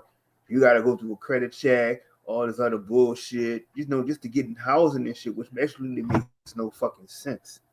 Oh yeah. So So that's That's all. why, that's what I'm saying. That's why a lot of these people right now who was on these vouchers and shit, they are and they that's the ones that's being kicked out of they houses right now. Yeah, a lot of it is all a form of redlining, you know what I'm saying? Because first off, it's already been a proven fact that they have the technology to create, to manipulate the weather. You know what I'm saying? So Hmm. they're gonna sit there and utilize all of these damn fucked up technologies to displace us. So that way, it's like boom, they could fuck up an area. So the people that's living there end up having to relocate. Then they're gonna sit there and try to renovate the area and create all of these fucking these complexes to where now you could just create the terms and conditions for everybody to live in it. You know what I'm saying? Because they even doing that out here, in the tri-state area, as far as like how they're barely building new actual houses. They're only building like these condos and these big units, so that way you could have some random fucking developer or some random company sitting there controlling how everybody got to live in these units, as opposed to people actually just living in their house and being able to operate within their own capacity. You know what I'm saying? So it's all for Hmm. a form of redlining the control of the natural resources. You know what I'm saying? Yep, and like I said too, it's like they're building all these. We have like a lot of these condos and stuff, shit that's built downtown, and a lot of them, and a lot of people can't. What I'm saying? It's like a lot of shit is vacant because a lot of people in the city can't really afford it when you got the wages and shit at $10 an hour or $11 an hour. So how the fuck you got most of these people? You want people to pay 1,200 a month on a condo, and your wages is not meeting those requirements. You know, Hmm. it's just, and then like we even had like this condo. We got another part of the city, which is still called, it's basically Greater New Orleans, but it's in Metairie. They consider Metairie is like almost like the richer area, but they had all these people was living in these nice luxury apartments and shit. And as soon as the storm hit just recently, it blew the roof off of that shit. There's so much damage. Now all the people that was living in there had to find somewhere else to live at. Fuck you. So they've been fucking up shit like crazy. Yeah, man, shit is just a form of So controlling the fucking land and resource. I remember, like, one of my first jobs and shit, I was working with Radio Shack and shit. And hmm this is back when they was, working with like the cell phone companies to be able to sell like Sprint phones, Verizon phones and shit like that or whatever. hmm So, I ended up bumping into this customer one time who he came into the spot, and he put us onto game to where it's like, yo, because typically, if you wanted to apply for a phone, you got to give them a social security and then hope you approve, and then if you don't approve, you got to pay a deposit and shit. That's how I don't, that's how it used to be initially, where it was like mad hard to get a phone and shit. hmm So what he put me on to was like, yo, there's actual addresses that you can use and not even have to use a social security, and it'll get automatic approval. And of course, the addresses that they would use would be in areas where it wasn't our people. You know what I'm saying? So they'll have all of our people stuck in the credit system saying, oh, you got to pay this deposit, you got to pay this deposit. But if you live in a certain area where it's not your people, you could actually get a phone without having to pay nothing. You don't even got to present a social security number. You know what I mean? Right. So yeah, so we started figuring that out to where we was literally able to get them there the whole hood free phones without them even having to show no social security. You know what I mean? So like if I didn't learn that, you wouldn't realize that that's a way that they withhold resources from us and be able to give it to all of these foreigners. You know what I'm saying? They'll have us thinking like, oh damn, you know what? Our shit is all fucked up when they're giving them easy passes to be able to operate off of our shit. You know what I'm saying? So it's just so many different ways they use to control a narrative to make it seem like, oh well, these type of people in this position because they're not doing shit, when it's really them having all of these systems in place that keep us from being able to fully operate within our natural capacity. You know what I'm saying? Facts. And that's another thing too. It's like I never understood like how the hell they go. They make you pay. You can either get a prepaid phone, and then you could pay. You buy a regular phone under a contract.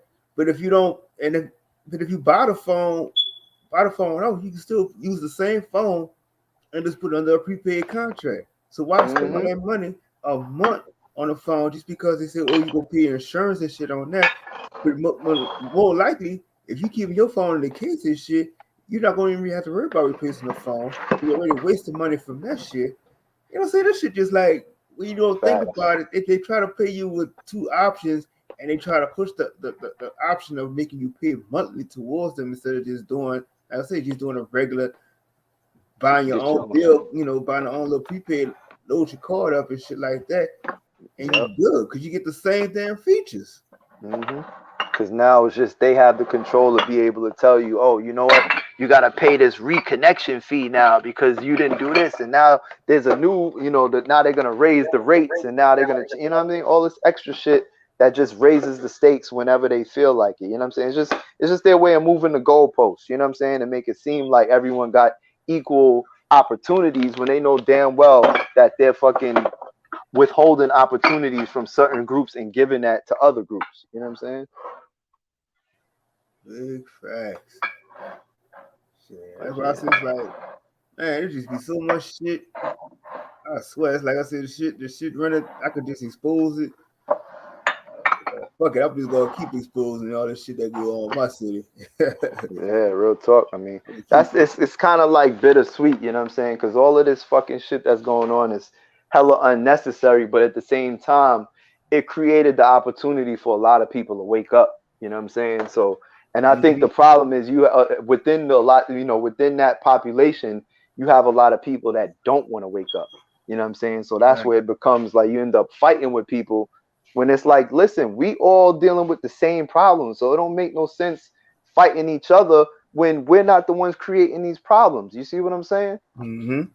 So And it's you a know, my matter. city, my city recently, like in March, they got a $375 million grant from the federal government, and that was supposed to have been taking care of all the basic shit that need to be done in the city and stuff. Cause like they have ways of doing shit. Like when you got to do construction on these streets and shit, which they've been Mm, doing, they should have been to this shit probably before after Katrina, which took you 16 years mm-hmm, to and you still don't have all the shit together. But they started fixing up some of the neighborhood streets and shit like that, and still to this point where you should have had these flood walls. These flood walls should have been raised up way higher than what they are, and you should have had it. Everybody in every neighborhood should have had electric lines underground.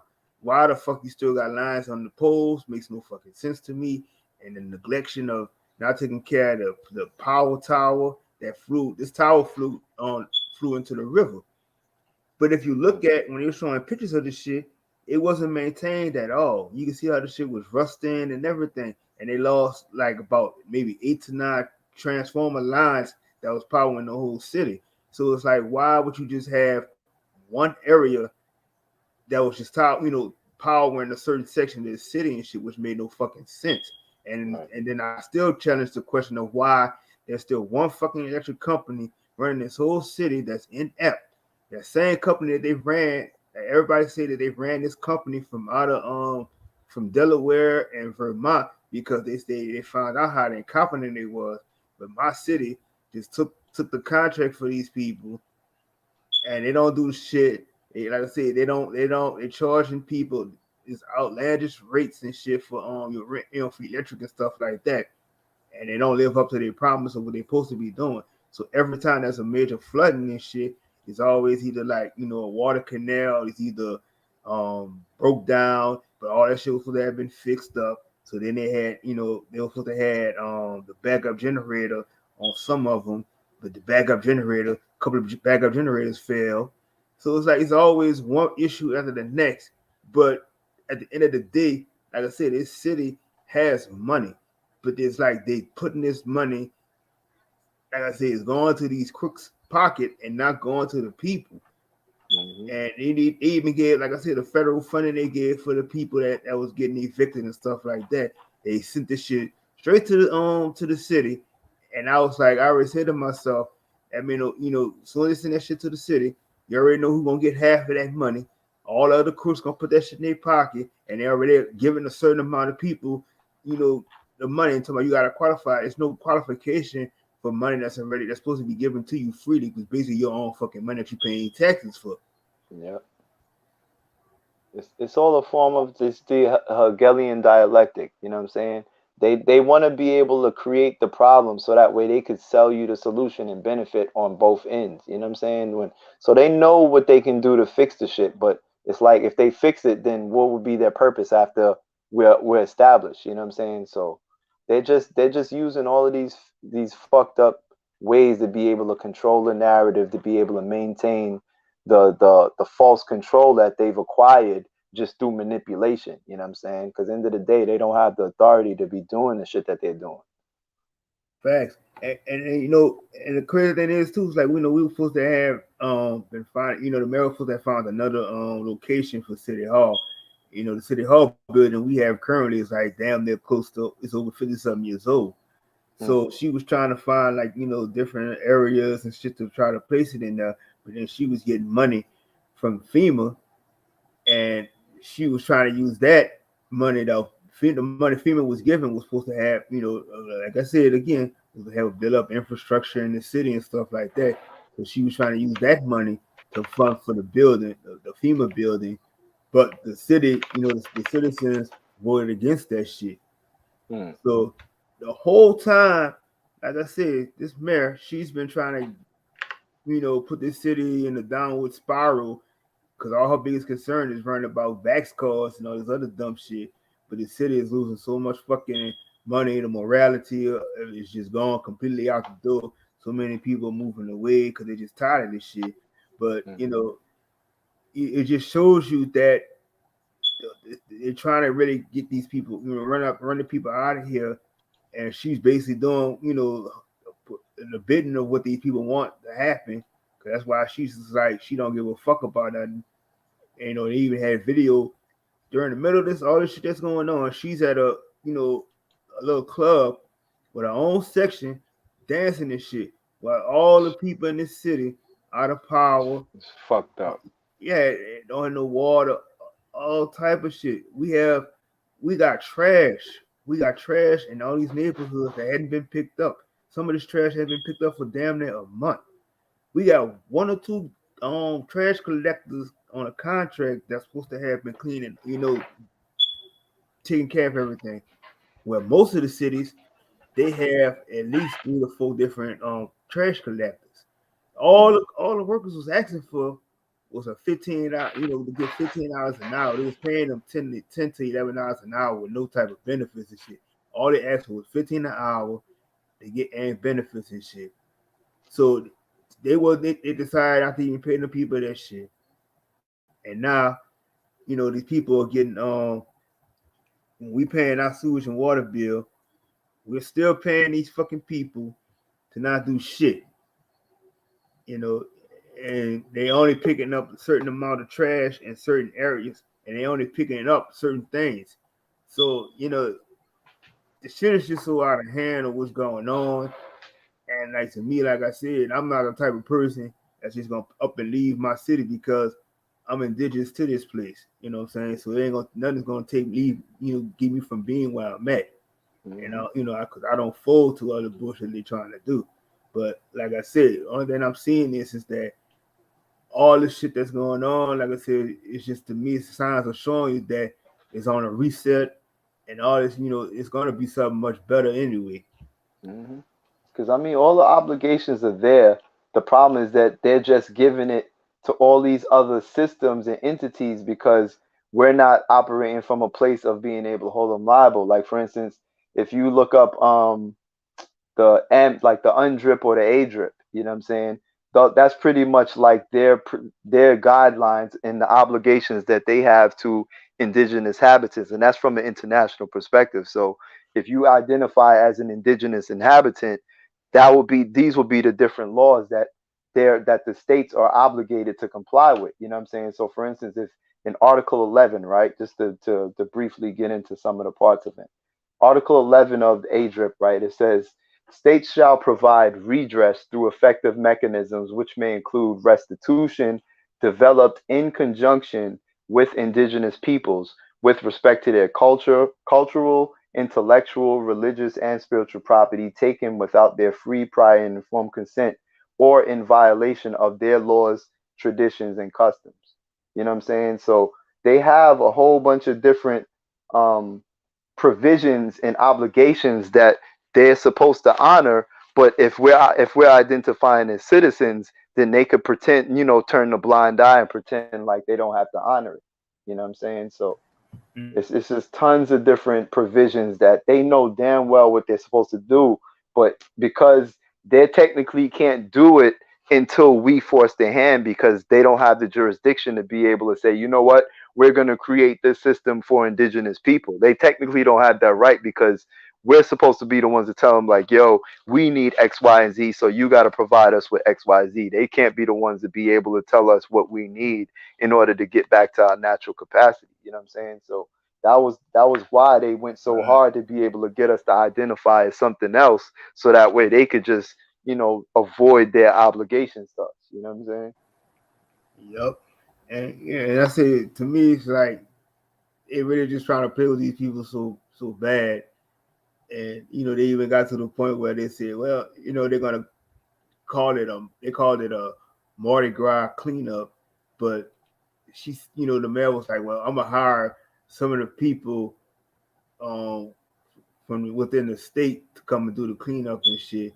But they had to have police escorts because a lot of people are just so frustrated. A lot of people were threatening everybody and shit like that because they was like they fed up because basically the mayor was telling everybody that all your trash you had sitting there on the ground, they had a certain section where you could just go throw all your trash and shit, but it was stipulations of what you could throw in there. She basically was telling these people put all that stink ass trash in their car and bring it over there between the hours of 8 and 3, and everybody is working between those hours. Hmm. So So it can't get done type shit. right, so like I said, basically it's like just playing around with these people emotions Hmm. and feelings and things like that, and what I'm saying, to me, like I said, I'm caught on to everything that they doing. So it's like they can't fool none of this shit, run none of this shit on me. So like I said, wherever I stand and whatever I say, I don't have no words because I know like I said, it's nothing that they can't trick me into falling into their bullshit no more. Because Right. maybe like I said, I used you can still fool that shit with maybe some of the people, most of my family and shit, and still waiting on that's still waiting on somebody to come save them. But other than Hmm. me, I said I already know what's going on, and I challenge them on all type of shit. And that's why I say Hmm. that's my goal is to sit more of these meetings and shit that goes on and voice my opinion because, like I said, this incompetence is no excuse for it no more. And it's like you can't Right. just keep sitting back and allowing people to just keep fucking over you. Hmm. 100%, man. End of the day, the law is the law. So it's like the same way, a person that might be paying rent. You know what I'm saying? If the landlord's like, yo, listen, we're gonna raise up the rent, it may not be personal against the person, but it's business, or that's the law. You see what I'm saying? So if we start getting in our proper capacity and start holding them accountable to the law, it ain't got nothing to do about how we feel. It ain't nothing personal, but the law is the law, and they gotta honor that shit the same way. You know what I'm saying? It's like I had a conversation with a few people where they looked at me as if I was, treating the landlord wrong for telling them that I don't gotta pay him anymore. And it's like, why would you look at it like I'm doing them wrong when they're here exploiting our resources on our land? You see what I'm saying? So it just shows that some people just they still haven't understood where they fall in this equation, to Mm-hmm. where they think that they still have an obligation to the same people that's literally taking advantage of us. You know what I'm saying? Big facts. And like I said, I know every city and state got tales and everything everybody could tell about and shit like that. But like I said, to me personally, like I said, I was just one of those people at first, like I said, from shit that I didn't know, that I do know, and it's just like I said, it just don't make no sense. And then to cover everything up to say that everybody just like to party so much in this city, but it's not about the party. It's just that so many people just so sleep and and don't believe the shit that they want this throw the shit under the rug. and just be so conditioned to believe in everything that they say on TV that it's actually, they got to comply to this and that. You know what I'm saying? To let's say instead of questioning anything that these people are doing to you. And as I said, Yeah, they man. just slowly for surely just took away all your fucking rights, right? From underneath you. And don't even Hmm. realize that shit. Facts. Facts. And And it's and it's and all of it is predicated upon us just not knowing better. It's not because they have the actual authority to do so. That's what makes it more crazy. It's like all of this perceived power is only because we're allowing it. You know what I mean? It's like the bully that, you know what I'm saying? It's the bully ain't impossible to beat. It's just that the person, we've been convinced to think that we can't beat the bully. But it's like a bully is gonna be a bully. We just gotta be able to be like, yo, the shit stops. You know what I'm saying? And that's when we're no longer able to be bullied, when we realize like we have the power to stop it from happening. You know what I'm saying? A lot of facts. people just been, conditioned to that, form of Stockholm syndrome where it's like we've been under the system so long that people think that there's no other choice. You just got to find a way to maneuver through it. Like, nah, we have every law within our capacity to be able to change it. We don't have to just deal with the shit. You know what I'm saying? All right. And I say we So, get to the breaking point right now is that enough is enough.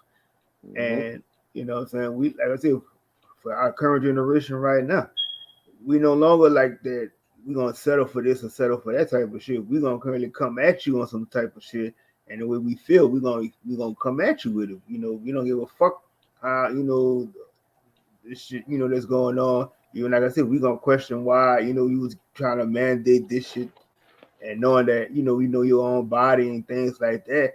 You know what I'm saying? So like I said, a lot of other people just so wrapped up into that. Like I say, when you depending on so many people to take care of you, this is the you get the end results of what's happening to you right now. 100%, man. That's why I was like, listen, man, even this path on, because I ain't gonna say it's been the easiest path. It's definitely been a lot of hurdles that I had to jump over and things that I had to learn, and things, mistakes that I've made that I was able to learn from afterwards. But at the end of the day, it's like I'm willing to go through the fire to be able to be able to show other people, like, listen, there's another path. You feel me? Like, you don't just have to do what they're telling you. So it's just the fact that it's grassroots. So it's like, it's gonna be a lot of mistakes that's made on the way there, because Mm-hmm. end of the day, it's like it's like starting your own business. Mm-hmm. Everybody may not out the gate be successful starting their own business, but as long as you're able to stick to it, or you got a plan, the chances of it being successful is going to be higher. You know what I'm saying? You just got Mm-hmm. to be. But then you have a lot of people who think, nah, I just want to get a job because it's easier for me to just get a paycheck from somebody else. You know what I'm saying? But there's going to be pros and cons to either side, because it's like you Facts. don't have the control and freedom if you're working for someone else. But at the same time, if you start your own business, then you also have the possibility to make some mistakes, or to come up short sometimes. But what I'm saying, end of the day, it's still our choice to make, and it's not their choice to make for us. You know what I'm saying? And they try to pretend as if the only choices we have are the ones they give us, and that's a complete falsity. You know what I'm saying? And that's what they don't get to is like when you go to these jobs and shit, like they were saying, well, oh, this job will mandate this for that. But then, at the end of the day, you already know that these jobs is under federal, mandate or whatever. So it's like they'll lose their license and shit like that or federal funding. But at the end of the day, they always, you just a number in the system. There's no loyalty, never been no loyalty. Because That's it. that's why they put every time you sign on, you sign the application, and they put in their records and stuff, and they hire you. Bam, they already got an insurance policy out on you and shit, so they're gonna be covered. So Facts. and that's why I said I never understood. Like if I go when I go to these stores and shit, like I go to Walmart or if I go to Foot Locker, things like that. You know what I'm saying? You see our own people there, and they really act like they are. This job is the everything to them. You know what I'm saying? Hmm. They don't get the fact that you're just a number. You know what I'm saying? Yep. It's like any given time they need to make cuts. I'm saying like they just feel like they need to lay. They don't want you to know what they can just fire you. They don't give a fuck. They're gonna find somebody else that may be just as very less than what you was doing. But they already met their quota. They got somebody else to fill your place. It's Hmm. just, I mean, like that's what I don't get with our people is that a lot of them go work at these jobs, working hard, and everything, and just feels that this job has so much loyalty to them, and the company don't have no feelings because they don't give a fuck. As long as you provide Hmm. that, you bringing that money into their system, that's all the fuck they give about. They don't care about your health and all this other shit. They don't care if you sick. You take your sick days and shit like that. But you're like, okay, so you gonna take you'll get paid from that shit. But when your sick days run out and you still sick, we not covering that. You know what I'm saying? Hmm. And then look, Yeah. you take a vacation. You gotta take a vacation, but guess what? You only get 2 weeks on a vacation or maybe a month. But at the same time, it's like you still got a certain ditch you gotta come right back. Hmm. Yep. I think the term human resources have become so normalized. People don't even realize the context behind it. Like you are the resource. You know what I'm saying? We are being exploited for our time and labor. You know what I'm saying? And so it's just, case is just cut and dry the terminology. You know what I'm saying? Human resources. We are the resources.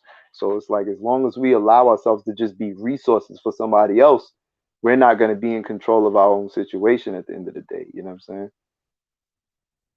Facts. And like I said, if you take either 5 to 6 people that leave a job or might get fired from that job, y'all niggas come together and say we're gonna make start our own shit up. Each individual who has a skill or a talent, they could put that inside the company, and then right there you build your own shit up, and you got the shit set for the next person to come through. That's how you build your shit up like that. You know what I'm saying? 100%. And that's why I always look at when you had this lockdown. That shit wasn't a lockdown. That shit was time to be creative. That shit was time to Hmm. get your mind together. That shit was time to get you doing some shit that you normally couldn't do. You were so stressed out, tired, working these jobs every fucking day. You know what I'm saying? It was time to relax. And I was like me personally, I was happy that shit happened because I really got to the point where I was tired of always, stressing over this and that and all this other shit. I know my jobs, I don't really work hard because I do like freelance type of shit anyway. But it's like it makes you feel good. It kind of made me feel good that I wasn't panicking like everybody else was doing. I still was in my zone. I was still was comfortable, and even to this day, I still was like, I still walking around without no mask on in areas and stuff like that. I don't, I don't really stress myself over things. I don't give a fuck if I'm around certain people that what I'm saying that I know I've probably been around people that probably had this shit, but I don't believe in shit like that to put that on my body to curse myself, what I'm saying, to put that on me. Because the more you worry and put that shit on you, it's gonna happen to you, you Hmm. know. And that's what a lot of people don't understand. Is that you putting more stress into your body than anything and worrying. That's the main causes of anything, any type of sickness. Hmm. Disease is truly a compound word. Dis-ease.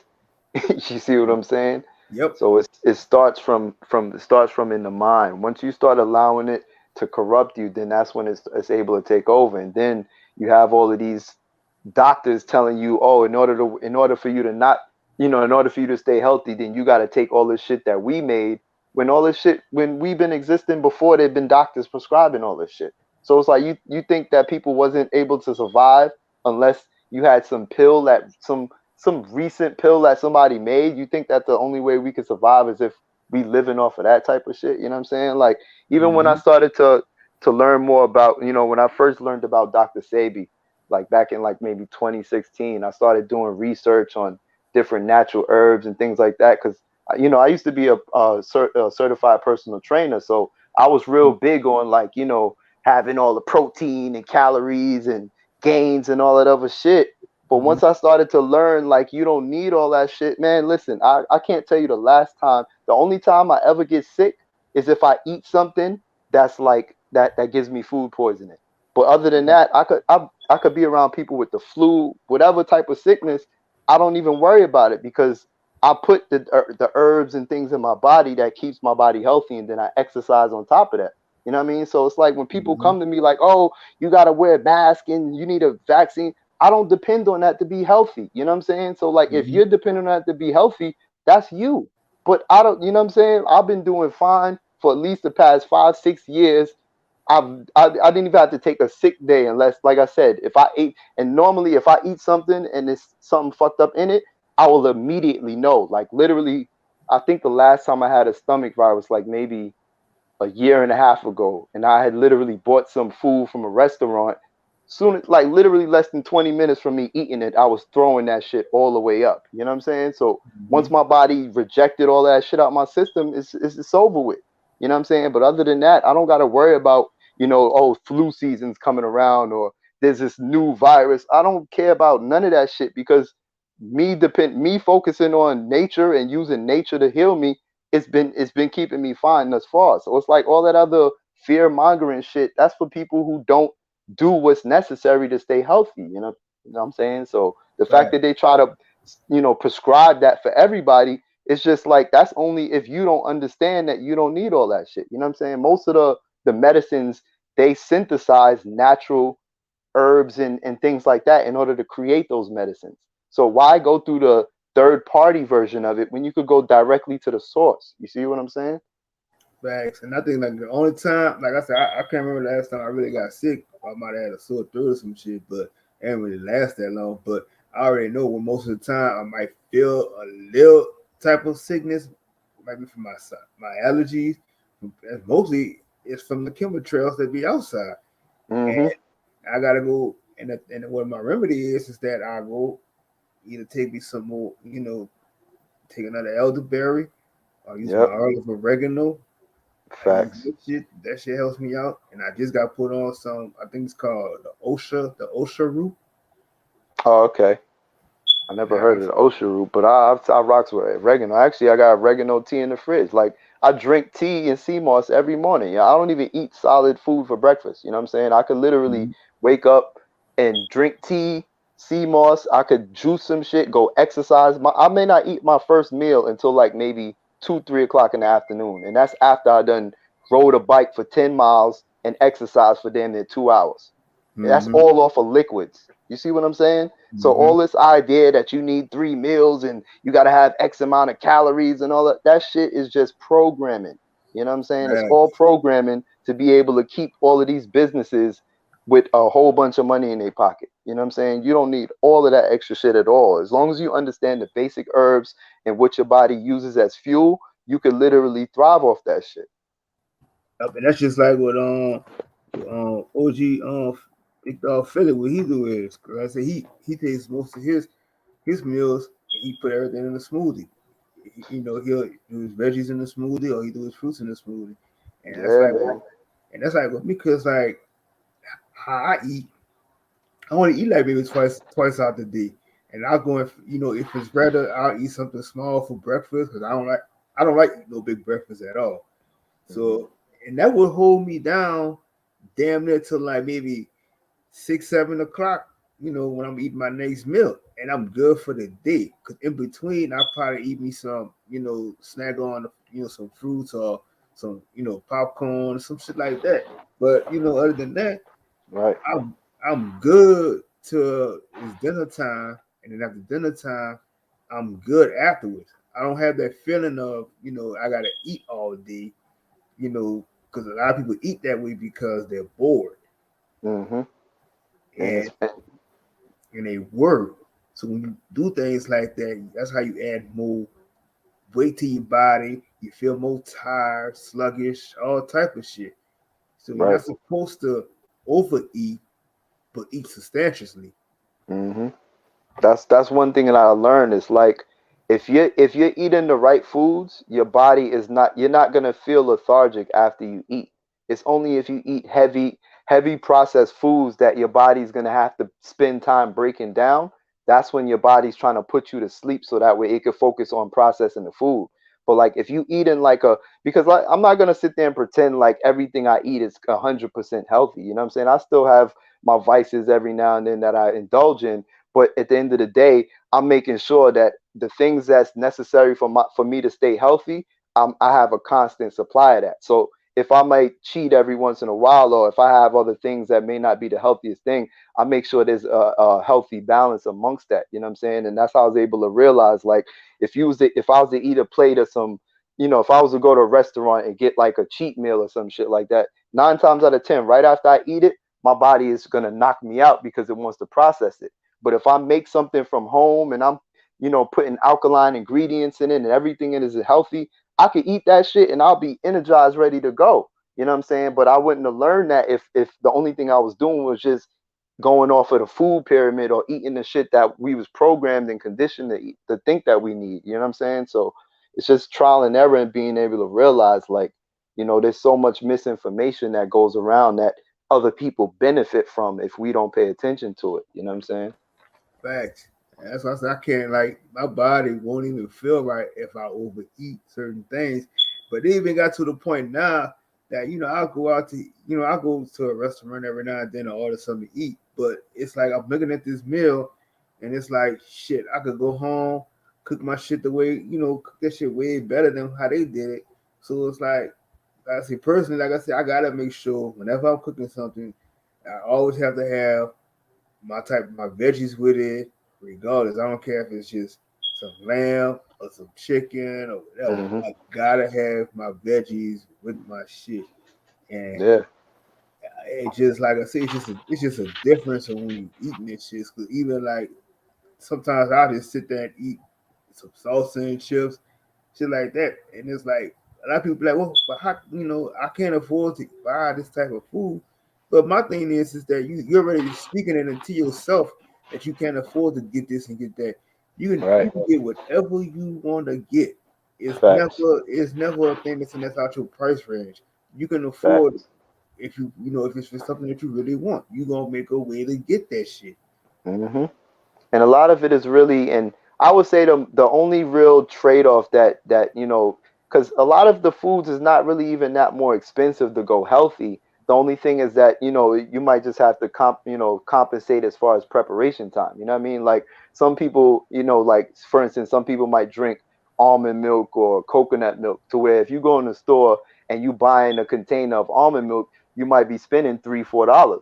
But like me, I make my own coconut milk. I make my own almond milk, my Brazil nut milk or cheese or whatever. So it's like I could spend much less and I could just make it myself. You know what I mean? Buying avocado oil, you could spend like $8 on a bottle, but I Hmm. learned how to make my own avocado oil. So I could literally just buy a avocado if I wanted to get some oil just to cook a meal real quick. You know what I'm saying? To where I may not need the whole $8 to buy a big bottle if I need to get some oil. You know what I'm saying? So it's just a matter of how much you're willing to do to really, maximize what it is you're trying to do. You know what I'm saying? But it's so much easier to live the microwave lifestyle where everything is just real quick and just convenient. But there's a trade-off. You gotta, with that convenience comes a lot of other extra shit that you may not need. You see what I'm saying? So it's just definitely Hmm. different. You know what I mean?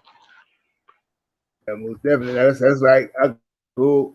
I stays in the whole food store. I mean, it's just I'm so addicted to it, and it's like a lot of people be like, "Wow, that shit kind of like maybe too expensive." But it's like to me, like I said, if I want the best of the best, so I'm gonna put my effort into doing that. I mean, like I said, I like to get my fruits and shit from there, and I love to get. You know what I'm saying? I just like to get the nice quality type of food. I mean, like Right. even though I know they try to GMO a lot of shit, but Hmm. me, like I said, that's just my opinion of like what I think is just the best for me when I go there and get things. And it's just, and I find other things that I need too, the natural soaps and things like that too.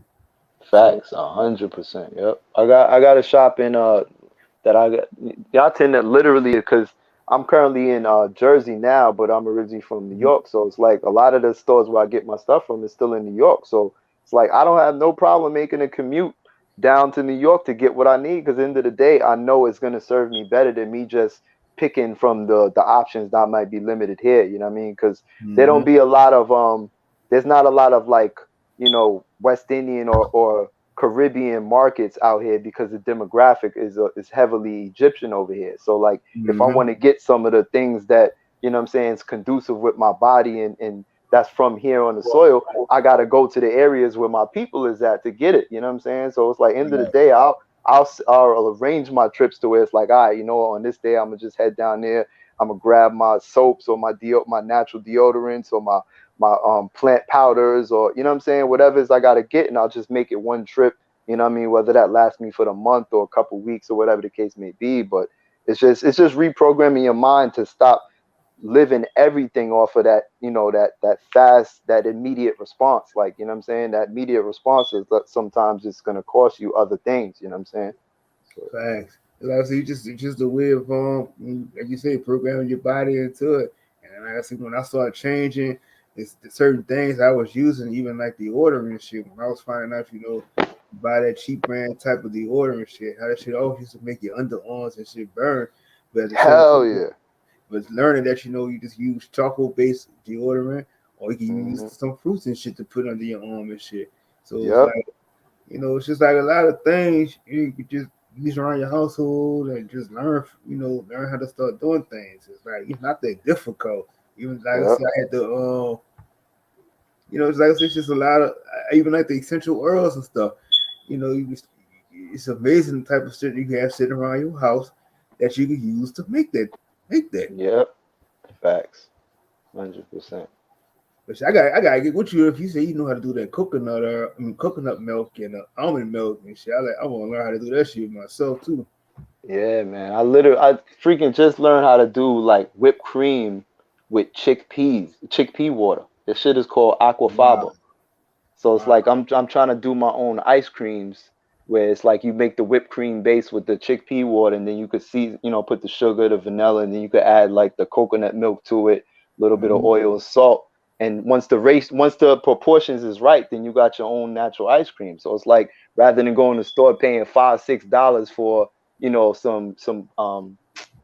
some non-dairy ice cream, you could literally just make it your own if you just go grocery shopping and get the raw materials. You know what I'm saying? So because what it costs, a bag of chickpeas is what, like $2-3. You know what I'm saying? So it's like Mhm. once you cook the chickpeas, you just store the water and you put that shit in the blender, and that shit'll just turn into fucking cream. All you gotta do is just add the sugar Wow. and however you gotta do it. So it's like so much shit you wouldn't really learn if you just getting what's readily available all the time. You know what I'm saying? So Wow. And that's crazy. I got a bag of chickpeas and I didn't even know that shit. But I used to yeah, man.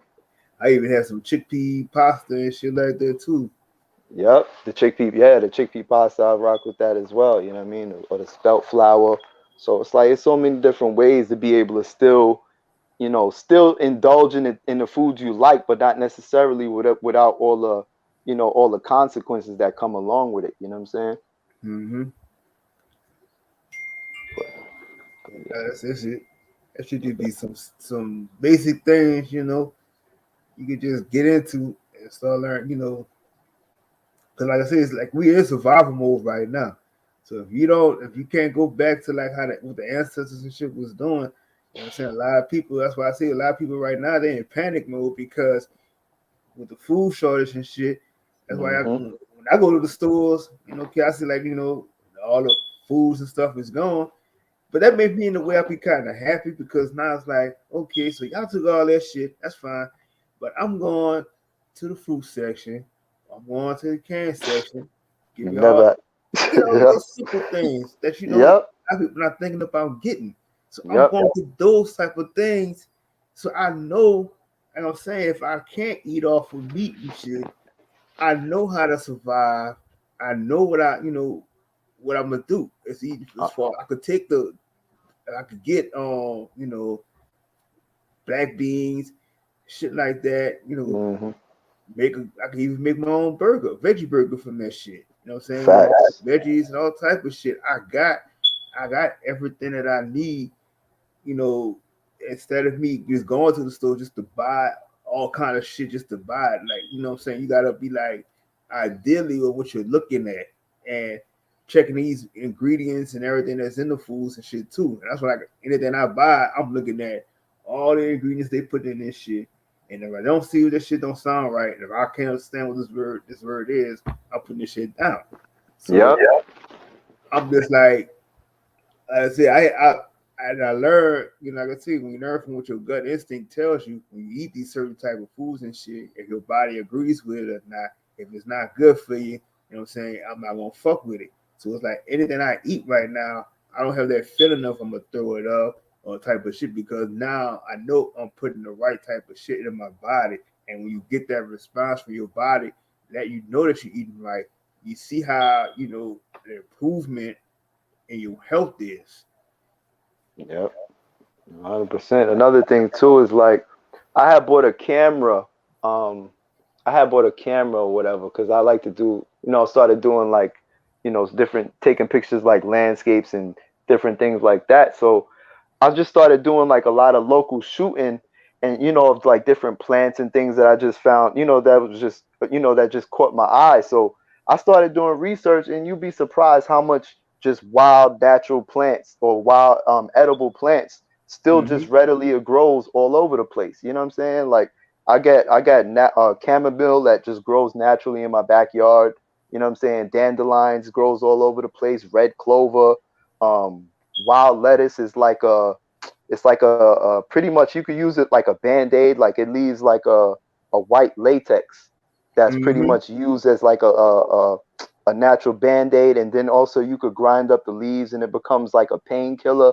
So it's like so much just shit that just grows out in the wild that they deem it to be weeds, you know what I'm saying? But the shit is Hmm. actually a lot of times medicine, you know what I mean? Like I was by my boy cribs yesterday, and in front of his the building he lives in, they got a whole bunch of echinacea plants, you know what I'm saying? Just for decoration. But at the end of the day, it's like, yo, they got a whole bunch of just natural medicine just growing in front of shit that most people just think like, oh, that's a pretty looking plant. You know what I'm saying? Not realizing that shit could be used for cough and cold type of shit. You know what I'm saying? So it, Facts. it's just so much shit that's just not even really spoken about or not even really paid attention to. The amount of like apple trees, different variety apple trees I done found in my area, blueberry trees, blackberry trees. Just me riding my bike, just paying attention to nature, you know what I'm saying? Not just Hmm. necessarily just focus on shit that I gotta do to be a part of society, you know what I'm saying? To where it's like you just, just focus on your own shit, you realize so much shit is available to us that, you wouldn't really realize if you just so caught up in society and shit, you know what I'm saying? Facts. That's even like aloe vera. Aloe vera is good for cuts and bruises and shit too. Hell yeah, you could use it for your hair, all of that shit. You know what I'm saying? Your hair, your skin. It's also like a natural like bug repellent. They don't really like fucking with that, so you put it on your skin a lot of times to keep away the bugs that be trying to bite you and shit. So it's like, man, there's so much different shit that once you actually just take the time to, figuratively smell the roses, you'll realize like, damn, we just being conditioned to benefit everybody else but ourselves. You know what I'm saying? Facts. That's even like I was telling you about the OSHA root.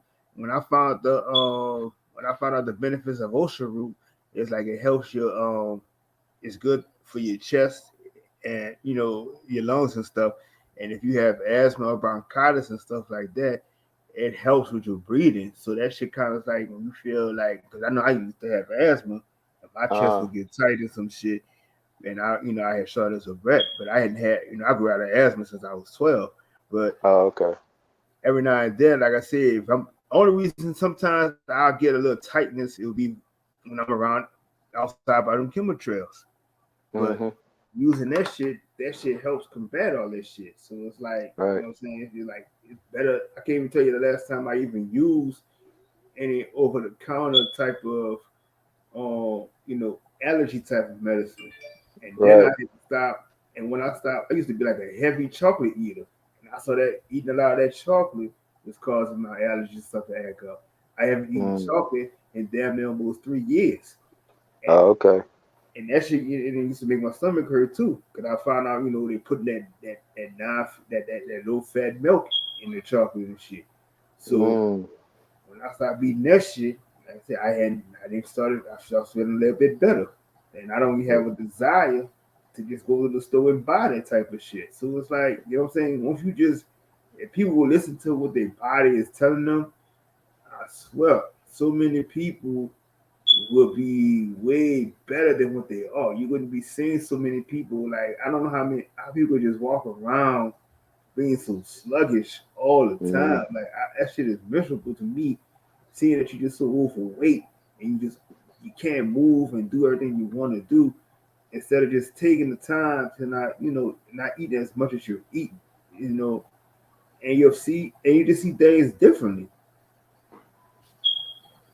Yeah, man, 100%, man. And like I said, for everyone, it's gonna, because everyone's gonna have a slightly different physiology. You know what I'm saying? To where their requirements are gonna slightly alter. So it's definitely good for each person to be able to find out what works for you and what doesn't. You know what I'm saying? So it's just that knowledge is just pretty much getting lost in this society. You know what I'm saying? Like even when Mm-hmm. I was like when I was a personal trainer, like I was literally working in the gym and like I had strong abs, but I just always had this layer of fat that would always cover it to where it's like I felt like damn, I would have to be doing all this extra shit just to get just to get my abs to show type of shit. But then Mm-hmm. once I started to change my diet and then I cut like poultry and chicken out my diet, literally I just literally started shedding weight. So now it's like I don't even technically got to really exercise like that for my abs to show because my diet is consistent with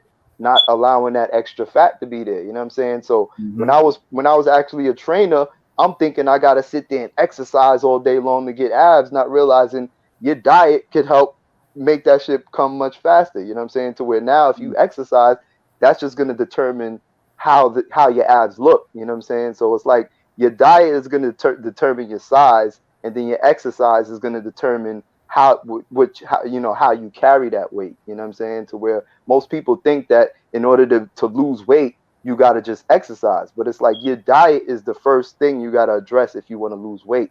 Now, if you want to sculpt or if you want your shape to look a certain way, then you got to tailor an exercise regimen to that. You know what I'm saying? But so you'll have tons of people that's, working out, doing all this extra work, but their diet is keeping them in the same place. So they feel like, damn, I just can't do it. It's too much to do. You know what I'm saying? So a lot of it is more just a lack of knowledge as opposed to these things not actually working. You know what I'm saying? And that's why I think like naturally just as people we naturally just have muscles and stuff like that. It's like you can Mm-hmm. see like, oh, how this nigga not don't even look that big, but then, he got natural muscles and stuff like that, and we got just have the strength to do a lot of things. So even when you like I said, I think sometimes people just do a lot of overkill when they do too much working out and shit like that. I mean, I could see like maybe 2 or 3 times out the week. Even if it's just not if you're in the gym lifting all that stuff, but like you mostly need to get out there and do your walking and shit too. So you know, I just think like it's just you could do what you do, but just sometimes don't overdo too much with it. Because you got to let Nah, your that's body heal and rest. 100%. Like it's crazy because I was bigger when I was a personal trainer, but I'm Mm-hmm. stronger now. You know what I'm saying? And when I was a Mm-hmm. personal trainer, I was more hitting the weights. And Mm-hmm. now I'm doing calisthenics now and I'm stronger than when I was lifting weights and I weigh less. You see what I'm saying? To where Mm-hmm. some people think that I'm actually much bigger than I am only because the calisthenics that I do it gives me more definition and I'm much stronger because the kind of calisthenics I do it challenges my body more than actual weights because I mean it's cool there's a like they could function to where you could use weights to sort of get certain results but you don't need weights to gain size. You know what I'm saying? And I had to learn that through my own experiences. I'll be in the, when I was a personal trainer, I got people using all of these different machines and all this other shit. But then, the more you learn, you realize like you could literally accomplish the same goals without having to do all the strenuous work of overkilling, or putting your body through strain with extra weights. You know what I'm saying? So it's Right. definitely a learning phase. You know what I'm saying? Right. It's like you see when your body, even when you go to sleep, your body's already like you feel that hunger pain, but your body's already resetting itself, and you're already losing weight when you sleep. Or Mm-hmm. even when you just sitting down drinking a bottle of water, you losing weight off of that shit because you shed in weight, Mm-hmm. and that's how I kind of like I see myself. It was like when I cut my because I'll sit there and drink water. I'm drinking at least about 3 bottles of water a day. So I Right. started seeing, I think that's part of too another reason why I don't really eat as much.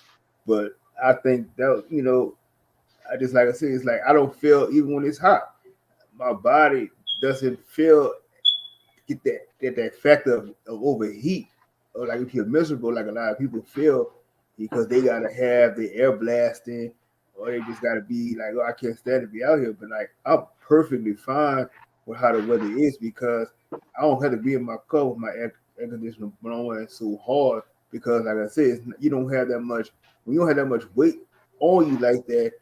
You don't carry as much. You know, your body doesn't insulate so much of that heat like that. You know.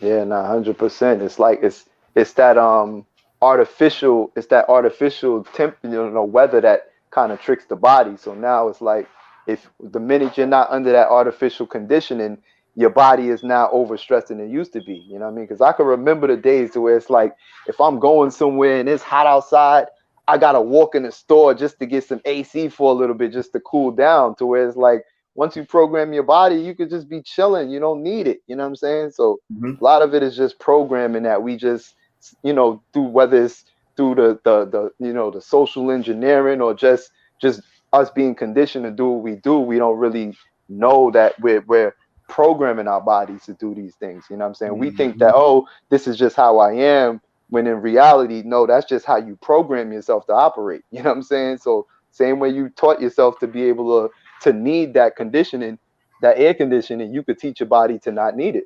You know what I'm saying? Facts, big facts. So, Like I said, me personally, like I said, in when it's hot, I gotta like at least ride with my windows down versus always having that artificial air on me all the time. Cause I just like mhm, me, I gotta have that natural air on me, and I say I don't even care like if it's 100 degrees outside, I would still go take me a walk. And most people be like they gotta be inside all day, and the mhm, air, I can't. My body just can't sit there all day inside because I'm gonna feel miserable if I can't at mhm. least get outside, some kind of way. Right.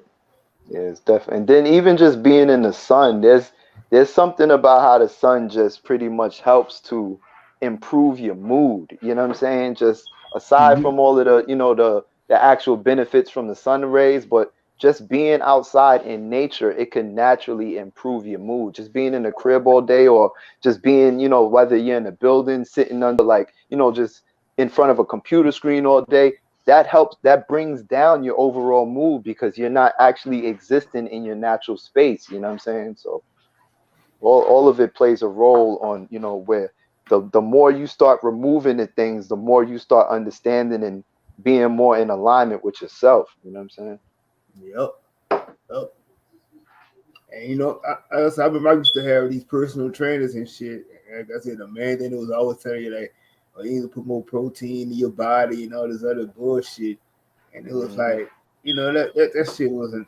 I had to learn that shit wasn't really necessary. Cause like I said, Hmm. I could feel the same way that I may put a little protein, or if I put like just drink a regular smoothie with just my fruits in that shit, and I'm feeling the same way. So like I Hmm. don't even have to add no. I mean, I add my honey and things like that, but I don't add sugar into much of nothing. Like even if I eat, I don't add no salt into nothing. Hmm. I can't have no French fries with no. Everything gotta have no. I can't put no salt on it. But Yeah. everything else, I would put my main seasonings in that shit. Like I'm always make sure I use a lot of turmeric on this, and I love having the turmeric on things Right. and lemon pepper and shit like that. So that's my two favorite seasonings. But other than that shit, like, I just kind of like say it's just a willpower thing, just conditioning yourself, just to say that I don't need this or I could try that.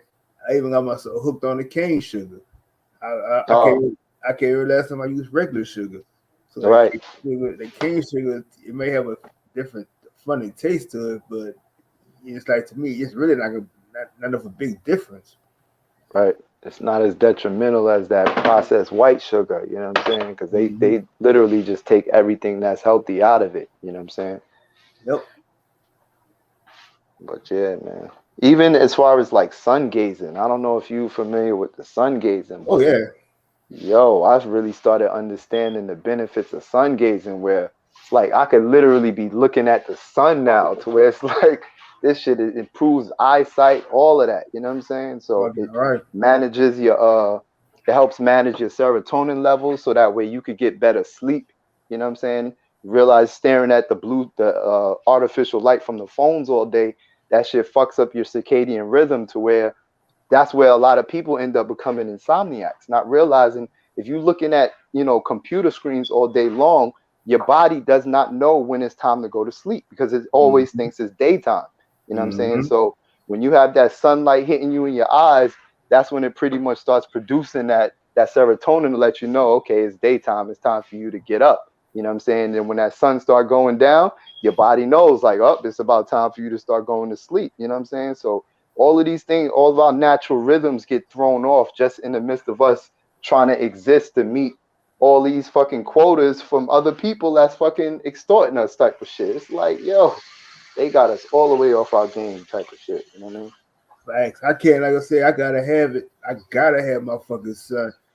And I say Yep. I get miserable when the rain come down. Even though sometimes I'll sit and meditate when it's raining. But most of the time when that sun is out, my body get that whole different reaction. Like I could just literally drive with, with the sun beaming right in my eyes. And there's no Yep. problem. And I see so many people when that sun hitting, they So slow the down. visor. Yeah, they Yep. When can't. they pull that sun visor down, you know what I'm saying? Yep. They squinting mad hard because they can't see. It's like, oh, blind spot. Like, nah, you ain't practicing enough. You know what I'm saying? Exactly. I'm cruising. That's I'm it. cruising through the whole time with that sun hitting me on my eyes, and I'm just like, I'm feeling energized. And I gotta be Mm-hmm. like, if I'm outside, and I'm doing something. I feel like sometimes I feel a little sluggish when I don't see that sun out. When that sun hit me, I get a whole burst of energy. I start moving. I'm like, Yep. yes. 100%.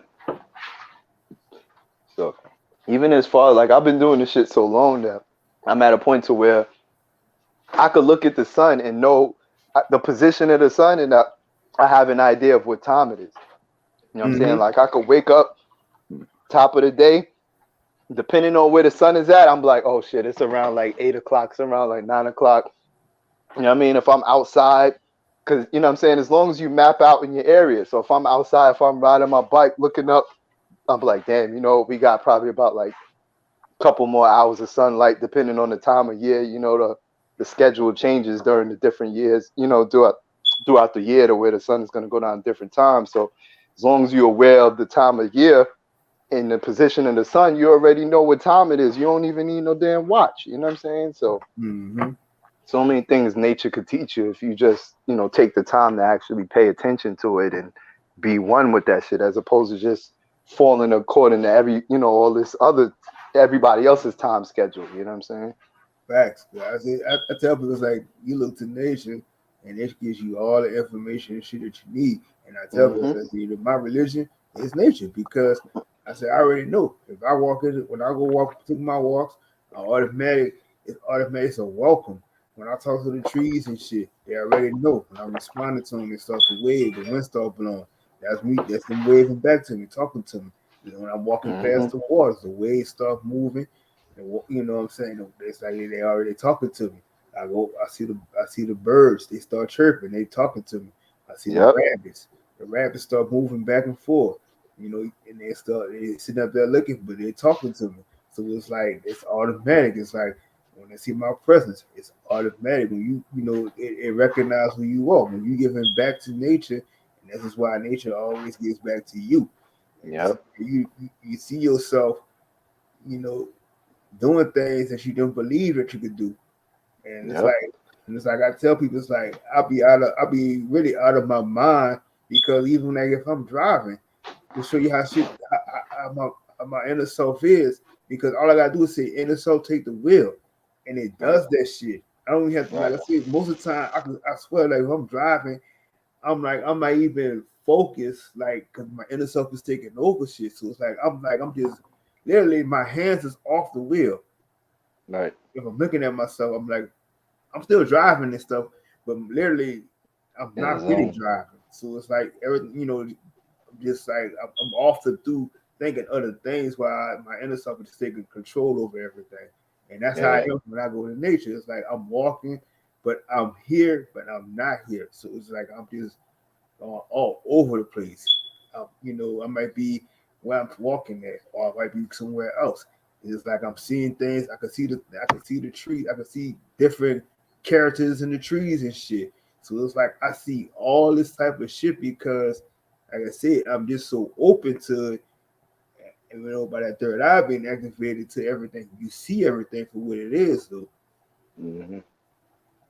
Yeah, man, it's reconnecting. And it's kind of, I mean, the only thing is just sometimes it's like understanding that balance because it's like you still existing within the world, so it's like you got to try to find a way to maneuver through the all of the program shit that's like society constantly throws at you to be able to find your own space, you know what I'm saying? So that's really what I think that's like the task that we all have to pretty much figure out how to be able to find that comfort within the midst of our daily requirements within this space, you know what I'm saying, until we fit it on. Mm-hmm.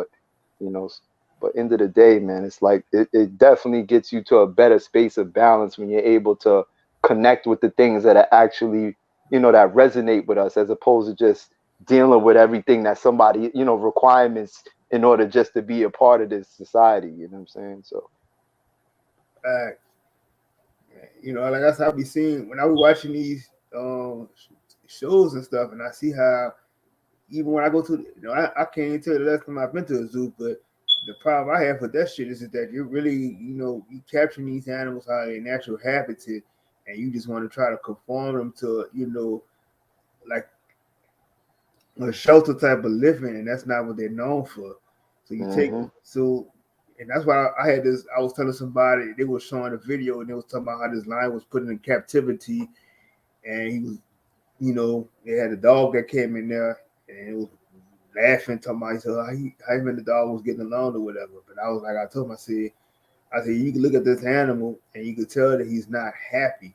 I said, I don't know hmm if you're trying to say it's a captivity thing, you taking care of that's bullshit because these animals need to be put in a natural habitat and y'all need to leave them alone. It's Facts. the pinpoint of it is that they don't get the fact that you supposed to let these animals, they know naturally how to hunt. They know hmm naturally how to heal themselves. You don't have to play like you're the creator doing shit like that. It's why Yep. that's why they've been able to coexist in nature, taking care of themselves. They know the plants. Animals know what plants to eat if they have a stomach ache, all type of shit. Facts. They know Facts. the laws. There's no compromise to this shit. And Facts. like I said, that's just why, like I said, I stay close to it because it's like it's nothing nobody can tell me that you can't go to nature and not learn anything from it, which guides you through everything that heals your body. So anybody tells you need to keep listening to a doctor for this and that, that's bullshit because, like I said, everything you need damn near in your backyard, and it's damn near, like I said, like you always had this shit right there in front of hmm That's a fact. I mean, the animals, they pretty much they don't even have to think twice to connect with nature. It's automatic for them. They don't, you know what I'm saying? you. It's like we end up taking them off their square by conforming them to our standards of living. You know what I'm saying? Like ain't no dog or cat, no wild dog or cat ever gonna have to find dog food in nature. You know what I'm saying? Like what is Mm-hmm. dog food? What is cat food? Some hard square bricks. You know what I'm saying? No animal is Mm-hmm. really gonna find that in nature. So the fact that we just put them on this program GMO diet, they stay within doors, they lose a lot of their natural instincts to where now if you bring them outside, they don't know how to survive. You know what I'm saying? Like Right. when I had cats, you know what I'm saying? When I had pets when I was smaller, they could go outside whenever they want, come back in whatever they want. You see what I'm saying? It wasn't like, oh, Mm-hmm. they it's a house cat and they can't do nothing. The amount of times my cat come back in the crib pregnant, have kittens, we get rid of them. You know what I'm saying? They used to fight local dogs, or you know what I'm saying? Used to like find different animals and hunt them and all that. It's like just let them be them. You know what I'm saying? We don't gotta conform them to live towards our standards. You know what I'm saying? Right. So That's why I say Definitely. that's just the problem. People be trying to act like they're the creator and they want to do this and do that. And that's why I see when these animals are just basically, like I said, all these things that's going on, these animals are just taking back what's theirs. They don't, I say they've been so captive and they just looking at everything they had was taken away from them too. So it's like, Hmm. when they see things, it's like all this shit is going on. Like these animals are happy because now it's like they're getting back their land. They're able Yep. to be who they are again. It's like, they got all this shit that they put in these cities and stuff now, on this land. You had to make the animals adapt to that type of living. That's not what they used to. Yeah, 100%. Like a lot of them, they wouldn't even know how to function when you bring them out if they've been, if they've been domesticated inside so long. So it's like they go outside 9 times, 9 times out of 10, they're now gonna find themselves in danger because they're not even acclimated to the outside world. So it's like it's just literally Mm-hmm. taking away their natural instincts just to serve our purpose. You know what I'm saying? The amount of people when I was working in the city, the amount of people I would see walking their dogs or their dogs will be in like strollers. You know what I Mm-hmm. mean? So like they're pushing their pets in a stroller, and you got this overweight animal that's just looking depressed because it's like, why are you taking away their ability to exist like that? You know what I'm saying? It's just crazy. It's like the animals be their accessories sometimes. They don't even want them to be themselves. You know what I'm saying? So it's Facts. And, just even though a dog is like a GMO of a wolf and stuff, but mm, like the way they call, how the people take these dogs and stuff and treat them like their children and yep. like and stuff like that. We call them dog. We call them dog nutters. But it's Right. like, but like I said, it's like people just like I said, they just be trying to take these animals and just try to, like I said, domesticate them or do Hmm. all kind of sexual things with these animals and shit. The shit is just Word. sad to the point that, what I'm saying, that you just really, like I said, you just really fucking up the balance of nature and don't even see that shit. Hmm. And I ain't gonna front. Even over the recent years, it's like you could tell that nature is really starting to reclaim its space because there's even starting to be more wildlife present that I haven't seen in a long time. Like as far as like raccoons in the hood, you know what I'm saying? Like there was a point Mm-hmm. where you wouldn't really see those just regular wildlife animals. The amount of times I done seen just beavers in the local parks and chilling and shit. They're like that it's like every form of nature is really starting to reclaim its place. Like, yo, we've been in hiding too long. They've been fucking up all of the damn land masses to be able, you know what I'm saying, taking away their natural environments. But it's slowly but surely, all of them is starting to reclaim their space. You see what I'm saying? So it's our time just the same to be able to just reconnect with who we are as being tied to the land and work in harmony with the land. You know what I'm saying? Like it's like I seen a hawk, and I'm like, I can't remember the last time I seen a hawk before, and I saw one just circling around, and I seen eagles and stuff, but like Yep. seeing a hawk, it was like a rare occurrence for me to see a hawk. Yeah, even crows. I be hearing like when I wake up because it like I have a few like trees in the front of my building and then in my backyard. So that's Mm-hmm. a lot of times that's when I know the sun is out when I start hearing birds. But now recently I started hearing a lot of crows. You know what I'm saying? To where literally you hear the because crows they tend to have a unique they have unique vocal cords, so they can make all different kinds of sounds. You know what I'm saying? So I'm starting to notice crows, all different kinds of I'll be seeing a lot of cardinals, robins, so all different kinds of birds. To where initially you just used to see like sparrows and pigeons. That was like the default birds that I would typically see all over. But now it's like everything is coming back out. Like yo, it's our time now. You know what I'm saying? That's how I see it at least. Like all of Man, nature is coming back. You know what I'm saying? yep, hell yeah, shit, man. Can't put this man a great deal. Shit, appreciate the knowledge and everything you was dropping this shit. Yeah, likewise, man. I just want to give a shout out to everybody in the chat room. I've been checking the seeing the notice. For some reason I can't respond on the way the phone is set it up, but I was just seeing everybody build off and throwing in their 2 cents and information. So it's good to see, the alignment, what I'm saying, everybody pretty much on their own path, but you still working together even though we in our different spaces, what I'm saying, as far as being able to connect that truth and and move on to it. You know what I'm saying? So big shout out to everybody in the panel that was rocking throughout the panel in the building. Shout out to you for being able to put this together. You know what I'm saying? And welcome me on here. You know what I'm saying? You already know. Oh, but I think everybody in the chat they was trying to try to get your info to see how they could get at you. Because I know I told them I don't think you had no channel or nothing. But I guess I don't know if you want people to hit you up at your email or something like that. Oh, okay, yeah. I mean, for the most part, what I do, I use Instagram a lot of times to share a lot of information that I want to be able to connect with. So I mean, anyone that's on Instagram, you can find me. I'm Abo Ru, but the way it's spelled is AB_O_RU.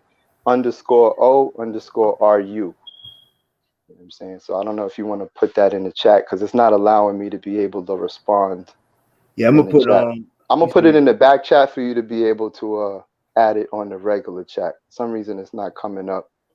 It's not allowing me to chat in the normal chat.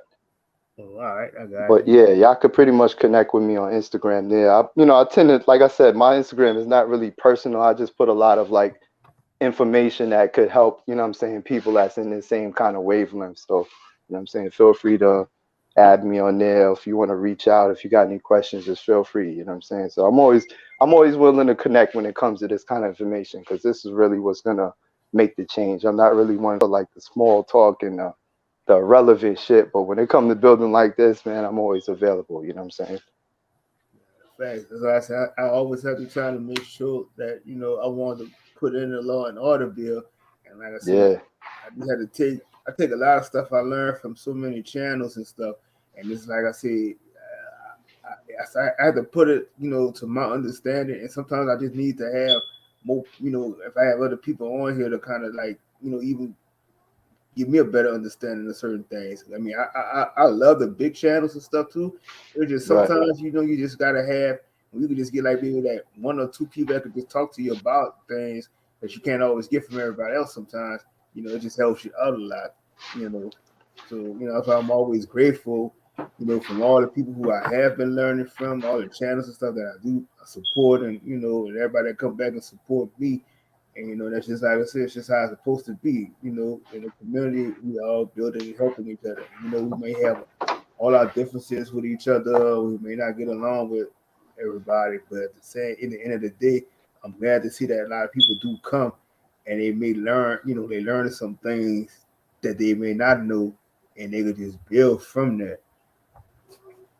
absolutely, you know what I'm saying? Like I pretty much and I think it's if everybody bring their piece to the table, you know what I'm saying, or everybody bring their piece, you know what I'm saying, to be able to put the picture together, you know what I mean? Because I got some of my peoples that be one, be telling me like, oh, we should put together a podcast, things of that degree, but I'm more so the position I'm kind of in is like I'd rather be the one that's going through and in the actual thick of shit so that way I'll be able to relay it to like the people like you to have your platform to be able to spread the information, you know what I'm saying, because it's Mm-hmm. hard to be able to run the platform and then also be going through the motions and learning everything. So everybody plays their own individual role in being able to connect us all and bring everything together, you know what I'm saying? So appreciate you, like I said, for being able to bring me on to be able to shed the information I've been going through. Because end of the day, like I said, I'm on this path so that way I could be able to help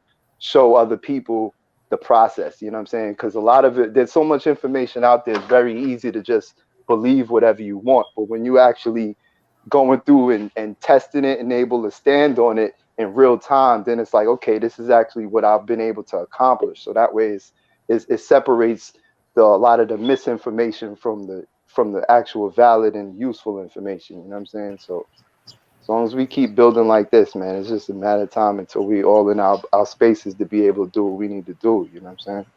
Like as I said, I know I put you out your comfort zone because, like I said, I don't like to be on a public platform, but shit, like you out there comfort zone to be out here talking.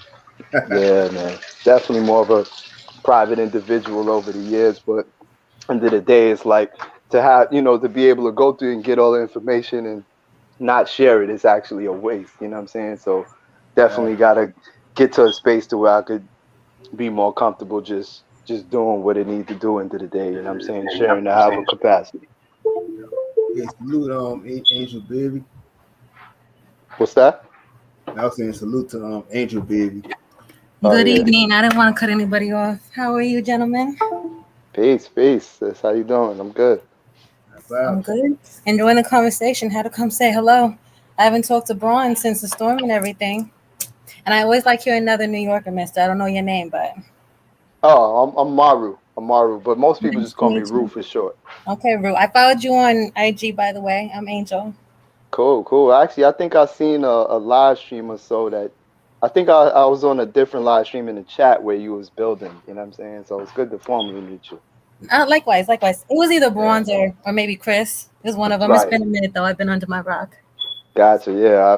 Trust me, I'm very familiar with being under a rock, so I That's real where recognize real. you will see who I am. I just followed you on IG. I literally have one picture because I don't do social media like that. I started back last year just to build with like minds.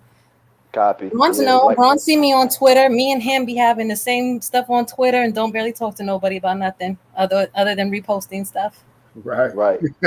Yeah, like I had originally started my Instagram and it was just putting frivolous stuff on there, but the more Same I back in the started to day. learn, yeah, the more I started to learn, it's like, you know what, I might as well just use this to share information. All that personal Right. shit is just Well, irrelevant. You know what I I mean? was a So, hairdresser for a long time, so you know how that goes. If you are a personal trainer, you put stuff on there for your clients, for events, blah blah blah. And even now, right, it's so tedious and arduous because, like I said, the whole hanging out and what you call small talk and just the nonsense stuff. I've never been into it, so it's always like super painful for me to be that I call it frivolously social. The small talk, the chit chat about all the nonsense with right, sports and celebrities, and I've always hated it. I hate it right. because it's so Yeah, stupid. It's a waste of time. Right. yeah, it definitely could be a distraction to our own detriment. You And know? that's all it is, a distraction. So, the past few years, I just said at a certain point, I'm like, you know what? I just don't want to participate anymore. I just don't. I'm not going to. Like Yeah, you said, the chit chat, small talk. If it's not about some conscious wisdom stuff, I just don't engage anymore. facts, 100%. 100%. So definitely it's good to be able to connect with, like minds and be able to, share and build with everyone. Because I've seen a lot of good information in the chat as well. You know what I'm saying? So Same. definitely see everybody is definitely on their job. And On a side note, since where are you in Jersey now? You're close I'm enough to in, the city. yeah, I'm right outside of Staten Island, the Bayonne area. Oh, okay. I Yeah. need you to send me like a brick of cocoa butter from like Harlem or something. Like Okay. I moved away. Let me see, 2.5 years ago. I'm in Central Texas now. We can't find stuff like that out here. Just a random Yeah, African with a table set up on the street, just a brick of cocoa butter. copy that. Copy that. Right. I got a couple spots that I go to, so if anything, we'll connect, and I'll see I could I'm telling you, I send need you a brick some. of mango butter, cocoa butter, and shea butter. You already know. Copy that. All right, cool. So we'll definitely connect. You know what I'm saying? I appreciate it. Keep me in mind. Likewise. Great to meet you. Bronze, how'd everything go with the storm with you and your family? I only Uh, caught tidbits of you updating everybody.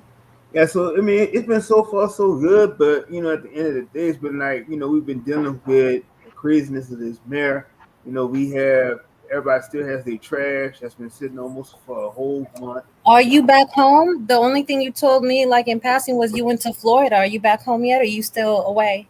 I'm back at home. I came back Okay. home last week, but so it's like I said, it's just been a lot of people still trying to get things together. Certain areas still don't have power and stuff, Oh but wow. what I'm saying is that we still got. I said people still have their trash from the incident that's still sitting there, Right. and yeah, it's just craziness. But like I said, like I was telling on Root, I said I said basically it's just showing you that everything's about to reset itself anyway. Mm-hmm. So Mm. it's gonna get way better. I was discussing that with my teenager because things are so I'm in Central Texas. So I went from New York City, obviously, like this, like our winters are never terrible to where we lose like electricity, gas, and water. Never happened. All the years I lived in New York, never ever happened. I come Hmm. all the way to Central Texas here in February. Um, and got frozen, stuck in the house for a week. Couldn't drive, no water, no gas, no electricity. But I remember when things kind of started going back to normal at almost week 2, and you saw kind of like what Bronze is describing, all the trash everywhere because all the snow melting. And I swear this snow wasn't like regular snow. People were trying to melt the snow because they had no running water to melt it down and use as water. It was like slick, like I'm telling you, like chemicals, like whatever in it.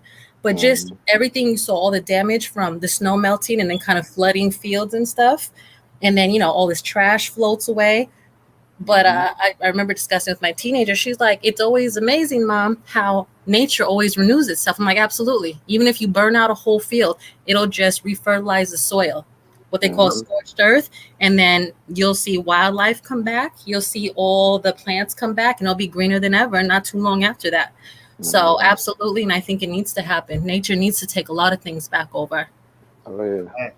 We could definitely assist nature with that. You know what I'm saying? For Absolutely. whatever Absolutely. capacity we can do, pretty much helping them stop the shit that they're doing that's taking it off balance, So definitely agree. Absolutely. So it's just, one of my running points is, the whole climate change and all that and all the things we need to do.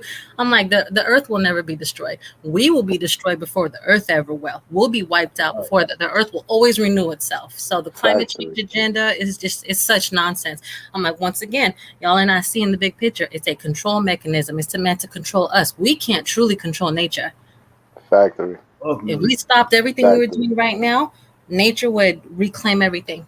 And not a lot of time either. Maybe a couple of years. Even the buildings, even the huge infrastructure in cities, everything. Yep. As Yep. soon as you tear a building down, shit, the earth will replant itself over all that shit. Right. I Nature mean, will like let us. New York City, like Manhattan, how often are they always doing some kind of maintenance in the city? How often are they always working on gas lines or water lines, whatever? Because if you just left it be, Manhattan back in the day looked like a forest. Like what Hmm. Central Park is, if you just left Central Park untamed, that's what all of Manhattan was. Just like Yep. what you see in upstate New York. They're always working on something because they have to. Hmm. Mhm. It's like the roads that go from the concrete. You can pour concrete Hmm. all over the floor, but That's right. eventually the grass is gonna push through. That's right. And you Nature's see that gonna push everywhere in the through. city, everywhere. Hmm. That's like they were saying when y'all had they had that flood in New York, and they were saying like a lot of people will move down to the basements and stuff, and the flooding came from that part. But like what people don't get to is that even though New York is was surrounded by a lot of water too. Right.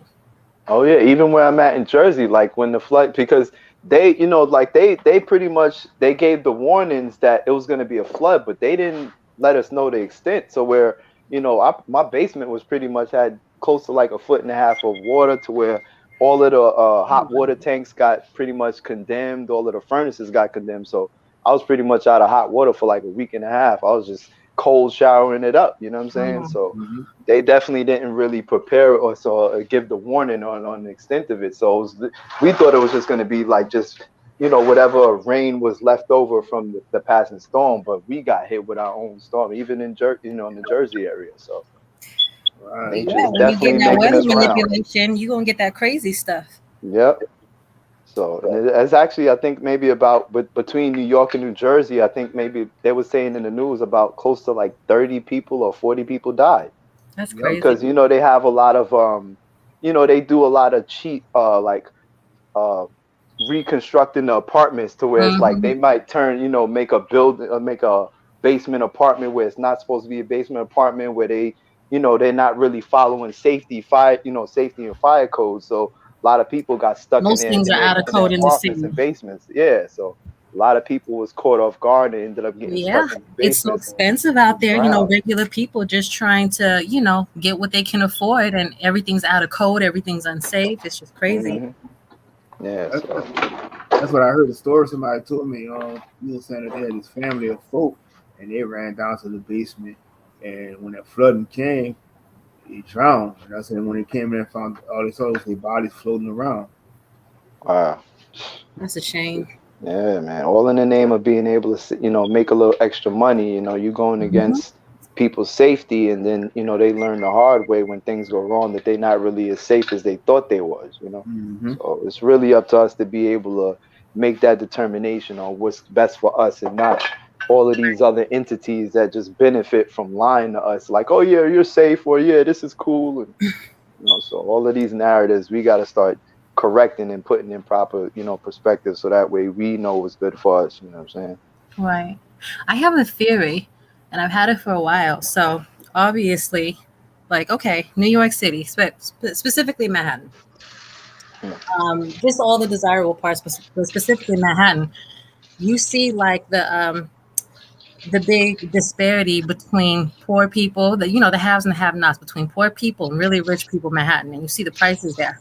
There's really no middle class. Like, they don't want you living there, specifically, brown people, unless you're selling a hot dog or cleaning toilets. And then we don't want you to live here, though. We want you to come into the city during the day, do our little menial work that we need you to do to help the city run and function. And then we want you to go out to, all the places we don't really want to live. We'll just develop Hmm. it, invest there. They want Manhattan to be, rich people playground. Yep. Well, you see where they're 100%. getting hit the hard in California too. Obviously, you see like Silicon Valley, the nice part of California, they're making it like unbearable. But these are the places that the rich people want to be. So say you see how bad they call California. They have some of the strictest stuff with lockdowns and everything Laws. Right. since March of 2020. New York City too, with Cuomo, with that Excelsior pass, with De Blasio. So Hmm. it's almost like it's gonna serve us to be out of those places. I got out of there, like I said, 2.5 years ago. I knew something that was coming. I knew New York City was not gonna be the place to be, especially me, single woman with a child. Absolutely not. I felt it Right. coming. But Right.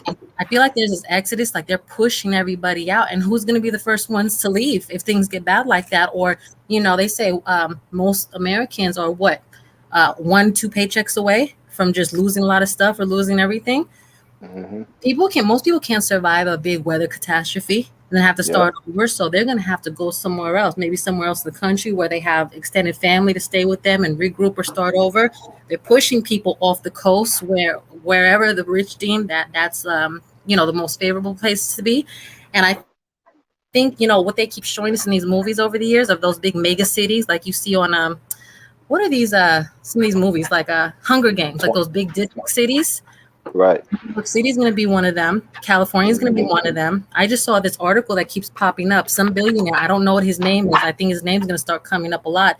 That he wants to build one of these new huge mega cities in the desert somewhere. So it's either going to be in the desert in California, or out by Las Vegas, or out in Utah. I'll have to look up his name. But they're already starting to bring that narrative in, like, oh, these big mega cities where we'll all be contained. You'll be safe there. You'll have lots of resources. You don't have to worry about nothing. You're gonna start seeing those, just like the Hunger Games, like all the, I think they call them districts. Right. Even But they're because even pushing out people here, out. oh, I was gonna say, even where I'm at in Jersey, because I've been out here for about maybe a decade. So Hmm. what made me move out here was pretty much is that it was quiet, the cost of living was a little easier, and it was fairly convenient for me to get into the city where I was working at the time. So, Right, I've been here for a while, but over the, I would say over the decade, what they're doing is, with the area I'm at now, this is now becoming like the next best thing to the city. So like they're raising all the prices, they're building a bunch of right. condos, But they're what trying you to did give it 10 all of years these ago, fancy everybody's names. gotten on the bandwagon. Like, oh, you know how New Yorkers chase the prices in the areas. Let me get out of the city, but be 20, 30 minutes away, maybe. They've gotten all the surrounding areas. They're going to keep Yep. pushing further out, out, out, out. Yep. So it's the writing's definitely on the wall. So Absolutely. And again, this is part of this is weather warfare. Those storms in New York State, like the one that just happened, that's not normal. What yeah. Ron just went through, that's not normal. Like I said, I went from NYC to Central Texas. What I went through in February, that's not normal. Like I said, I didn't have running water, electricity, gas for close to 2 weeks. And people were Mm, teasing me like, oh, you must be used to this. I'm like, I've never seen this before in my life. right. Never. Never. Even in New York, even with the worst winter storm, I've never seen anything like this. Hi, Hmm. Leo. Hey, how you doing? I just How are wanted to you? say, that last storm that hit, like Philadelphia. I live in Georgia, but I went and visited my mother in Philadelphia, and Mm-hmm. it only hit. The storm only affected people that live by the water, and we Right. know who lives by the water, right? Mm-hmm. Hmm. The rich. Yep. The inner city didn't get affected at all. Hmm. Not one flooded basement, not one flooded car. Just the people by the river. Mm-hmm. Schuylkill River, to be exact, in Philadelphia. But that won't hurt them anyways. Again, they can do it in a very targeted way and advantageous way for them, because if they have all that money, all that property, or they want to clear some land out, they're going to get paid back on the insurance anyway. Right. Exactly. They're And then you have millionaires and billionaires. Absolutely. It's They not probably make hurting them at money on all. all that damage. They make right. money off of Like it. Philadelphia, like I said, it was the people that live around the Schuylkill River. Hmm. They're the only ones that got affected, That and that makes sense. always in any storm that gets backed up because the river is only say 35 feet. So once it Mm. hit 35 feet, it's going into the streets. Same thing with Louisiana Mm, by the water. So And it if will you be so living by the interesting to water see who and you ain't increased rich, their you better move. right. And but that's the whole point. It would be so interesting to see who increased their insurance policies right before those storms happen. But people who can't afford anything, they're just barely making ends meet and trying to get by. They can't afford insurance if they can barely make ends meet. But the rich, like I said, it'd be interesting to see who increased their policies right before, just like right before 9/11. That dude made so much money. He literally within 2 weeks before the towers went down, he increased his policies. And one of the specific provisions he made was to include terrorist attacks. So that's what I'm saying. This is very targeted and advantageous for certain people to know they actually make money off of these disasters. right.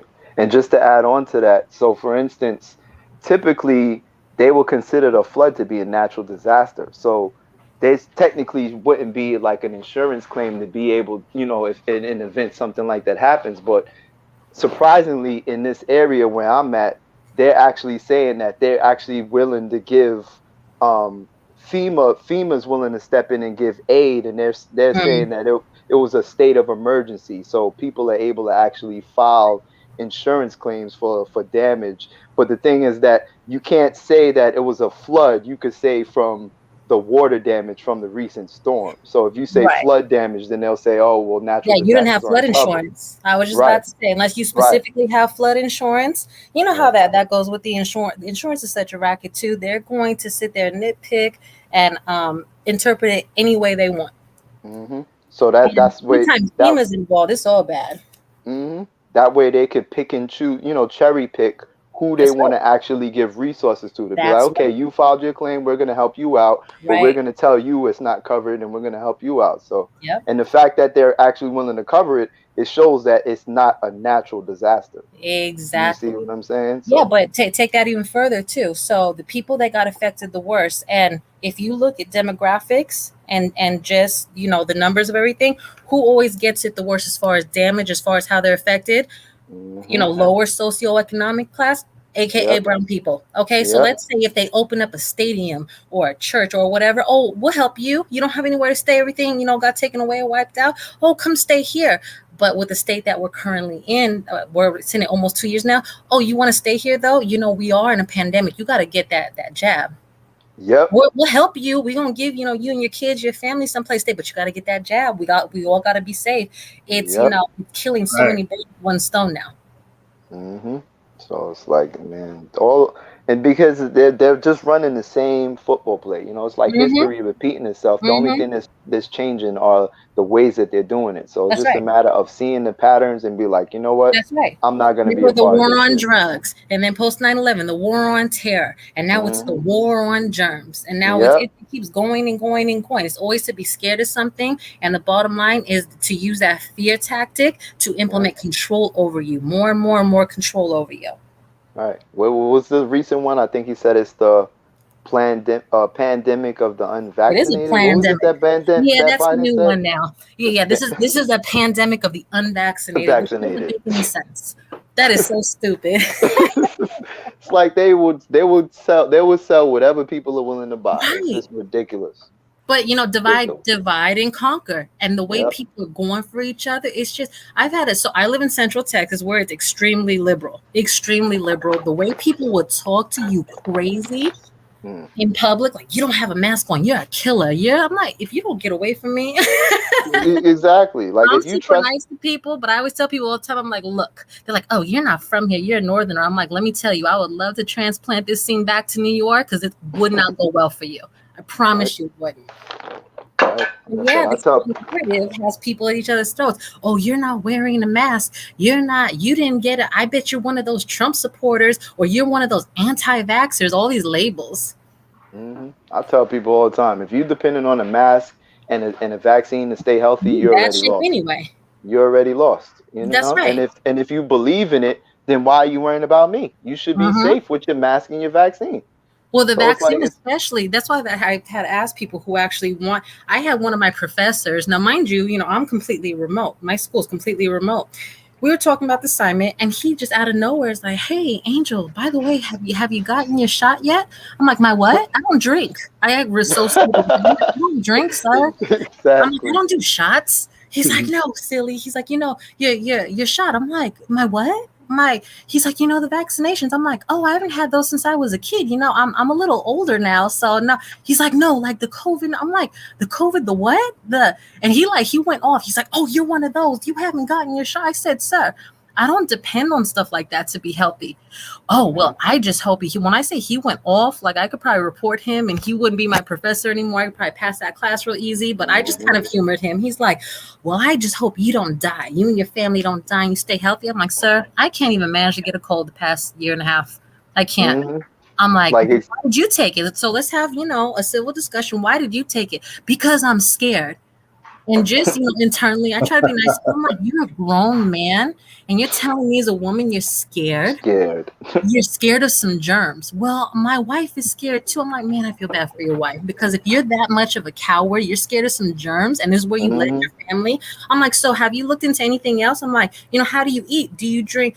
Well, I drink soda. I don't smoke as much. I'm down to 1 pack a day. I'm like, "So you drink soda all day, you smoke hmm cigarettes, um, like what else?" He's like, "Well, I cut out sugar." I'm like, "Oh, really?" He's like, "Yeah, I use sweet and low now." I'm like, "Aspartame? Are you serious?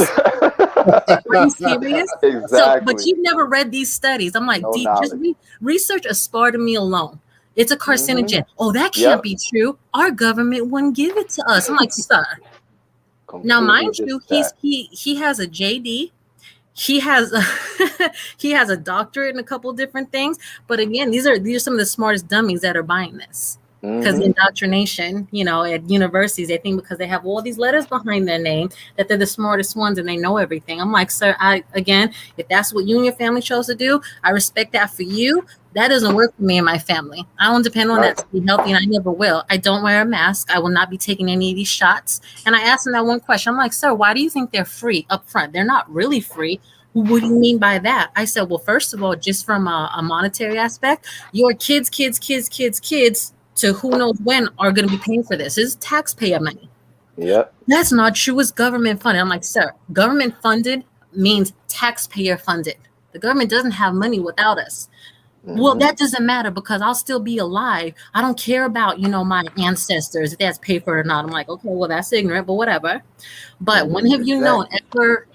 ever a He time probably has a pre-existing condition too. he does? He just said he Most of them smokes, do. he Because they drinks his haven't been coffee. taking care of their body. That's why they got pre-existing conditions. Well, that's right. He can see a picture of me because I have a picture on my profile. He's like, "Well, young lady, you don't know anything. What are you, good 25?" I'm like, "Sir, I'm almost 40. "Oh, well, you look young." I said, "Well, thank you for the compliment. That's because I take care of Take myself." care. I Yep. saw his picture. I said, "May I ask how old you are?" He's like, "Oh, well, I'm 49. No, like no disrespect. This man looked like he's about 70. Wow.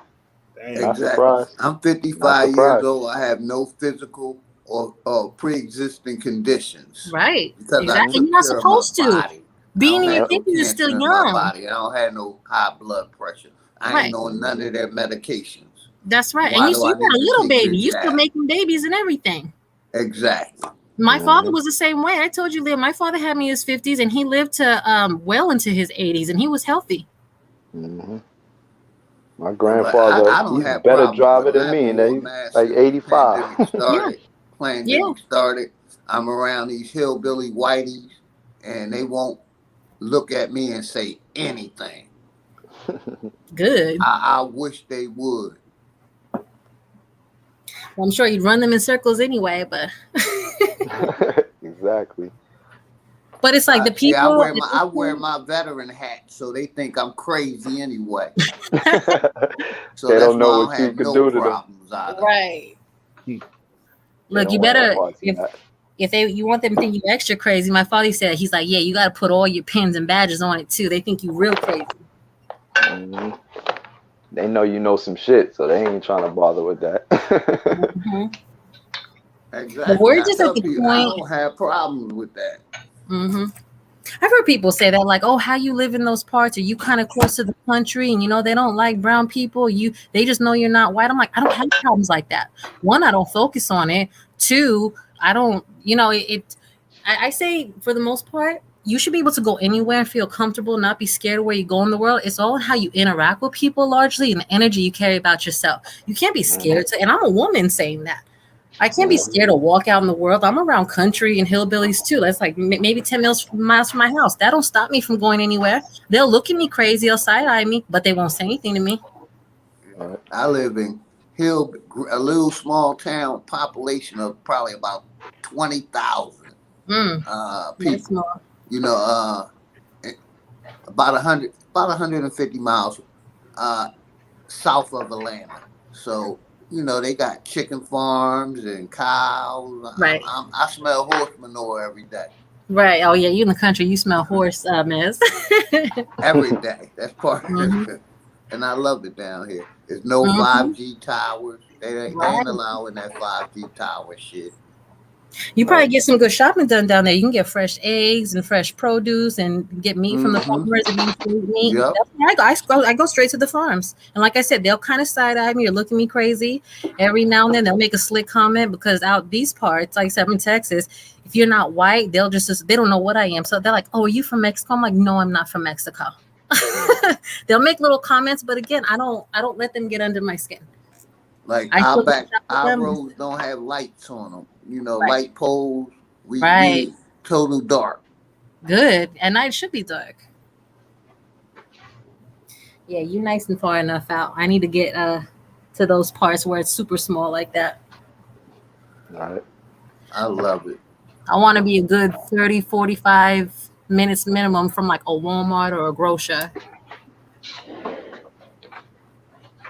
So I'm in a quiet neighborhood, but I definitely want to be in an area where it's a lot more of just just natural land to be able to cultivate and harvest. Because Right. even though it's not city area, like it's kind of calm and quiet, but it's still not too much areas where you have to go to like a It's lot still of too the developed. natural. Yeah, see, Yeah, I'm in the woods. All you see is trees and woods. yeah. Good. See, Yeah. you could definitely deal with that. It's like a lot of the parks out here still have a lot of the natural, like natural growing fruit trees and things like that. Like they Oh, haven't nice. taken that Exactly where down, I'm at. That's exactly. I got a pear but tree, blueberry tree, and mhm. another tree in my backyard. Like Bought it even when I my bought the house. Came with the house.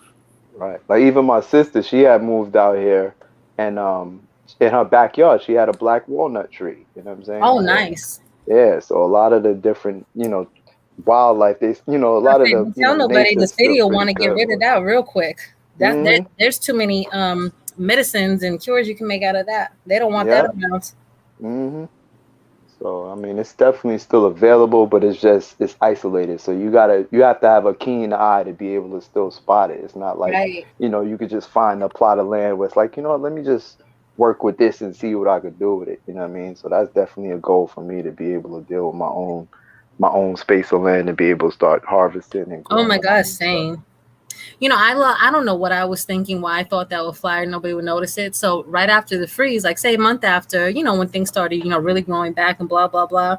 So I live in like an apartment community. It's just very big and it's spread out because it's Texas. Everything is bigger here. But Nice. there's this little like patch of dirt. I'll say it's like 8 feet by 5 feet. It's decent enough, but they had pulled all the bushes by their roots because I guess they were rotten. They weren't growing back right. Mm-hmm. So I went and planted a bunch of herbs right there. I thought maybe That's they how you wouldn't do know. it. So, man, when I say they came banging on my door like the police, and like the lady tried to tell me off, like my little leasing manager, she's like, "You can't do stuff like that, and we should make you pay this bill." The landscapers had to pull all this stuff out. I'm like, "Well, ma'am, I'm not going to pay that bill, but whatever." How do you even know it was me? You didn't see me do it. I didn't. But when I say they were mad, she's like, yeah, and that's against city ordinance. They posted me a letter with all the codes that you cannot grow stuff in certain zones. They're municipal codes. So since I'm within city lines, yeah, no, you can't do this. You can't do that. You can't. I'm like, okay. When I said, but they flipped out about it. It was crazy. Like some green onions, some cilantro, some mint. Like, they flipped out. They flipped out. You can't be out here replacing the supermarkets. Exactly. I was about to say, they're like, The there's nerve an of you. HEB down the road. You're taking business away from them. How dare you? I'm like, lady, have a nice day. I gotta go. Yep. It was just crazy. I just want to see what they would do. But yeah, they flipped out. It was crazy. But I think that's what the municipal codes, that's part of what they state, is that you can't be in competition with exactly what you said, with the big grocery stores, with the supermarket. Right. And I wouldn't even be surprised because like there's the park where I typically exercise. I realized they had this blackberry tree that grows. So what happened was like, it literally was like the tree literally just harvested. So like the full tree was covered with blackberries to the point I'm exercising in between breaks. I'm just pulling blackberries and snacking on it. And Yeah. literally like less than a week, I go back to the park to exercise. The entire tree was bare naked. Oh So my I God. know they pretty much was harvesting it and one of these local markets are selling it. You know what I'm saying? So it's Yeah. like I know nature because you didn't even see any blackberries on the floor. Normally, like if the birds are chipping at it or eating it, you're gonna see a lot of the blackberries that fall Right, and but get once they're crushed, whatever the ripe, they'll case all may be. fall at once for the Yeah, most so part. the fact that it was completely bone dry, it's like, nah, somebody actually harvested this and picked them. The fact that there's nothing on this tree. So I'm that's surprised they pretty didn't much pull the what they're tree doing. once people Yep. got, wind of it. I remember, so I used to live in Harlem, like very South Harlem, like off Adam Clayton, where it runs into Central Park. So like Right. Central Park North is 110. I lived on 111th and 7th Avenue. Okay. So the top of Central Park, that was like my daughter's playground when she was little. So, but I remember seeing, like you said, nature always renew itself. That could even be from people, throwing out seeds just from eating them, whatever, and it'll grow so quick because the soil Right. is still decent there. When I say I saw and I recognize, I'm like, I saw some mint growing, some green onions, or I don't know, somebody did it on purpose. When I say the city snatched that out real quick, because people like it was like bushels of it, like people were coming out and picking it, or like, hey, Yeah. that's right there. Why don't you go? The city cleaned that up, so they dug it up and they added more Wow. concrete. Wow. In like 2 weeks, it was gone. It was gone. Then another thing is they'll declare the plant to be a weed. It could be Right. an actual edible plant, but they'll be like, "Oh, these are weeds," and they'll pull it. And It's like, or they'll no, tell that's you too, actually like, oh, medicine. that's deadly. They'll put out some Mm-hmm. report, oh, that's deadly and that's dangerous. Right. So it's all type of schemes, man. But Yeah. But what you said too about more wildlife coming back, I remember there was an alert for a coyote in Central wow. Park. Oh, I think I remember that too. It was probably like Yeah. 2 years back, but I think it Right. bit somebody. But yeah, there were a couple coyotes in Central Park, so people were like freaking out. I'm like, good for them. I don't know how they got here, unless they walked all the Exactly. way from upstate or from like Scarsdale. Mhm. Every now and then you'll hear, because they'll come up from like Orange County, you'll hear about cougars coming down as far as like Westchester, or some coyotes. But I'm like, all the way to Central Park, like in Manhattan. I'm like, that's crazy. They had a journey. Good for them. Mhm.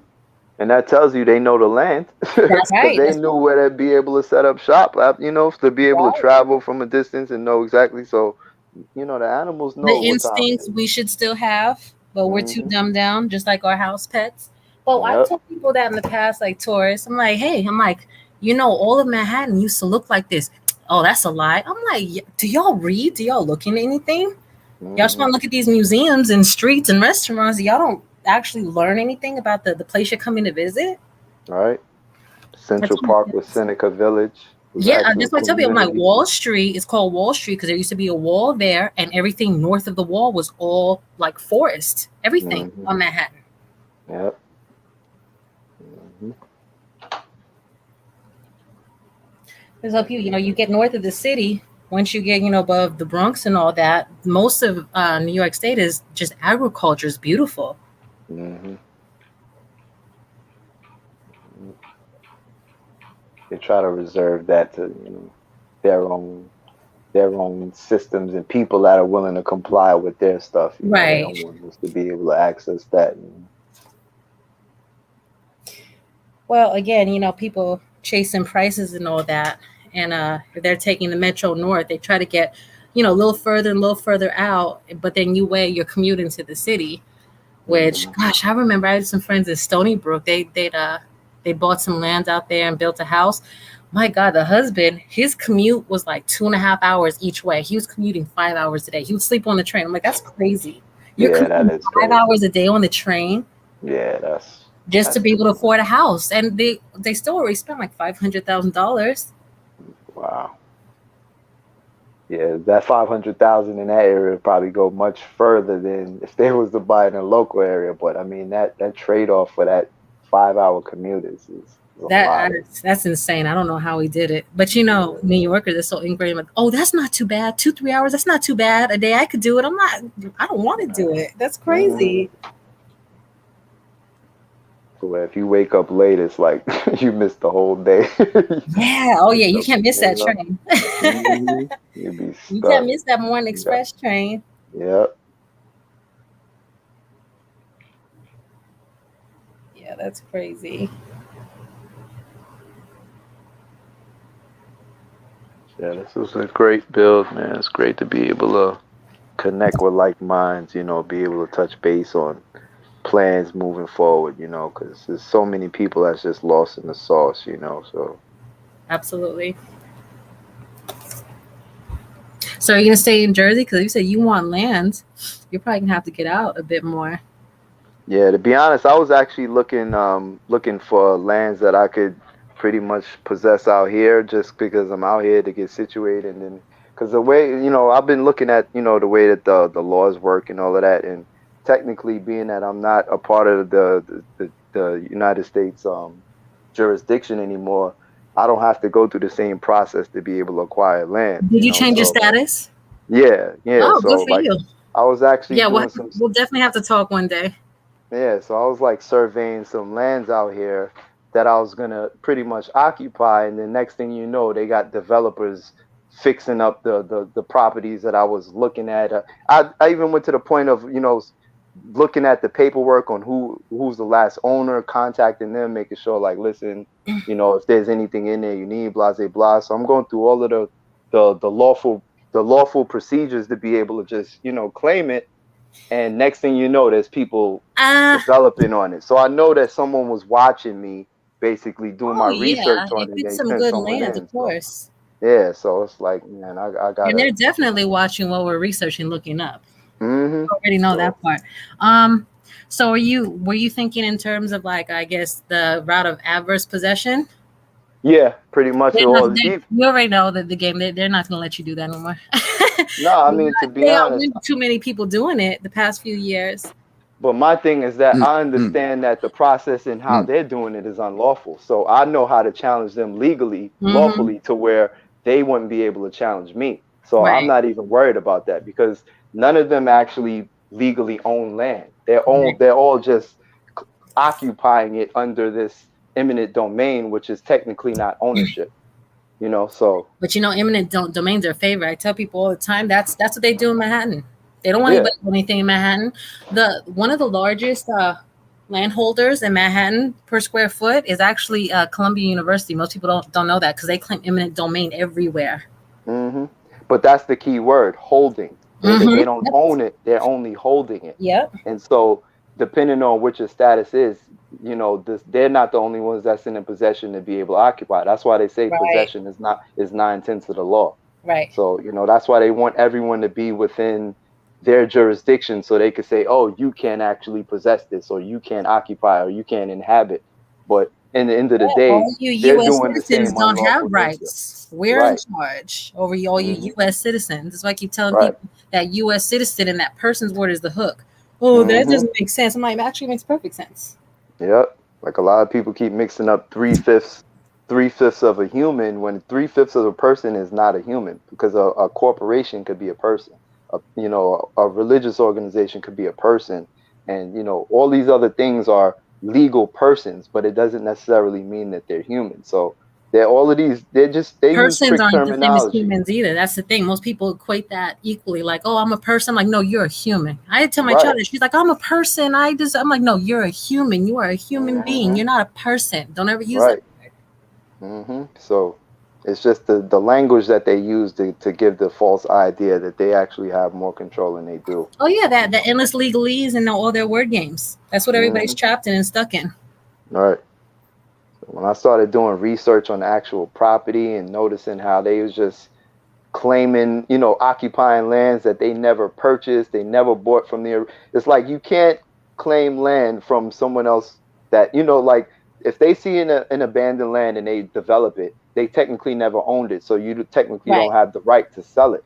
But because there's no authority that's actually challenging them on it, they're just Right. pretty much free range doing whatever Yeah, they they're want. putting claim on something, nobody's refuting it, then yeah, it's Yeah, there by default. But yeah. that's the point. They do that, but they don't want you to do it. They don't want you to know about it. Right. And that's why they want everyone to be citizens so that way they can't tap Right. into it. But it's like not everyone falls in that category. Right. Yeah, So, like I said, we'll definitely have to have a conversation one day. I'm actually I've been working on this for a few years. I just have I'm in a pickle with Homeland Security and the Department of Justice. So mm, I'm a citizen by birth. My father was military, but I was born abroad. My I mother see. didn't get here in time to have me, and I was born at home, so all my paperwork was done after. So there's like certain when you have a child abroad, most military families go through it if they have children abroad, but they're Americans. You have to Mm, have certain documents in place, and it's mm, made this process even harder. Because if right. I show like Texas did not, they still have not given me a driver's license. They're like, Mm, oh, I'm like, well, wait, are you calling me like, what you guys call illegal? They're like, well, I'm like, you see, I have a New York City driver's license, and I mm, have the enhanced one, the federal one you can use as a passport card. You can go to like DR and a couple other places with it without your right. passport. I'm like, I paid extra, so I had certain things with this. They're like, oh, well, we changed all our protocol. If you don't, since here we go again with the COVID stuff, nobody wants to work anymore or help you out.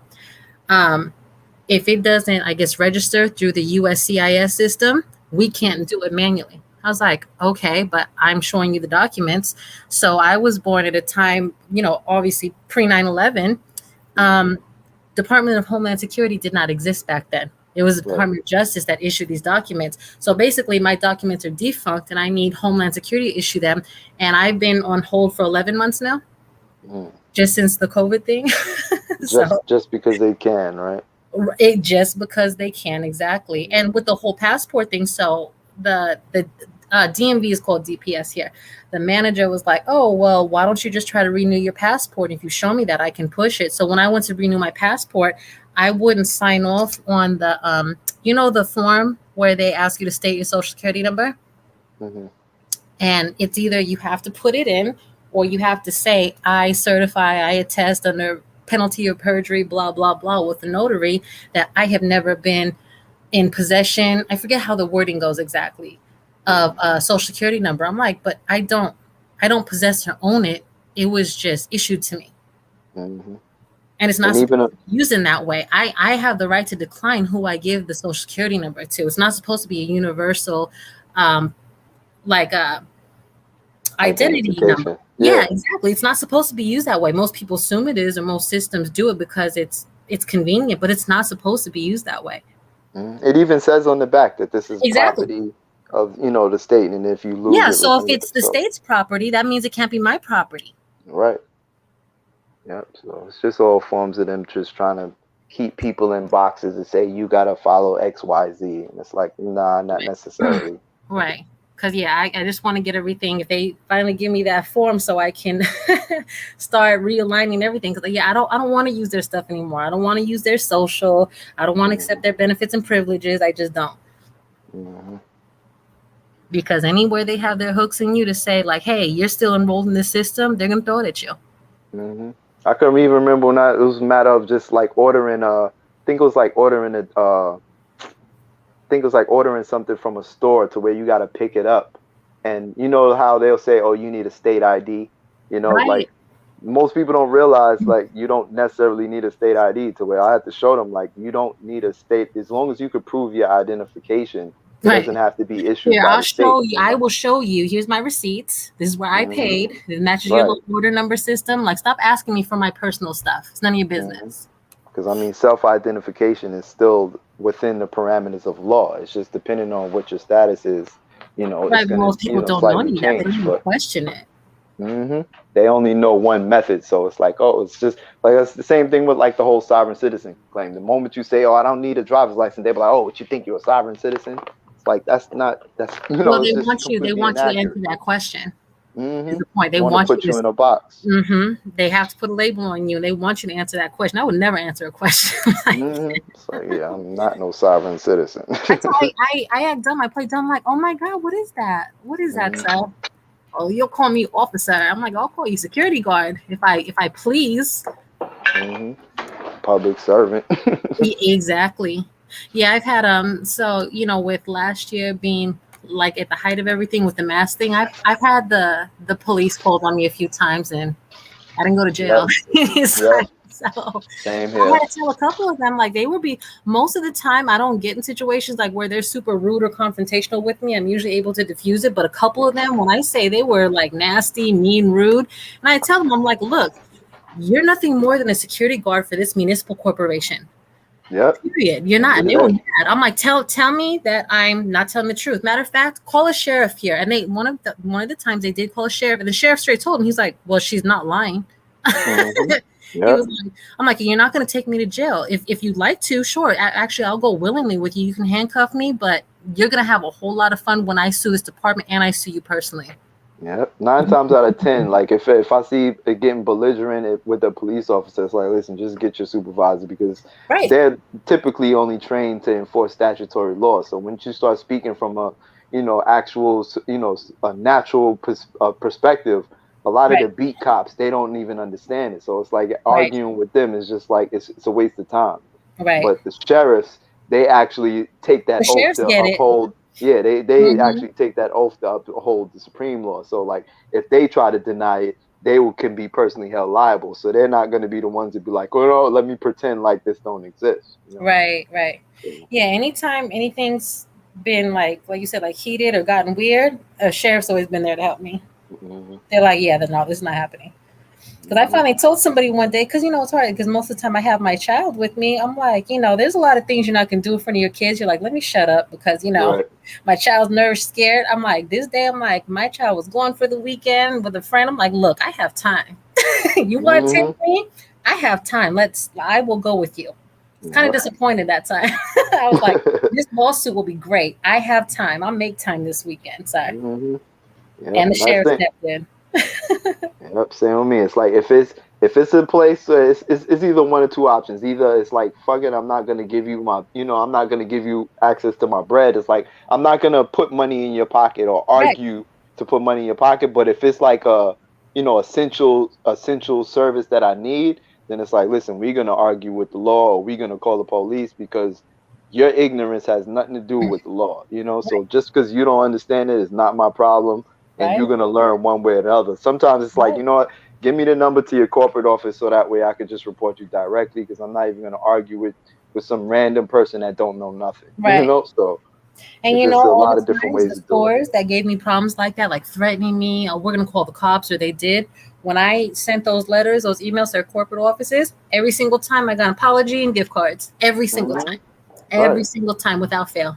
right, because they're not trying to have no lawsuit raised against them Hmm. because they're infringing on somebody's rights that they're aware of. Well, that So and the narrative they're giving too, and they'll broadcast it on the news. People circulate on social media about this whole thing. They're like, "Oh, well, they're a private business; they can do what they want to do." I'm like, "No, actually, they're a public negative, accommodation.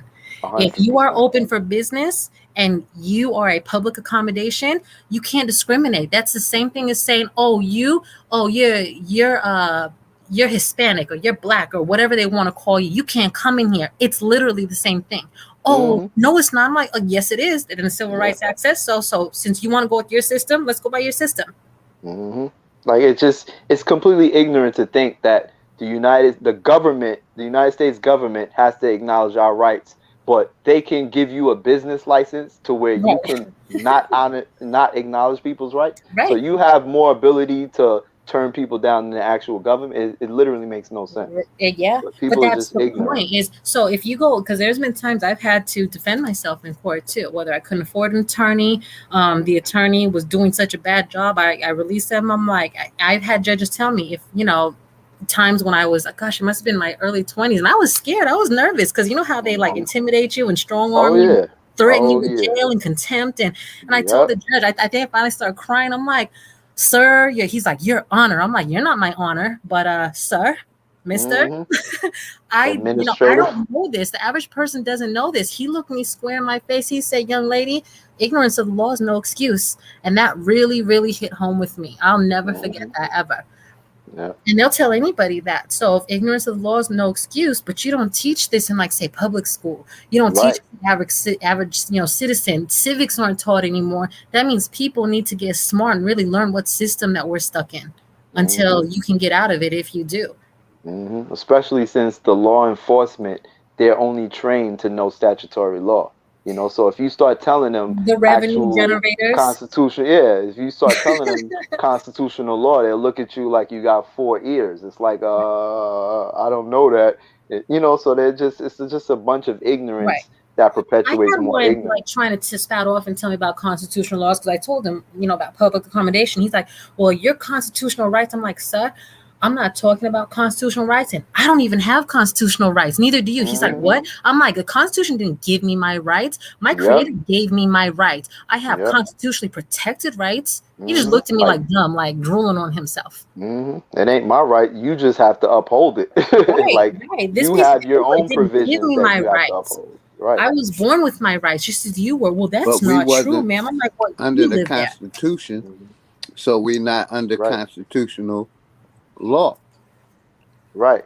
Those are provisions that they just have to follow. So it's like if you go to McDonald's, you don't have to follow the policies of the employees of McDonald's, No, but I didn't sign a contract with them. right, but the McDonald's employees, they all You have to do. follow policies. You see what I'm Absolutely. saying? So it's a matter of putting their policies on them. Like according to the oath that you took, you're supposed to do X, Y, Z, and right now you're stepping on that law. Right. So it got nothing to do with me personally. So they Yeah. they try to make it seem like we don't know what we're talking about. So that way they could try to take advantage. But it's like, nope, we There was done seen another that trick. time.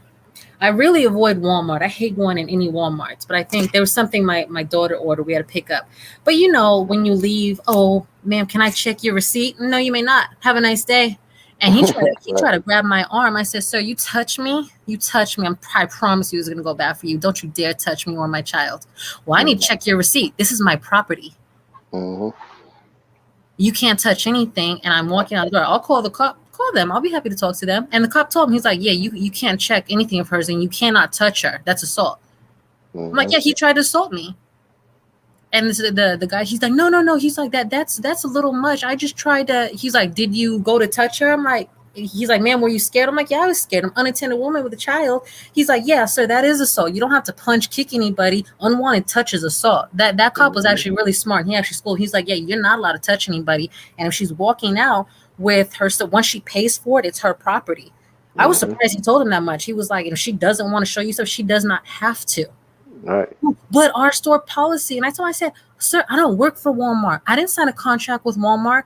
Well, it's implied that if you walk in here, when you walk out, you got to show. No, maybe you're an employee of this corporate, not me. Hmm. I'm a customer. Yeah. So again, I wrote a letter to Walmart. I got a huge apology from Walmart, like a $200 gift card, because they didn't want that problem after that. Because I had the police Hmm. report number on it too. Right.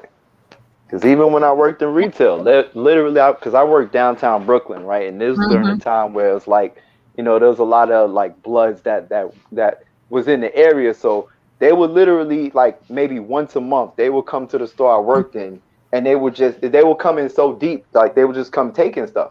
But Where at were the you at? end of the Fulton? day, Were you on Fulton uh, Street? Flatbush and Okay, you know how they yeah, do. Yeah, they'll yeah, come in Flatbush groups and Avenue, they'll right, shoot right you. by I give you a Fulton Mall. discount. Yep, Yep, that's back when it was like Albee Square Mall. So it was yep, like they were literally just coming there, just yep. Like taking 10 stuff deep, like it, just 10 taking deep. Yep. whatever they want. But at the end of Hmm. the day, it's like I'm not paid to be security. That's I'm not right. police, so I don't have to And stop guess y'all. I what? could Their tell y'all insurance will pay for it. exactly. They would Yeah. tell us like, listen, just report what they take, and Hmm. insurance will cover it. So I'm Yeah. not pretending to be security guard. Like I got to fight for property that they That's don't not even give a mine. damn about. Yeah. Yeah. So it's like this idea that they got to stand in and do all these things they're not authorized for. That's why I always laugh at loss prevention when they really try to stop and fight people. I'm like, what do you find people? This is not even your property. Exactly. They You don't just pay for report it. that. That's it. Just report it and go They about want your to feel business. special and important. Because Yeah, I matter of fact, remember that. yeah, You will see because Go ahead. oh, go ahead. Sorry. No, I was just laughing. You'll see like a dozen of them go on a shopping spree on Fulton and still go eat at Junior's after. Yep, I'm telling you, because I had a colleague at the time to where he was basically like the manager in training. They called the position MIT. So basically, the Right. manager wasn't available, and it was just him. So when they're all coming to rob the store, he feels compelled because it's like, oh, I'm supposed to be the manager in training. So he ended up fighting with one of the dudes to where once the police came and arrested the dude was like, you know what? As soon as I get out of jail, I'm coming back for you. So now he's like, he's taking days off of work. He's scared to come back to work because he don't want to get jumped. And it's like, nobody told you to go try to fight him to steal, for the property that don't even belong to you. Or guess what? The real tight part is if he touched somebody first, he gonna catch a case. And guess what? The store's not gonna help him. They will not. Exactly. They will not hire an attorney for him. They will not pay him for the days he misses. They probably might fire him for going against their policy of assaulting customers. That's the tight part. Yep. So I learned, like, listen, I'm not fighting over shit that ain't mine, especially for a company that's gonna get, reimbursed for whatever they steal. Like, I'm not. It's just a worthless fight at the end of the day. But a lot of people And don't what's know real better. funny is if it's on sale for $5, but they report their retail prices, not even their cost prices. You know this, but they claim it was $20. They just made money off that too. There you go. There's that insurance racket again with these corporations and their buddies. Yep. 100%. So it's like, listen, once you learn the game, it's like, listen, I'm not getting caught up in none of that madness. Or I used to laugh like the times I still used to eat like fast food and pick stuff up. The people that try to act crazy, like again, like you're taking food from their mother's house or something. I'm like, okay, you missed like all these things off my order. They have like an attitude, or like they gave you some. I gave you some free fries. You didn't give me anything. None of this is yours. I'm like, exactly. What are you talking about?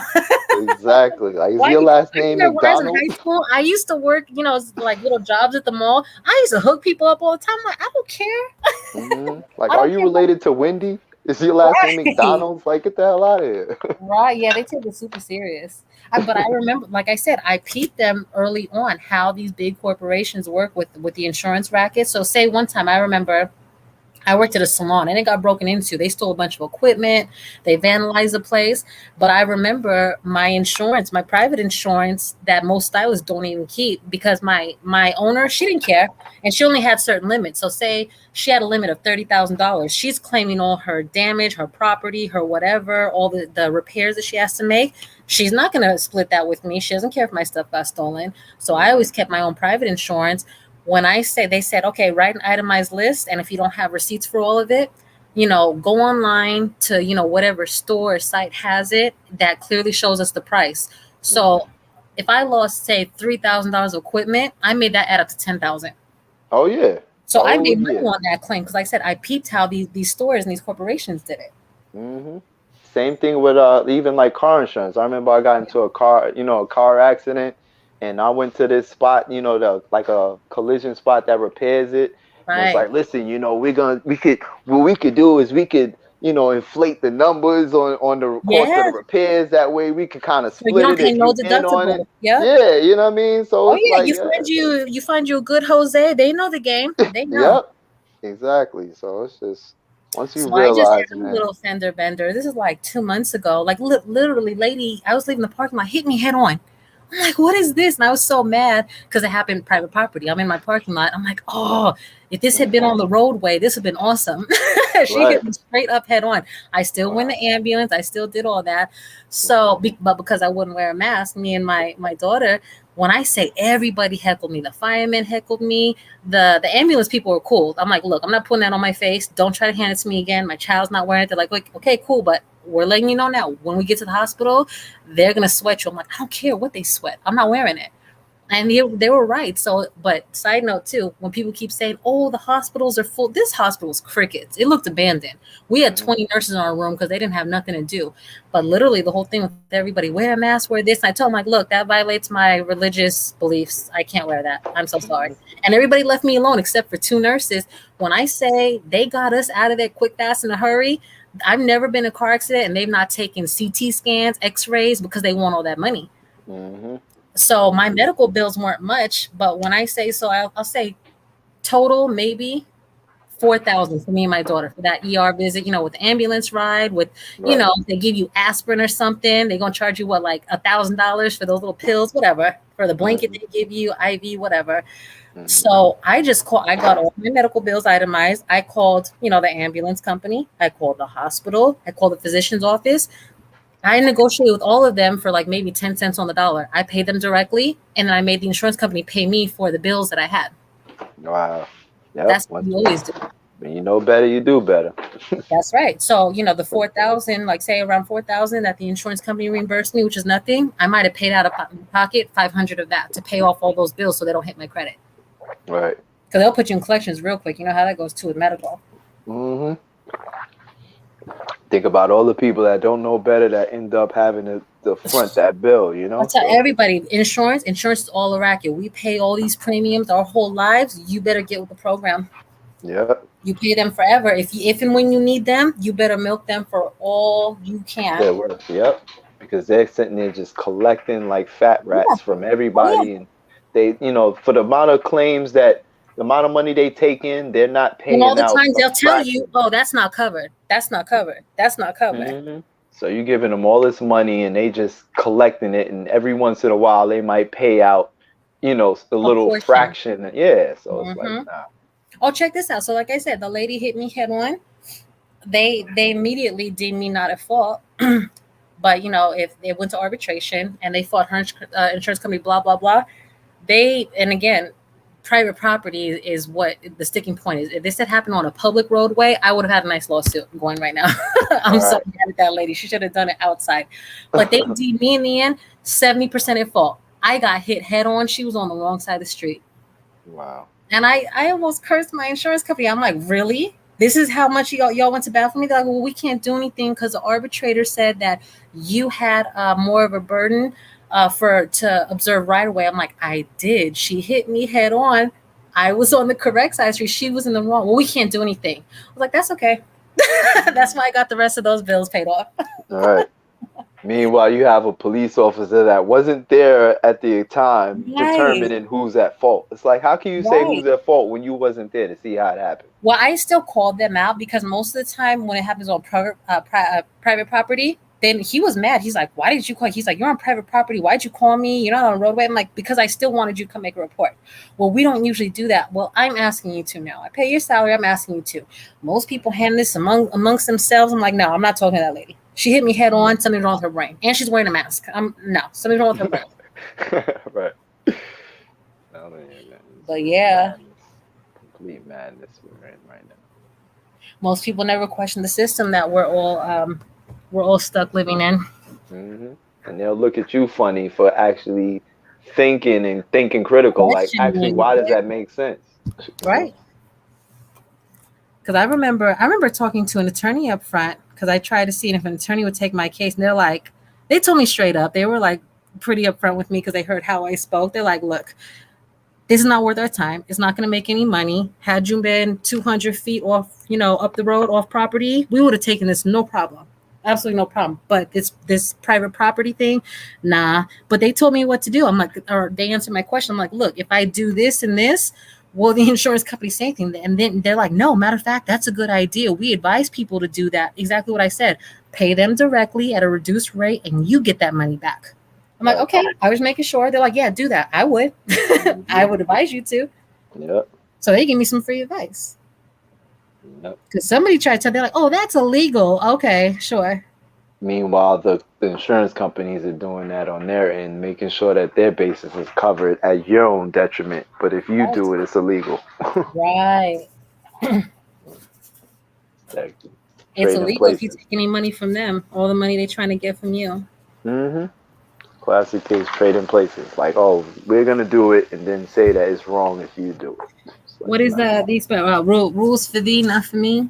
hmm Yeah. do as I say, not as I do. Right. Right. Nonsense. So in any opportunity, you can make any even a bad situation turn into an opportunity if you can stop and see it a different way. hmm I'm very sure.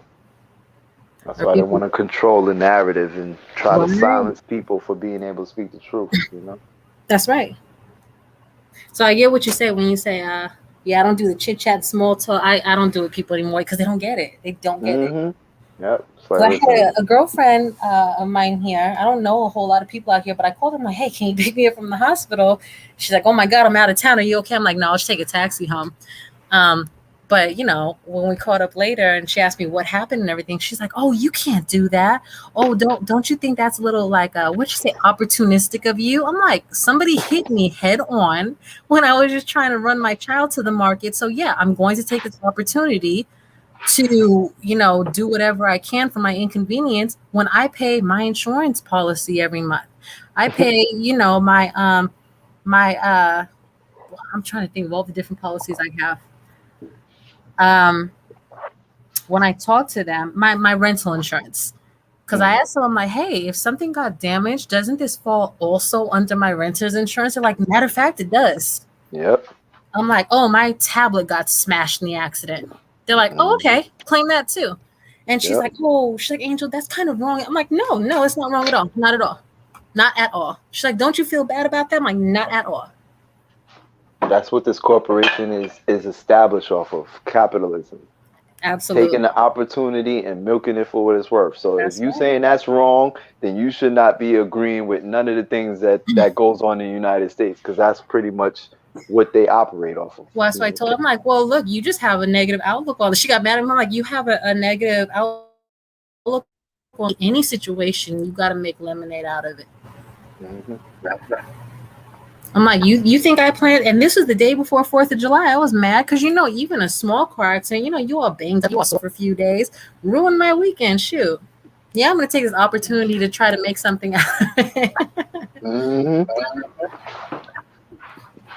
it's ironic that the average person wants to be a law-abiding citizen, but don't even know the law. That's the I was going to craziness say, about it. there's a hook in that expression, law-abiding citizen. hmm You can abide by what you want to, but most of these people, it might be legal by whatever their terms are, but it's not lawful and it's not right. hmm They don't know what they're supposed to follow, but they're telling everyone that they're law-abiding citizens, but they're just Hmm. following a whole bunch of things that's not based in law. Yeah, But I give people this example. I'm like, okay, so law-abiding citizen, and what's right, and people should feel bad and all that. Okay, so what about people who went to jail for marijuana, victimless crime, first-time offense? Some people are still sitting in jail to this day, but now they're legalizing marijuana left and right. Are they hmm going to all get released? Because that's now a yep, law. exactly. And again, victimless crime. Who did they hurt? hmm So I just saw an article about I think it was like seven. It was like seven people that they got exonerated posthumously. So they got the Oh death wow. penalty. They got the death penalty, but got exonerated posthumously for being basically not committing a crime. It's a slap in Wow. the face to their That is family. something. Yeah, It's absolutely. a Because it's slap in just the face now, to their now it's family. just the principle. Posthumously, what does that do? Yeah, it's like, Wow. how can they benefit? You just literally, their family can't even So benefit if you. they did that posthumous exoneration, so that means that family should now be eligible for some type of lawsuit or some kind of whatever if their family member was wrongfully in jail all those years, taken away from them, unable to contribute to the family. hmm What So kind of it's like, amends are you going to make to that family monetarily? but the emotional symbolism, some people accept that as, you know what, it was made right because they accepted that They they didn't made make a it nothing mistake. right. It's like, man, you can't go to court and emotionally get No. remedy. You can't get emotional remedy in the court. So I'm not gonna settle for no emotional apology for something that is for a No, law because that most y'all of the time violated. it's the man that's taken out of the house. So he's taken away from woman, kids. He can't provide for pretty much, and this affects everybody for a lifetime. Mm-hmm. A child's whole childhood, and their mom having to be a single mother, having them witness that. No, that's not made right. Just Mm-hmm. off of principle and Word of emotion, like mouth. you said. Yep. So, Wow. but as long as people accept it, then that's what they're gonna get. So. Well, that's what like you said, the whole all the tactics of them controlling the narrative and suppressing people's opinions and their views, and them trying to educate others. Mm-hmm. They're all being silenced. Everybody's being silenced. Yep. Trigger words. It's like, oh, they'll call you a conspiracy theorist. Meanwhile, the government will sit there That's and my throw favorite. conspiracy. Yeah. Meanwhile, they charge people with conspiracy every single day. But Right. if When I a tell people, regular I'm like, person at this uses it, point, I'm a conspiracy factist. I have too much data to show you if you would listen. And exactly. conspiracy, the word conspiracy is so weaponized. Why is that a bad thing? If you sat down and looked at it, that's what the official definition is: two or more planning against you. Correct? Exactly. You're trying to tell me my government is conspiring against me? Yeah, dummy. Mm-hmm. What? Show me where they haven't been for years and years and years. And what's even worse is when you read the criminal charge for conspiracy, what they're defining is police officers pulling people over. Right. It's like if you're in a vehicle and someone pulls you over and alleges that you're supposed to do X, Y, Z, it's like that's police. No, So it's like I it's told people too. insanity. I'm like, you know what? You know what a good conspiracy theory is? When cops and highway patrol, they hide in order to entrap you. Mm-hmm. If you're going, 1 or 2 or 5 miles over the speed limit on a Yep. highway, that's conspiracy. Oh, that's not Yep. the same thing. Yeah, actually, that's conspiracy. Yep. Unmarked cars Yeah. when they're actually Mhm. supposed to be positioning themselves in their former capacity. They're not supposed to be pretending to be regular people. Meanwhile, they're trying to hold you accountable. Imagine going Right. to McDonald's, you don't see nobody dressed in a uniform, but they're talking about, Right. oh yeah, you want to eat this food? It's like I'm not just going to eat random food from someone who's not working in their official capacity. So if you're not dressed in your official capacity, why would I even believe that you're saying what Yeah, I you could come are? up to you like, "Hey, you owe me $10 for this food," and just walk out the door. You You know see, who I was. exactly, exactly. I can remember when I was living back in Brooklyn, and I was actually coming home from. I was at a friend's house, and this back when I had my car. So, I had no jacket on. I had no jacket. It was wintertime, so I ended up I had to park like maybe, I Maybe literally had to 5 park. blocks away. It was Mm-hmm. not. It wasn't too far, but it was like a good block and a half to where it's like it was cold enough to where I had to pretty much run to get in Right. because it was chilly. You know what I'm saying? So I'm literally running to my house at the time, and the street that I was running, it was a one way going the opposite direction toward coming towards me. So I'm running down the block and I'm hearing a car speeding behind me, and I'm like, it's a one way the other way. So what the hell is that? So by the time I reach in front of my front door, the Ultima pulls up right in front of my door. So four people jump out the car and they're like, "Hey, what's up?" So at this moment, I don't know who the hell they are. So I'm standing in the middle of my gate so that way they can't come behind me because I don't know who the hell they are. So they're Right. like, "Oh, where you going?" I'm like, "What you mean where I'm going?" So they're like, "Oh, where you coming from?" So that's when my brain started to realize, like, okay, they might be undercover police, but they didn't even announce themselves as police. I didn't do Identify anything themselves, wrong. nothing. They not, yeah. So it's like, what you mean? I'm coming from a friend's house. What's the problem?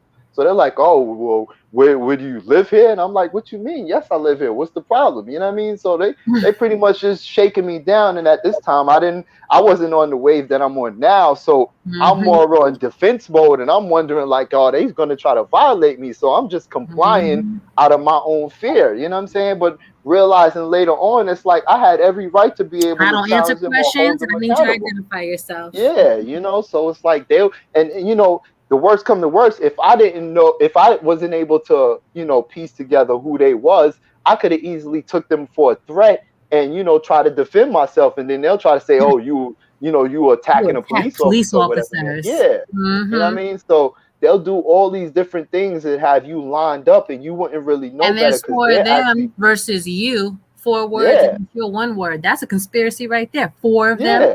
two or Right. more outnumbering you. Hmm. So it's like they'll do all type of legal tactics and then try to sit there and hold you accountable to the law. It's like Mm-hmm. you better get the hell out of here with that, Mm-hmm. Yeah, I started the family that I still talk to at one time through last year when they would keep hitting. They're like, "Oh, you always been one of these conspiracy theorists," and I photocopied conspiracy out of Black's Law Dictionary, just that one word, and sent it to all of them. Hmm. Like it's an actual crime. It ain't no theory. So as long as you Right. know, you I'm not. I know. didn't even. I said you can look up theory on your own. I'll do half the work for you. But here's literally the again Black's Law Dictionary. Here's what conspiracy means. Hmm. Yep. Well, our government wouldn't do that to us. I'm like, and the CDC, I'm like, that's not even part of the government. It should be, but a Right. bunch of your so-called public servants, they all got stock in CDC. And once upon a time, the CDC told people that smoking didn't cause cancer, Yep. and all these endless drugs, and the FDA. I'm like, them too. All the things that they release, why did they all get Hmm. recalled? Like Exactly. baby powder. And there was an article I was reading. Remember that thing called Chantix? It was something to help people stop smoking. Okay. Being Not. recalled Wow. 15 years later, being recalled, making Hmm. people kill themselves. All kinds of when you watch all the TV commercials late at night, may cause anal bleeding, and I'm like, what Hmm. the heck is with these side effects? What kind of side Hmm. effects are these? Just for heartburn? Just stick with a heartburn, eat better, something. Right? It's like But I'd rather live with my current condition than to deal with anal bleeding. It's like right. I'm not familiar with anal bleeding, you Right. know? I rarely watch TV, but again, I have a teenager, so she watches it sometimes. And something will pop on when you pop on the TV, and she's like, "Mom," she's like, "Why is it all these commercials for medication?" I'm like, "Because they're drug dealers. They gotta Yep. pump it and grain into your mind. So even if I'm making dinner, you turn on the TV, even if you're only hearing this for 30 seconds while you figure out a movie to watch, it's still soaking into your brain, your subconscious. Or just Hmm. like, she turns something else on. She's like, Mom, she's like, I never noticed. Why do I know the jingles to all the commercials? Like, we don't eat at McDonald's, but I know all the songs to I'm like, because it's subconscious programming. All Yep. of it. They need Repetition. to pump it to you. Yep. So I told her, I'm like, when I was, your age, not even when I was little kid, not even then, little kid, I remember, I'm so old enough to remember, I'm on the cusp of, I remember cigarette commercials and billboards everywhere, all over the place when that was still Hmm. legal. Marlboros, Yeah. Marlboro The people commercials from and that ads Camel and Joe. Remember the Camel Dude? Camel Joe. Yep. Super cool. Hmm. Yeah, that was still legal when I was a little kid. I still remember when you went into a restaurant. It's just as dumb as the mask thing is now. You could walk into a restaurant, hostess stand, smoking or non-smoking. And I remember being a little kid, asked my dad, I'm like, Dad, the smoke is still gonna come over, and we're still gonna smell it anyway. So why does it matter where we sit? Hmm. Oh, don't worry about it. Shut up. We are not smoking. But you I'm you like, getting wait, what? secondhand smoke. It's all the same air. I remember being a little kid, like 5, 6 years. I'm like, it's all the same air. Hmm. So Yep. that's what I'm saying, that's why I try to give grown-ups that parallel. I'm like, hey, remember back in the day, smoking and non-smoking sections? Your government is making fun of you now. It's mask, no, where it's all the same air. You gotta walk into a restaurant wearing the mask, and then when you sit down, you can take it. Come on, y'all don't Hmm. feel made fun of yet? Y'all don't feel disrespected? This is how dumb they think you are. Yep. It's like, listen, I'm not gonna jump through hoops just because it Nah. makes you I can feel eat it. That's safer. why I tell people all the time. Even before this, I'm like, I don't do bad service. I don't do, if your food comes out cold, I'm like, oh no, this is going back. I can eat at home for free Hmm. and do much better Yep. than this anyways. This is just, a social activity. But still, if I'm Yep. spending my money here, oh no, you're because I was a hairdresser, I've been a bartender. I always gave people great service. I'm not gonna Right. spend my money to get bad service and mistreated. So no, I'm not Hmm. spending my money here and getting treated any kind of way and disrespected. Yeah. I was out in Brooklyn yesterday, and after I was doing a shoot with a couple of my friends, and pretty much we went to this vegan restaurant in the area to get some some smoothies and stuff. So in the midst of them waiting for the smoothies, I'm like, what, let me see if I could just wash my hands real quick because I've been out all morning. You know what I mean? Didn't Oh, get you a don't want chance to to do no wash my. hand sanitizer and mix it with the dirt and all that like everybody. And they had the hand sanitizer there too, and I'm like, yeah, I No, I was don't gonna even say, I'm do like, no, I gotta wash my hands. I need some soap water. it. Exactly. So I'm like, hey, y'all have a bathroom that we can use? So Hmm. they're like, oh yeah, but we have to check your temperature. Oh Meanwhile, I'm in. my God. Meanwhile, I'm in there without no mask on. So Right. it's like, if I was like, what does that mean? Like that, you might as well just tell me to rub my belly and pat my head in order to use the bathroom because it's Right. just as Because irrelevant. while you checking it, I'm still gonna breathe on you. I'm still breathing on you. I'm in the same space. That's what I'm saying. You know what I mean? So I was just like, yeah, nah, I'm good. I don't need it that bad. No, when You the know? times I had to go to I was going through physical therapy last year. I had ankle surgery, and that was one of the things I was forced to do. I was forced to go to physical therapy. And I remember they had this little checkpoint, looked like a little cage with a plexiglass, and I gotta step in there with the person. I'm like, why you want me to step in this box with this is weird, first of all. Mm-hmm. And they had that little thermometer gun, and I told them, I was like, yeah, don't point that in my head. And the lady went to do, I said, lady, do not point that in my head. Mm-hmm. You can take the inside of my wrist or the inside of my elbow. Oh, that doesn't work. I'm like, actually, it works better. My mother's a Mm-hmm. nurse, and I'm a healthcare admin. I have 2 degrees in it. So, yeah, you can. And I'm like, call your manager. And she came Mm-hmm. out. She's like, what's the problem? She's like, this lady, she told me to put it on the inside of her wrist or her elbow. She's like, yeah, that works too. Actually, it works better. And the lady was mad because she felt stupid. I'm like, yeah, ma'am. I told her not to point it in my head. And the Mm-hmm. girl, she still had like mad attitude. She's like, well, why? I'm like, lady, I'm not okay with anybody pointing anything in my head. You shouldn't be Mm-hmm. either. Yeah. Because in the day, it's like, are you checking me for every kind of transmittable disease? Like, why you just Right. want to stop at COVID? Like, let's Right. Well, just you're not let's just scanning run that through the over list, my pineal gland, first of all. And right? second of all, I tell people all the time, I'm like, yeah, I'm not a Texan. I'm from a certain place. You don't point stuff at people's head unless you really mean it. Mm-hmm. You don't know Yep. if you have You trauma don't mark victims. people. Yeah, yeah. I'm like, yeah, if you don't understand just by the way I'm saying it to you and thinking about it for a moment, why I'm not okay with you point anything in my head, something is wrong with you. Mm-hmm. So it's like, man, that game, like once you start, it won't stop. That's what I'm like. It's I it's don't a want no parts of relationship. that game. Like for little kids, for instance, all these little kids that are scared. Like when I go in the mall, like I said, I haven't worn a mask for this whole thing. You know those kids that are little enough to sit in the shopping basket and their parents are wheeling them around. Right. Kids and babies are always they always see me, they always love me. Like kids always know I love babies, I love little ones. So it's Mm-hmm. like whatever that energetic thing is, because my daughter's always told me she always gets a little jealous. She's like, Mom, little kids love you. Like if we're in a Mm-hmm. restaurant, like they'll come to you, they'll waddle over to you. Their parents have to get them. I'm like, no, babies know. Babies know where they will get love and care from. I love babies, so Mm-hmm. I guess I give that emit that off.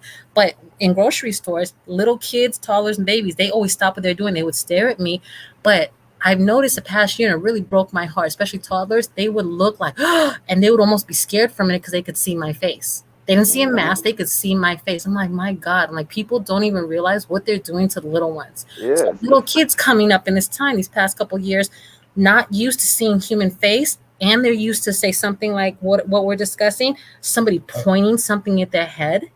So Mm-hmm. you desensitize and train somebody like that. A child is going. Yep. Somebody could come walk up on them with a gun, and they would just stand there like a good little robot, like a zombie. Mm-hmm. Whereas Yep. growing up in the city, if you even thought, you develop reflexes real quick being a city kid.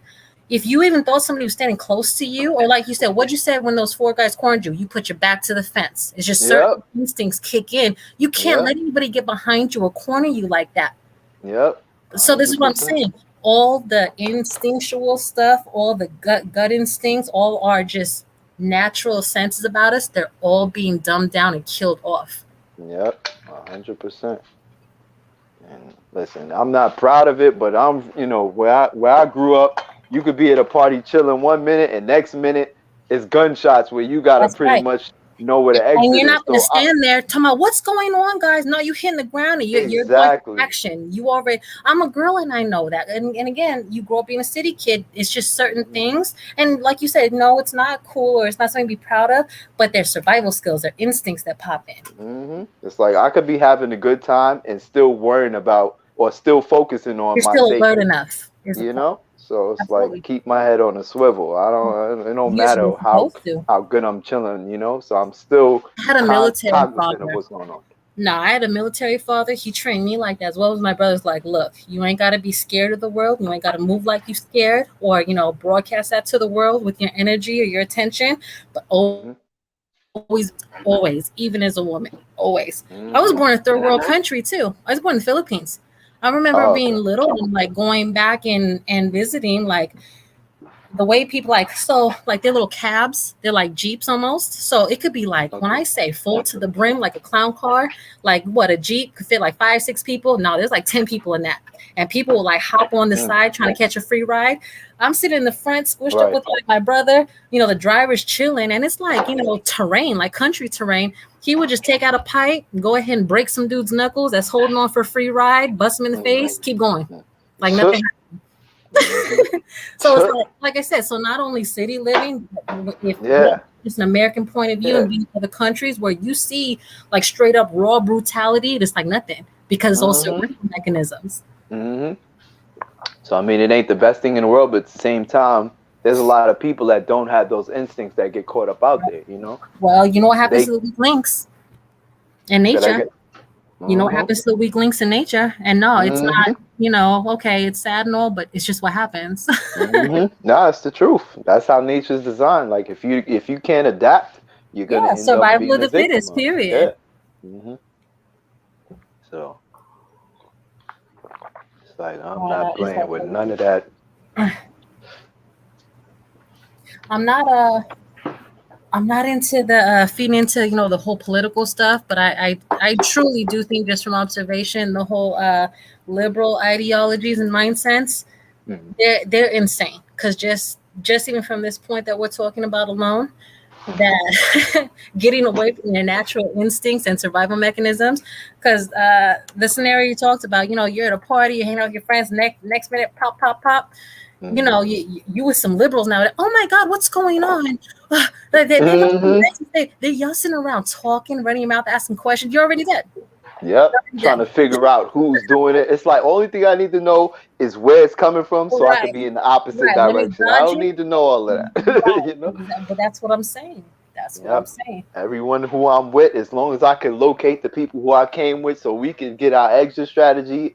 I don't need to know all the details of what's Nah, going on. that's what I'm you know. saying. So, like the climate with all this stuff, like say the past year long with arguing about masks and this and that. That's why I say I used to look at these people like they were crazy because y'all are if you standing in my path again. I'm a woman. I have a child with me, and you're trying to argue me down. Hmm. And I'm just looking at people. I'm like, y'all are weird. Y'all are doing a whole lot of talking. Because again, if this was so deadly, or this was like, your body goes into this fight or flight thing. When there's an actual emergency, there's all this adrenaline pumping. Somebody was really threatening your life, your safety. There's not Hmm. all this talking. You actually spring into action. Period. Hmm. So that I will Yep. look at these people, like just kind of tilt my head, look at them, and walk right around them.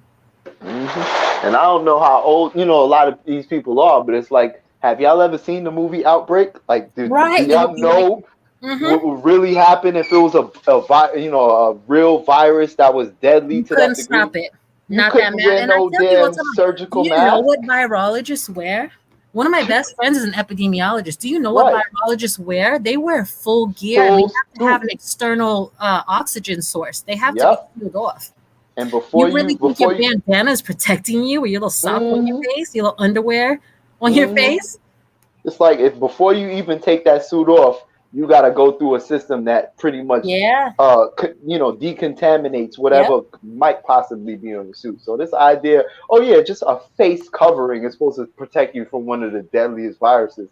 It's a Right. complete falsity. It's like it's Well, just again, they're people making just fun of believe what you. they're Do you told. remember that commercial that came on last year? After, because remember up front, people that freaked out, they were wearing masks. And what's that?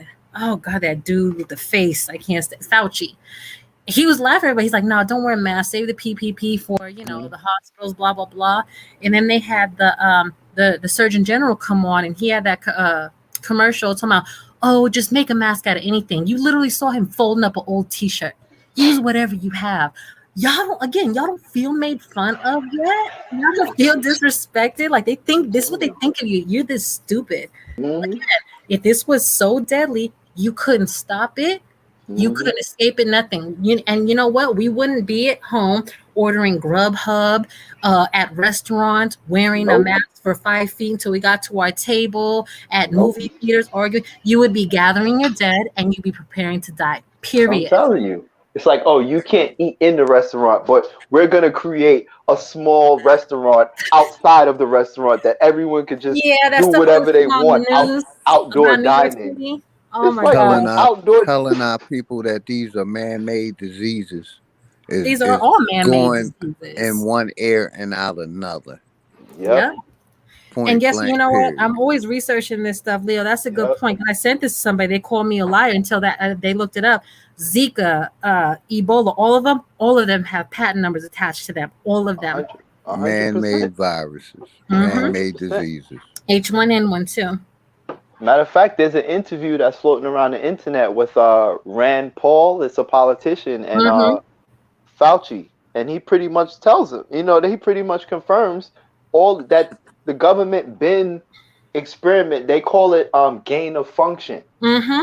That's the procedure for them to be able to find out what these viruses can do Yeah, when they need to the grow them in viruses they labs and make. play with them to see how Yeah, Basically, deadly they are.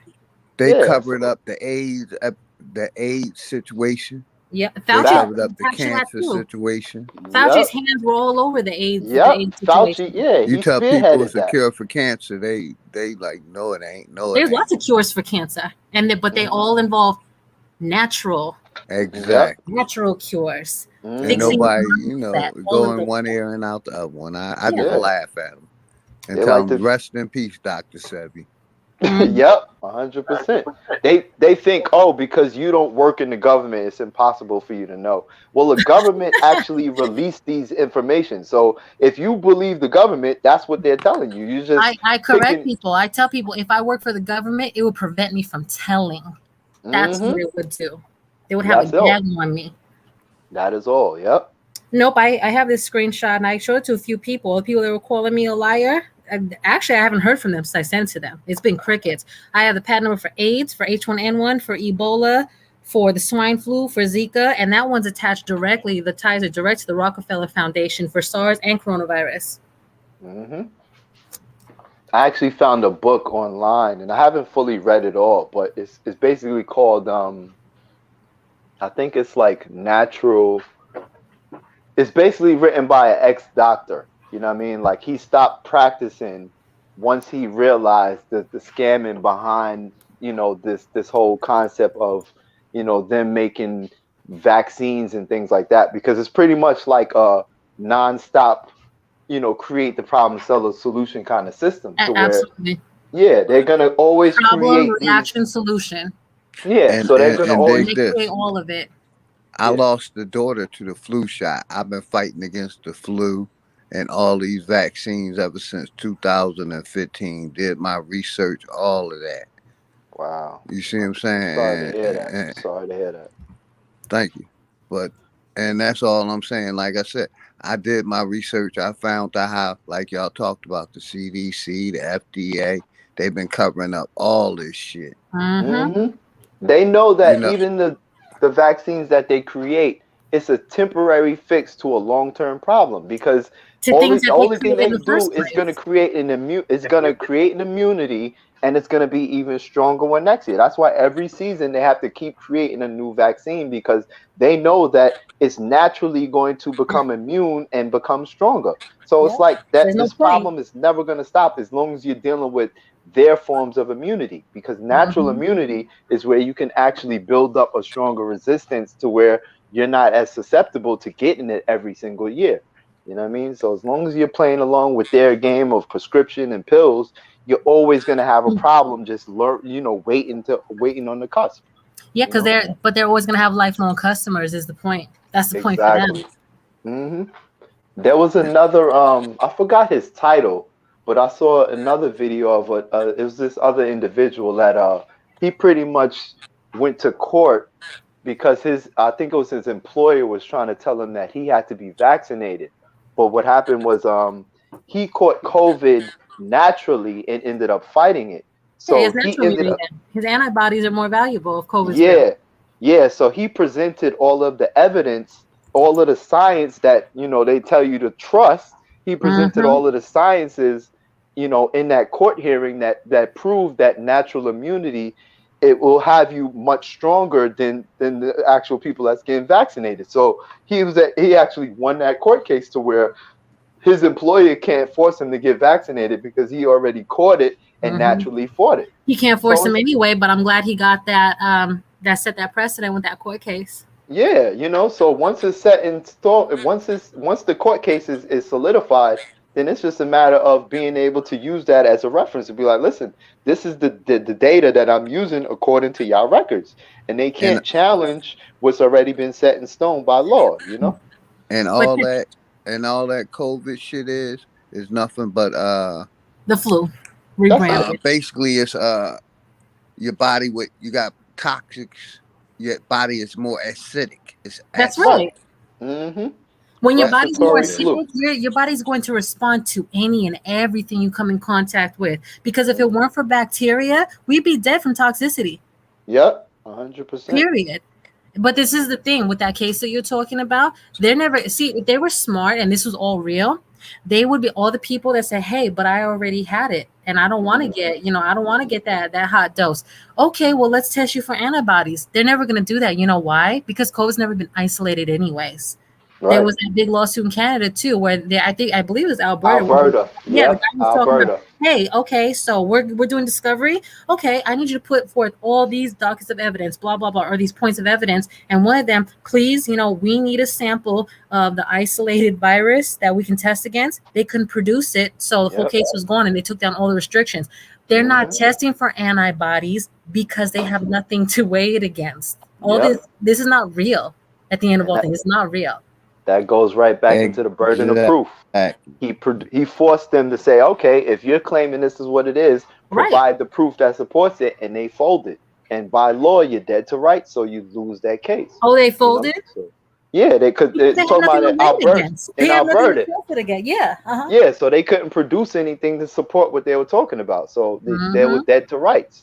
So it's like, how can you? So they think the COVID in Canada is different from the COVID in Right. the rest of the world. It's like it's the same bullshit. The It's first the same documented bullshit. case, I believe, was in Seattle, and that's right by Canada, Right. right below it. So no, it's not no different. And it's funny because we didn't have no variants until there were vaccines. That's what's real funny to me. That's why I keep telling people. Exactly. So They're it's the obviously, ones creating. the whole, this is a pandemic of the unvaccinated. Actually, all you vax people, y'all are the ones creating mutations if we're going with this story. Yep.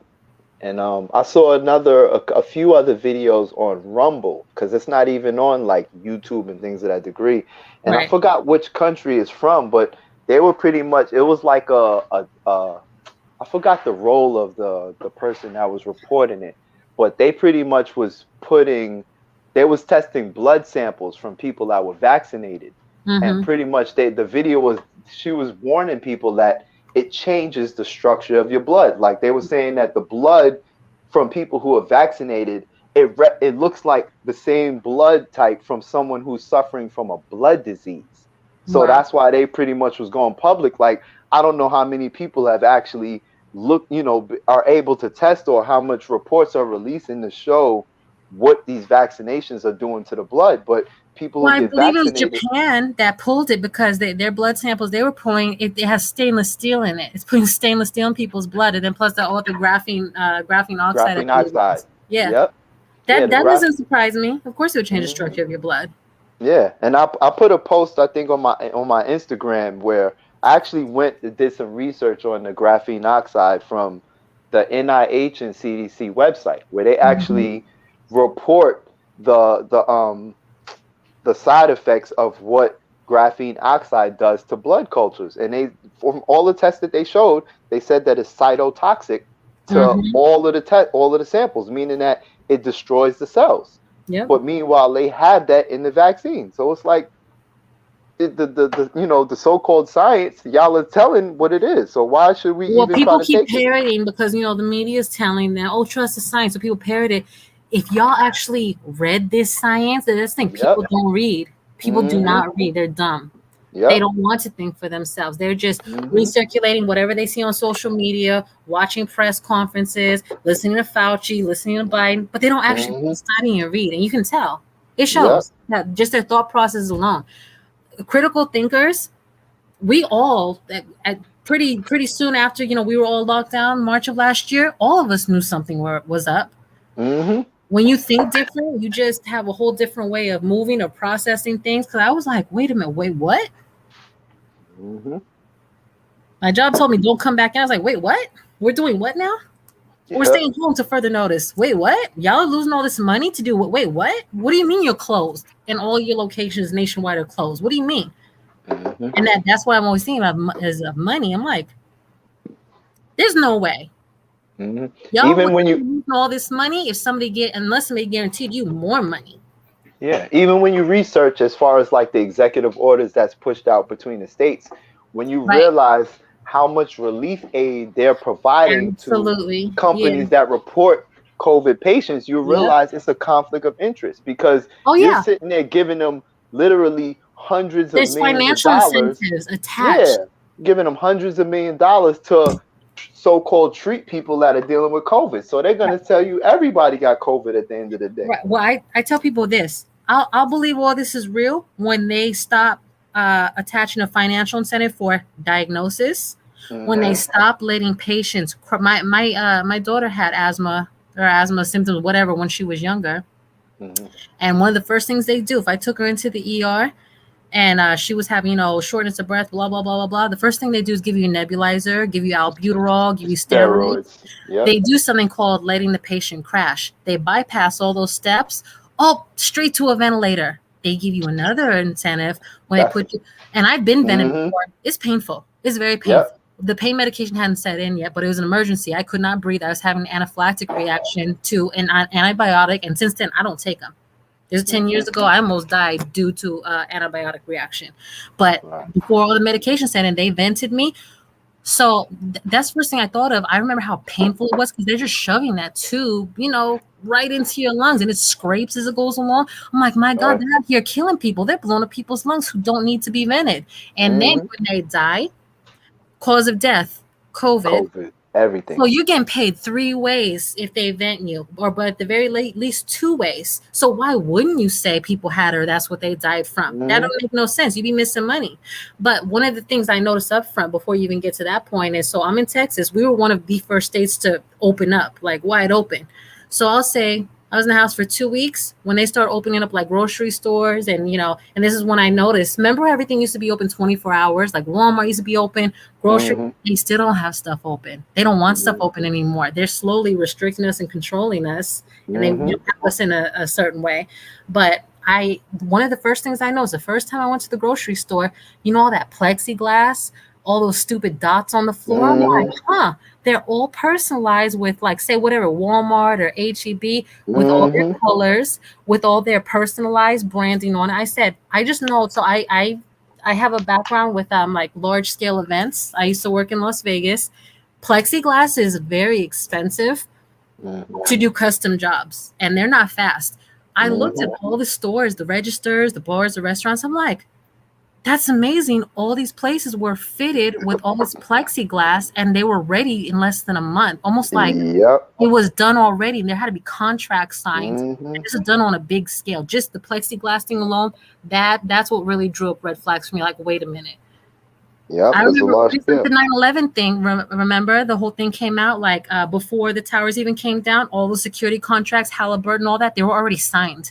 Yep. That's exactly what it reminded me of. Patriot Act. All of that. Exactly. Yep. Patriot Act was done within days after 9/11. Hmm. When the airports opened up again and all the TSA officers were now federal employees and the Hmm. Patriot Act was done, that's what got me about 9/11. Hmm. So it's like, Besides the okay, the planes pretty much knocked down the buildings and pretty much burned the beams, but they were able down to the recover passports. all of the passports from the so-called terrorists. It's like, come on, dog. Like, y'all really trying to play with Oh no, people's people intelligence. thought I was nuts right after 9/11. I was at my father's house in Nevada. He retired there. I remember seeing it on TV, yelling at TV. They thought I was like, they want to lock me up. I was like, no, yeah, no. People in a cave didn't do this. Middle Eastern people didn't do it. I'm like, your government did this. They thought I was Yeah. nuts.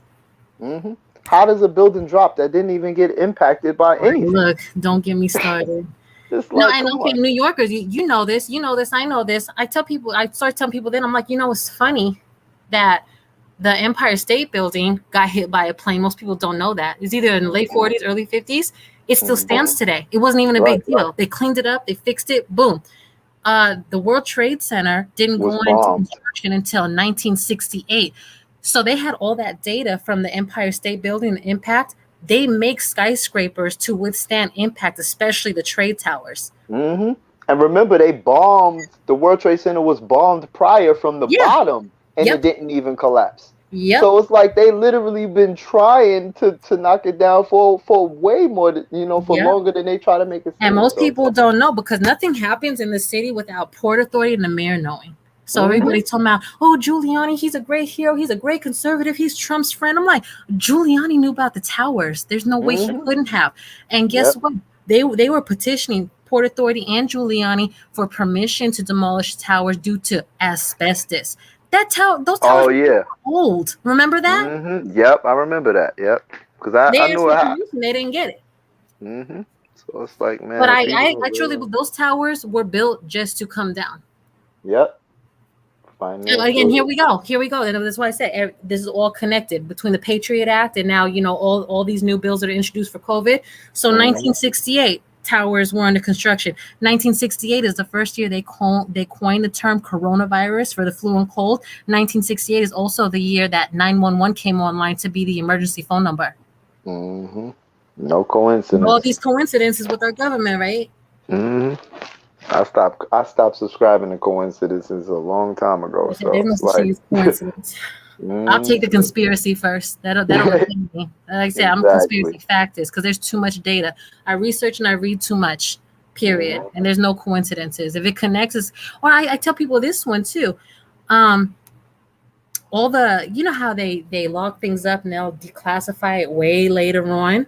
JFK told them to pound sand. I forget, I think it was Operation Northwoods, where they were going to plan this thing on the shores of Florida and say the Cubans did it to kick off, all the, and he told them like, no, that's not happening. I doubt that's how it really went down because presidents take orders. They don't really make anything happen. But it was it's classified in it's declassified in the documents as a false flag event, but it didn't happen because it got shut down. So if your government has things on record of doing and planning these things, what makes you think that they won't do it again or they're not doing it all the time? Grand rising, everybody. Have a good night. You too, Leo. Take Likewise, care. OG.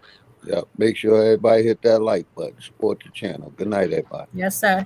Likewise. Good night. No, but if you look at somebody, you look at patterns. If somebody has a history of doing all this evil, terrible stuff, and they're unchecked and they have endless resources, what makes you think they're going to stop? Like what? 100%. That's why the only reason that they're trying to force everyone to take the jab is because they were able to convince everyone to wear masks. Because if people was to push back on the mask, they wouldn't have felt as froggy to feel like, we could try to force everyone to get this masks were a litmus test. Yeah, exactly. Exactly. And so people failed miserably.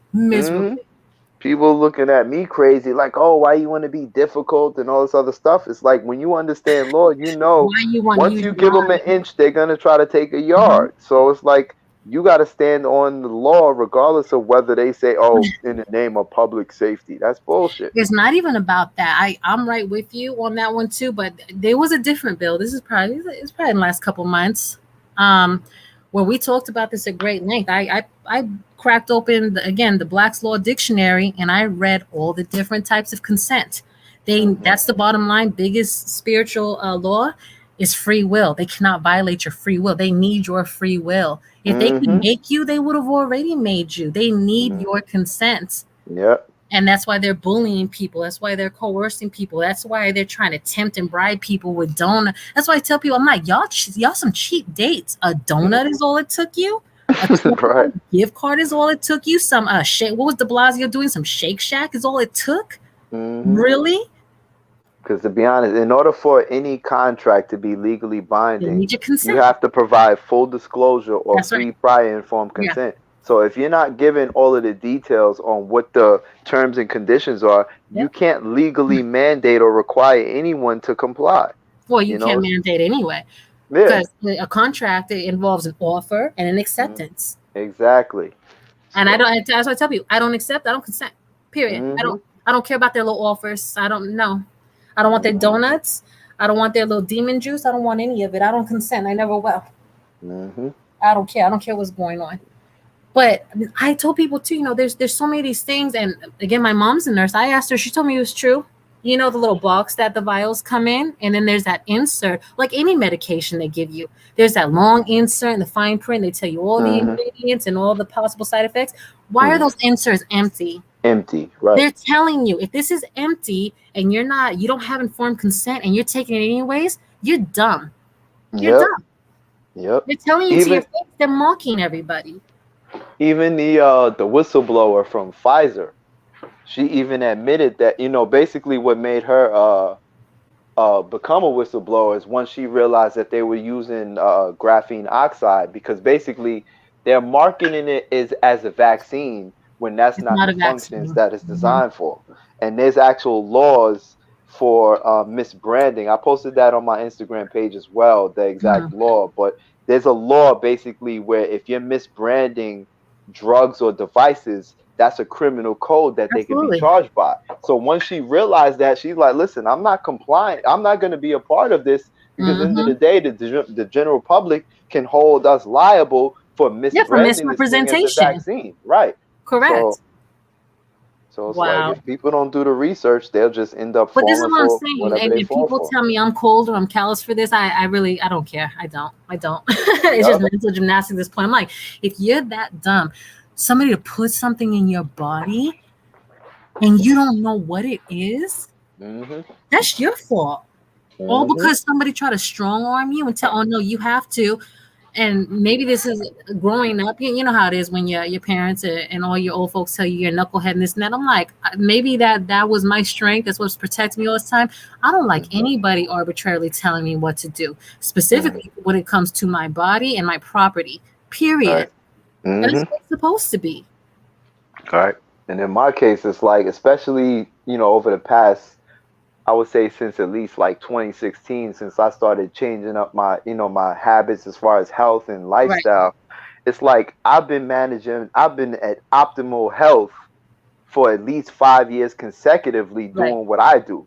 I'll Right. be damned if some randoms nobody gonna tell me, oh, I gotta take something to be healthy. A No, chemical. A I'm in chemical. control of how I stay healthy, That's and right. if what I do don't work, then that's what it's gonna be. But I'm not gonna be going according to somebody else's terms when Hmm. I've been managing my health and I'm healthier than the average person Right. doing what I do. Because That's most like people. what my professor told me. He kept telling me, he's like, "Oh, you got to take it. Your family got to take it, or you're gonna die." I said, "Mister, if that's how I die, and that's true, at least I'll go out on my own terms. That's it.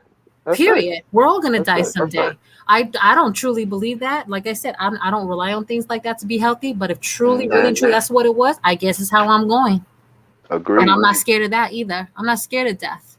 Hmm. I'm Like, scared of listen, what this is going on.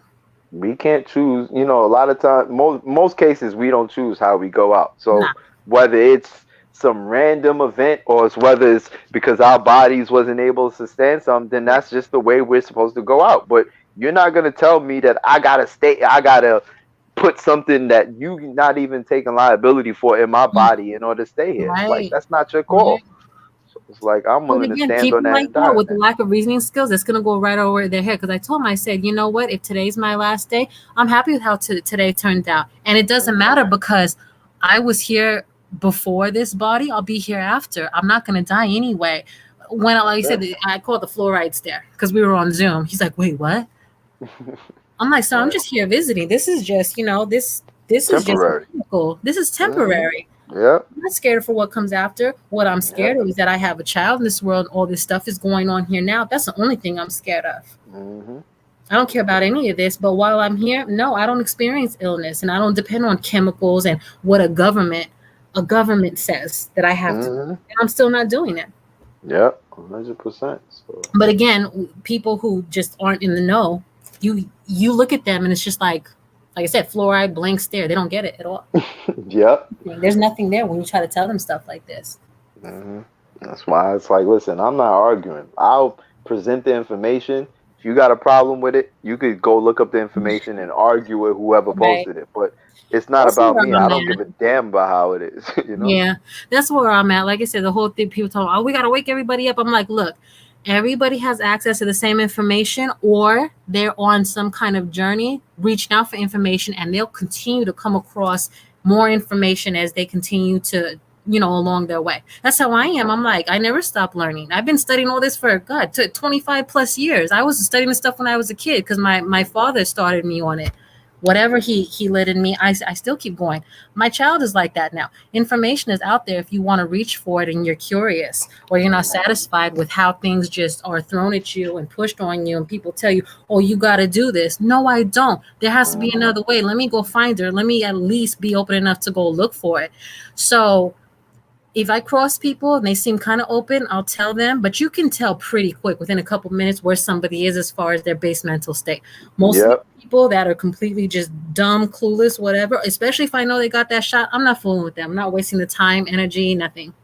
So listen, at most I might send you a link or I might tell you where you can get the information, but I'm not arguing because Right. first off, I didn't make up the information. So Right. you Or they tell me, well, arguing why don't you me. show me? I don't care about proving anything to you. Why don't you prove it to yourself? I don't care. Yeah. It's like, for me to be emotionally attached to information that ain't mine, it's Right. foolish. It's a waste of time. So I could tell you what it is. If you choose not to research it to make your own decisions from that, that's on you. But I'm not Hmm. sitting there gonna argue to feel like you have to listen to me. Like the hell, no, not at all. Right. But that's what they want. They want everybody at odds. Because again, divide and conquer. That's probably one of the most disappointing, disgusting things at this point. That divide and conquer. They're sitting back, sitting pretty. They're not getting these shots. The powers that shouldn't be. They're not getting these shots. They're Nope. not suffering. They ain't missed no paychecks. Guess what? They've all gotten pay raises and made money, stakeholders during all of this mess. But they're sitting Hmm. back comfortable watching us at each other's throats, watching us argue and fight Hmm. and still go along with their agenda, the masses. This is Yep. why I don't want to argue with people either. I'm like, if I sit here and engage energetically with you and sit here and expend my energy and my focus and my emotions, I'm playing into it more. So now I'm just as guilty because this is what they want. This is Yep. exactly what they want. Hmm. You would think that would be a red flag. It's like, okay, if the head of Pfizer got rejected from going to his home country because he's not vaccinated, what does that's not a red flag for y'all? Like, I don't get it. That should be an immediate red flag. It's just like when Mark Zuckerberg is like, okay, he doesn't let his children use Oh, right, Facebook and he covers the camera. It's right. like, all these things, if you don't see the silver lining and what's being told in the Then the context clues, irony, the that's irony. on That's you. why I said, you know what? All these government stores, they're not government stores. They're subsidized by your government. So I'm gonna call them government stores. These government big box stores. Walmart didn't close. Costco didn't close. Home Hmm. Depot didn't close. All these Target, all these big box stores didn't close. But guess who had to close and weren't deemed, again? Here we go with the labels. Quote unquote essential. Hmm. Mom and pop had to close though. Yep. To these My, businesses. my, That's why I said I'll probably never go back home. It probably break my heart to see a city like that. To just walk through neighborhoods, the businesses. That's part of the neighborhood. That's part of the heart yep. of the neighborhood. All these bodegas that close. I remember the bodega Hmm. down the street. I used to talk to them, and the guy used to tell me, look, all the Habibis. Hmm. Habibi used to tell me, he's like, I learned how to walk in this store. My grandfather owned this store. Hmm. That grill right there, because my daughter used to tell, that this is my favorite place to get a chopped cheese. He's like, that grill is 90 years old. Some place like that goes down. Hmm. That's part of the community, the neighborhood. They're never coming back. Where's Yep. their bailout? Where's their rescue? Hmm. But guess who always gets rescued? Big corporations, not mom and pop. Yep. That's what they 100%. want. They don't want a middle class. This further kills off the middle class. They want the haves and they want the have-nots. Period. Yep. So guess what that makes when you have the haves and have-nots ruling over the have-nots? Hmm. Slavery, just in another Yep. form, with another face, another structure. Yep. All the labor from the have-nots is keeping the haves just sitting comfortable in their spaces. Meanwhile, we struggling just to put, That's why I tell two ends people, together. all you have to look at is New York City. They want you to come to Manhattan every day. They don't care if your commute is 2, 3, 4 hours, taking that train from wherever you're crawling out from under. Come sell these hot dogs. Come clean my house. Come work in these stores. Come whatever, and then go back home at the end of the day because it's our playground. Mm-hmm. Do you remember? This is, I don't know how many years ago now. They wanted to tax like some of the traffic lanes below. I think it had to be like below Midtown, like below 42nd or below the 50s, and it didn't pass. Like it had to be voted on, it didn't pass. So remember, they made all those stupid sidewalk cafes, all those red little cafe tables, right? Like I remember, right right, where they was alongside positioned out traffic. there. Right, Mm-hmm. especially like if you look at Times Square, you saw how they made all those cafe lanes. Right. That was Mm-hmm. basically them like throwing a fit and like basically a FU, but under Mm-hmm. the guise of, oh, we're making it pretty for tourists. All those lanes that could alleviate traffic, but because they couldn't make money on it, oh, we're gonna make some pretty sidewalk cafes. What? Mm-hmm. Yep. But you don't want cars on it because you can't make no money on it. And then they'll literally force all of these cars to go through. That's how rush hour is pretty. Rush hour is pretty much created by them You'll forcing quadruple or more you. your commute. Because say if it goes Yeah. one way here and one way there, and where you could cut through, but there's all these stupid sidewalk cafes, you got to go around, you got to go here, you got Hmm. to go there. Yeah.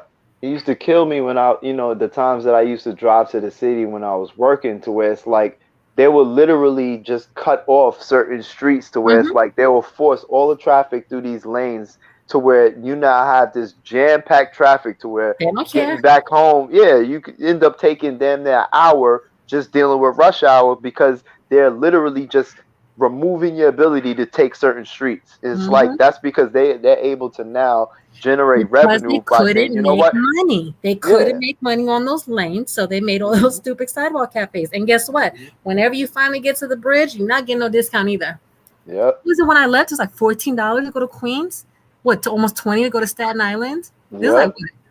This is a few years ago now. Yep. So it's just pretty much nonsense, man. It's just it won't stop until we actually put our foot down and be like, Right. listen, That's why I tell y'all people a place like overstepping. New York City, because people, outsiders, they don't get it. They don't get it. They don't really know what goes on there. It's a microcosm of what's going on everywhere, and it's spreading everywhere because this is how they want it to be for us. Mm-hmm.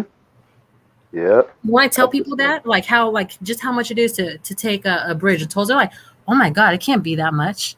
Because people Mm-hmm. complain like here in Texas, it may be like if you go down this like section of freeway on a toll road, it might be 50 cents or $1.10. People are like, oh my god, this is so expensive. I'm like, are you serious? Wait, what? If Right. if I drive a lot, which the past year I haven't been, if like on a busy month, I might get a bill in the mail or a little auto pay thing with your toll pass, 19-20 bucks. I'm like, that would take me over the bridge once and I couldn't come back. They're like, wait, what? Mm-hmm. I'm like, yeah, no, this is what? No, this is Because nothing. Yep, because even public transportation, it's like if you were Yeah, driving from New York to New Jersey, the toll bridge would be $15. But if you yep, take public transportation to disconnect from the trains in New Jersey, and then the PATH train, and then the MTA, you're still going to be paying $15 round trip to go yeah. to the city and come back. So it's like they Hmm. they work it out just for people to be Or to if you, then spend the if you got same to take the amount of money. metro too. Hmm. So yeah, so depending on where you're coming from, they really just they're cornering the market, and they don't realize that the people don't realize that it's just all at their own detriment and expense. Hmm. Yeah, crazy. Like I said, I couldn't take city anymore. I don't know what it's like there firsthand. I hear about it and I see stuff, but I'm like, I couldn't. Oh my god. And Yeah, this whole thing with that Excelsior pass thing. Mm-mm. it's too much nonsense If going you on. want to do anything indoors, you got to show your little digital pass. Yeah, like I was in Brooklyn yesterday, where like I went to a rest. It was two different restaurants that I went to, and both of them had the signs. Oh, no, no, no mask, no serve. Listen, I'm walking straight in there. If y'all gonna have You to want tell me you want y'all my not gonna money or serve not? me. Exactly. It's like y'all gonna have to tell me or argue that I can't wear a mask, but I'm not gonna go crazy. You gotta find a mask before I walk into a store just to get food. Like, get the fuck Mm-hmm. out of here. Especially if y'all wearing masks and y'all saying that that's supposed to protect y'all. If y'all feel safe, then don't worry about me. I could take that risk on my own, but Yeah. Again, if this was real, you wouldn't even come out your house. at all, Period. At all. at all. You'd be wearing a suit that you can't even the external air. You wouldn't even Right. be You would need a full exposed to the hazmat external suit. air. Period. Exactly. And a So it's and a like, little oxygen tank. mm-hmm. So Yeah, it's, it's it's just just it's a. laughable. I can't imagine like taking the train and all that. Like some of the Uh, videos I've seen with how people are showing out and treating each other, like Now, last time I was on the train in the city, I was literally like one of the only people in the car without a mask. And I'm just looking around like, oh my God, Mm-hmm. this is just beyond annoying. There wasn't nobody really, saying anything to me like, Well, because you're a man treating me. too. That's probably a bit of it too, because I tend to walk around If with you a. could observe the stuff I've been through the past year, and even for men, I've had to tell them like, "Are you proud of yourself? How would you like if somebody talk to your wife or your mother, your sister that way?" But again, people go for what they perceive as easy targets: unattended women, children, elderly. The way I've seen people treat elderly people, me have to stop and Mhm, say something disgusting, disgusting. I'm like, y'all don't even act human anymore. What is wrong with you? mhm, What if somebody talk to your mother, your grandmother this way? Are you serious? mhm.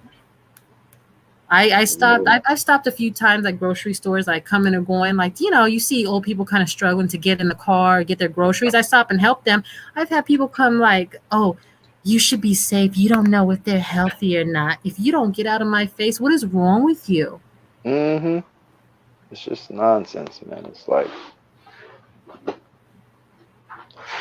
completely Too just much. ignorance. It's ignorance on a mass scale, and that's what's like annoying. That's what's Like, scary. That's the only thing that scares me. That's why I tell right? people the way I'm like, I'm not scared of getting sick. I'm not scared of anything they're talking about, this agenda. I'm scared of how people are acting and reacting to Yeah. it. That's what I'm scared of.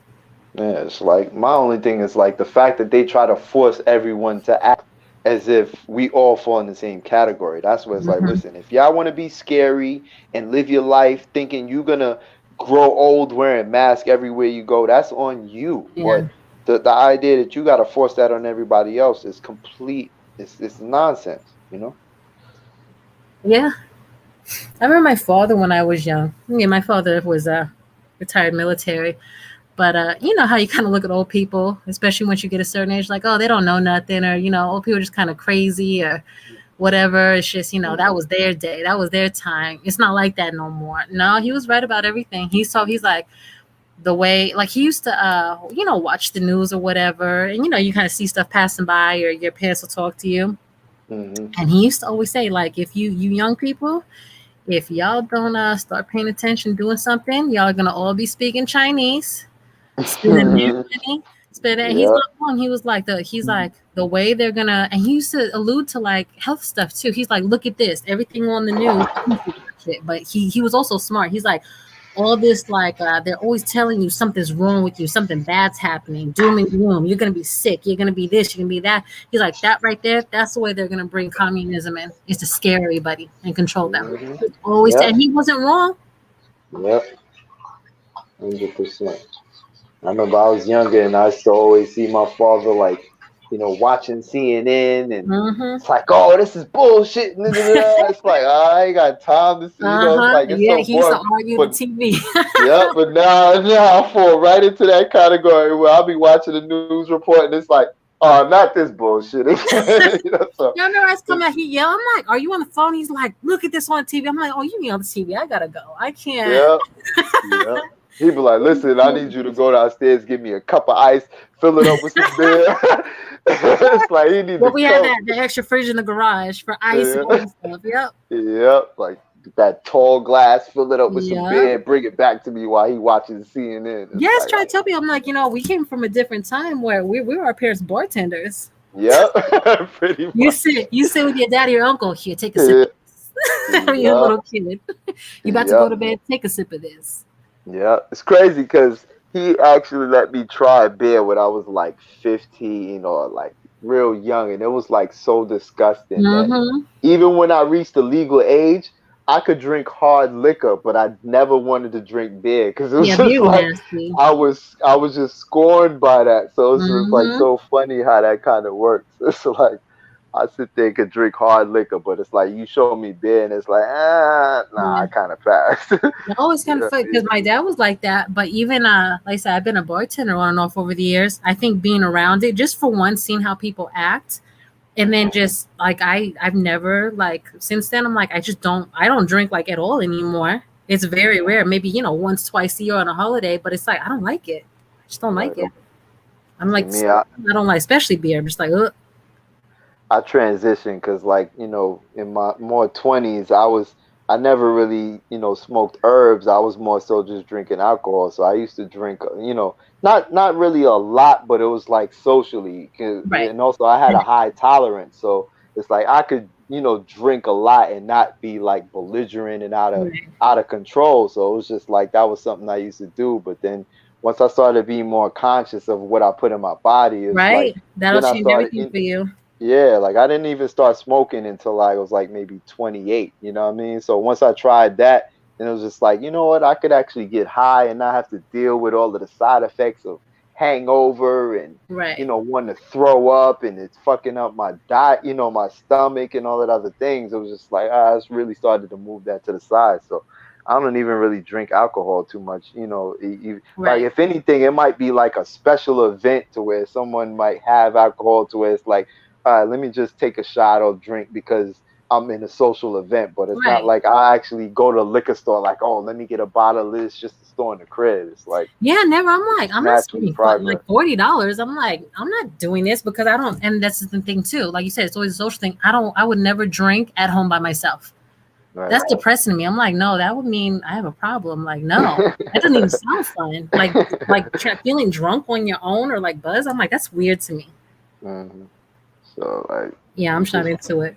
No, I much better. see because smoking thing for me that was more high school, but I see what it is. My theory with that is as you get more conscious, just with knowledge and like you said, being aware of what goes into your body, seeing hmm how it affects your body, the positive health benefits.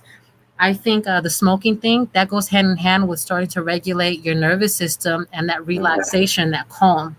Right. Right. That makes And that, perfect sense. yeah. And even with that, it's like, I was like, to be honest, I smoked a lot to where it's like I was working. I would literally go to work high every single day for years.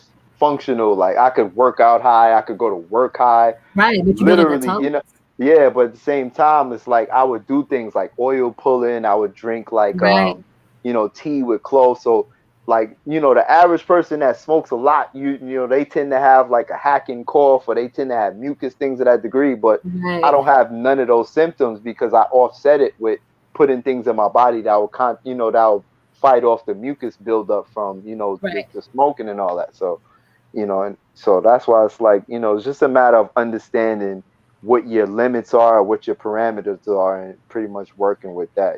So it's like I'd much rather No, that's deal with, good. That's about balance. yeah, yeah. So I would much rather be high than to be drunk. So Right. You know, it is just the past few years too. I've gotten so into like say like breath work. I'll okay, stop and do breath work like 3, 4 times a day. And it right. took me a long time to make myself sit there and do all that on a daily basis. But hmm it super helps a lot. Like I didn't That, notice it until, the days you get lazy, like, look, I just don't feel like this today. I'm just not doing it. And I saw the difference right away. Like, say something happens and like your reaction to it and like that fight or flight mode, I noticed like how it felt in my body to have that big rush of adrenaline. It was hmm almost painful, if that makes sense. I'm like, oh my God, I don't like how that feels. Let me go sit down. hmm But literally, once you get into it, it if you do it right, or you, like I'll go for extended periods of time. I had no clue. Like the very first time, like the first I'll say few days, I remember, especially I didn't know I could hold my breath for almost 2 minutes. Oh wow, But I yeah. remember doing. I was like, wait, when you feel like you can't breathe, and hmm instantly, if you don't have your mind in check and you're not used to it, the first thing you start to do is panic, and it's not a body panic; it's a mental panic. Right. I was like, wait a minute, I'm okay. I'm okay. Let me just hmm chill out and I looked at my timer when I finally opened my eyes. I'm like, I didn't know I could hold my breath for 2 minutes. That's how most Wow. people drown is they panic. hmm Yeah, And and it's yeah, it's it's all mental. right because it's like a muscle, like anything. You could train Absolutely. it and teach it to pretty much Absolutely. sustain. But as I've gotten into like more meditating and breath work, there's certain parts of breath work I get to. Literally, it feels like that. I don't know if you ever had medical issues, like if hmm you've had to be on pain medication or like get put to sleep all the way for a surgery. Okay. Sometimes like the mental rush, it's just amazing like what our bodies have like these full pharmacies inside of it. Like there's a pain medication called Dilaudid. That Okay. rush is like I can I'm thank God I don't have an addictive personality, but I can see Mhm. why people do drugs. Right. that rush, but I've gotten that same rush, and I think your body has a memory when you've taken certain things before. Like, you know what it feels like to be high, you know what it feels like to be drunk. I Right. know what it feels like for certain pain medication to hit my system. Some of the states I've gotten to with breathwork and meditation, it's felt like that rush of like something like Dilaudid, or it's felt Wow. like that rush right before you knock out completely when Hmm. you have general anesthesia. But it's all natural. Yeah, I'm definitely trying to get to that point, to be honest. It's weird because it's kind of like a paradox because I can as far as like focus on my breathing, I could do that when it comes to like trying to put myself to sleep because one thing that I, over the years from me unlearning and relearning and being in a different kind of position to where I have to apply things differently, it put me in a state to where my brain is like very overactive. So it's Right. like So I'm you're an constant. insomniac too. Yeah, so that's why I Same. tend to smoke as far as calming myself down. But I can apply it when it comes to go to sleep. Like there's plenty of times to where I'll be laying down and I'll realize like, damn, my brain is thinking about all this crazy shit. Hmm. Let me actually go to sleep to where I actually focus on my breathing and then boom, like I could just fall asleep. But if I try to like do like some deep meditation, it's like my brain is just constantly processing. So that's why I tend to use the marijuana as a crutch for the moment, just to Right. sort of just settle But myself I mean, out if at the you time can being. do it to So make yourself go to sleep, you have the ability to do it for any other time because the sleep one is usually the biggest hook. I know I still struggle with that one. yeah, like I You know a know lot how of to calm people your that parasympathetic nervous system. say Clearly, that again. you clearly know how to calm your parasympathetic nervous system. That's what I'm saying. Yeah, The smoking thing makes so much sense. that's why it's kind of weird because it's like I know, and I know how to do it to go to sleep, but then when it comes to like me, just sort of like if if I'm having a deep conversation or if I'm like talking about something that I'm passionate about, Right. my brain, my pistons in my brain just be firing. So it takes some time, for me to calm myself down. But like if Absolutely. I'm laying in the bed and I want to go to sleep, I already, I have a breathing exercise that I could jump into to go to sleep. So I guess it's kind of like I'm just not really. I don't know if it's just more a practice thing or just I have to find what works for me in It's both. in a normal setting. But yeah, so it's kind of like I'm just sort of understanding how the things work and just sort of applying it. So Right. it's just a learning process for the most part, but it's definitely just just No, I unlearning and understand. I'll have relearning to things. send you some stuff to try out. Definitely, because like I could do it to go to sleep, but it's just like when it deals with like me just dealing with regular day to day, sometimes it's just like my brain just be firing, so You, much things going are you a on. So fire sign? Sagittarius fire sign. You're a fire sign. That's why I'm an Aries. Yeah, Yeah, that's exactly yeah, why. We yeah, we're always on the ball. We're always go go go go go go, yeah, especially yeah. mentally. So definitely Being a New be Yorker working probably on doesn't help. You already know how that is. Because I've had absolutely. people out here. Because remember, I'm in Texas now. They Mhm. said something about oh, this is something's too fast. I'm like, look, I don't listen or think slow, so you're not even getting that past me. That's your Right. problem. That's not my Mm-hmm. problem. I'm like, Mm-hmm. I don't think slow. I don't process slow. I don't speak slow. I don't know. Yep. Half the time I may be having a conversation or I may speak in a certain way and it's like it goes over people's heads to where I have to actually change my language and Mm-hmm. verbiage just Yep. for people to understand where I'm coming from. So that's why I get like, And again, you people know, tell me I'm mean for this, but that's where I've come to too. I think just on a mental and conscious level, I'm like, look, if I gotta dumb myself down and go into full layman's term, like you a little kid, I can't talk to you. right, 100%. Because it's like I might say something and it's like, I'm like, so huh? what do you mean by that? And it's like, all right, Right. let me break it down in another language because Let me dumb clearly, it down for you. yeah. So a lot of times it's like, oh Trust man, me, I get it. switch that up.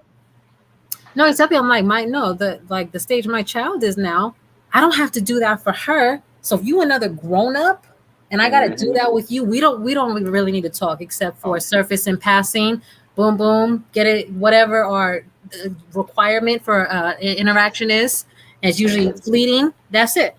Right. We don't need to chit chat. Very true. Very true. So it's like, listen, I'm gonna see it. I'm gonna call things for what it is. And I Yeah. know a lot of times I have to end up editing. Like even it's even sometimes like if I'm commenting, like if I might reply to something on Instagram or YouTube on a comment or something, and somebody replies to me, a lot of times I find myself I might write a response and be like, you know what, I don't even gotta go that hard. Let me put it in the layman's terms and keep it simple. No, because Because it's it's gonna be like, super sensitive too. Oh my god, yeah, a lot of hurt my yeah. So. feelings. hmm No, try. I get it. I get it. completely get lost to where it's like end of the day I'm just trying to connect. I ain't really trying to I don't got no time to sit there and argue back and forth, so I try Hmm. to make it as clear and concise on the Well, first that's what go I've around as noticed I too. The can. people that don't understand what you're saying, and to me, it's pretty basic to me. Like what I'm saying, I think I'm very concise. I think I'm very direct. So if you don't understand what I'm saying, what I already pick up off you most of the time is you're gonna be the one that again gets very triggered, very in their feelings ahead of logic, and you're gonna go back and forth on some nonsensical stuff. So you're just a waste of energy. That's what I see hmm about you. So I'm not even gonna engage you. hmm And sometimes I ain't even gonna lie, like sometimes I might use certain people as an example to where it's like it's not a matter of me trying to get my point across to you, but I Hmm. understand that this is a public platform to Right. where other people might be able to see the information and Right. extract from it. So I might entertain a couple clowns every once in a while, be like, all right, let me see how far your ignorance will go. So I'll just sort of Right. challenge their pattern over a couple of responses to where it's like, yo, you are really exposing how dumb you are at the end of the day. But Right. No, at the I end of the get day, it. some Trust me. people gotta learn. You know what I'm saying? So it's like if you wanna keep going back and forth, I'm gonna show you how stupid you look, in this context, because someone else could actually learn from it, even though you're choosing to be ignorant about it. So it's kind of depends on where I'm at with it. You know what I mean? Sometimes I might be doing other things that I ain't got no time to debate, and then sometimes it's like, you know what? I got time today. You know what I'm saying? What you Yeah, really trying I to do? get you. You know Trust what I me, mean? I get it. So, kind of. See, even interact, like you said, I'm not big on social media. I'll repost stuff sometimes or whatever, but as far as like, I don't even get into the big exchanges anymore. It's too much. It's exhausting. I'm just like, Yeah. I don't have patience. I'm just like, man, never mind. But I realized that over time, like I guess from the things that I've learned, I tend to make just even if I'm just not even replying directly to someone or Right. challenging someone, I might just make a statement based around something that I see, but it tends to get people in their emotions to where they Hmm. compelled to be like, oh well, if that's that, you know what I mean? So it's like, okay, you really want to see where I'm coming from? Okay, we're gonna go down this rabbit hole, So a Right. lot of people don't really be ready for the level of where I'm going to take them, because I just be coming from a position of just sharing information. But when you Hmm. try to They respond from a acting like place they're of ready. The way they like to jump on people.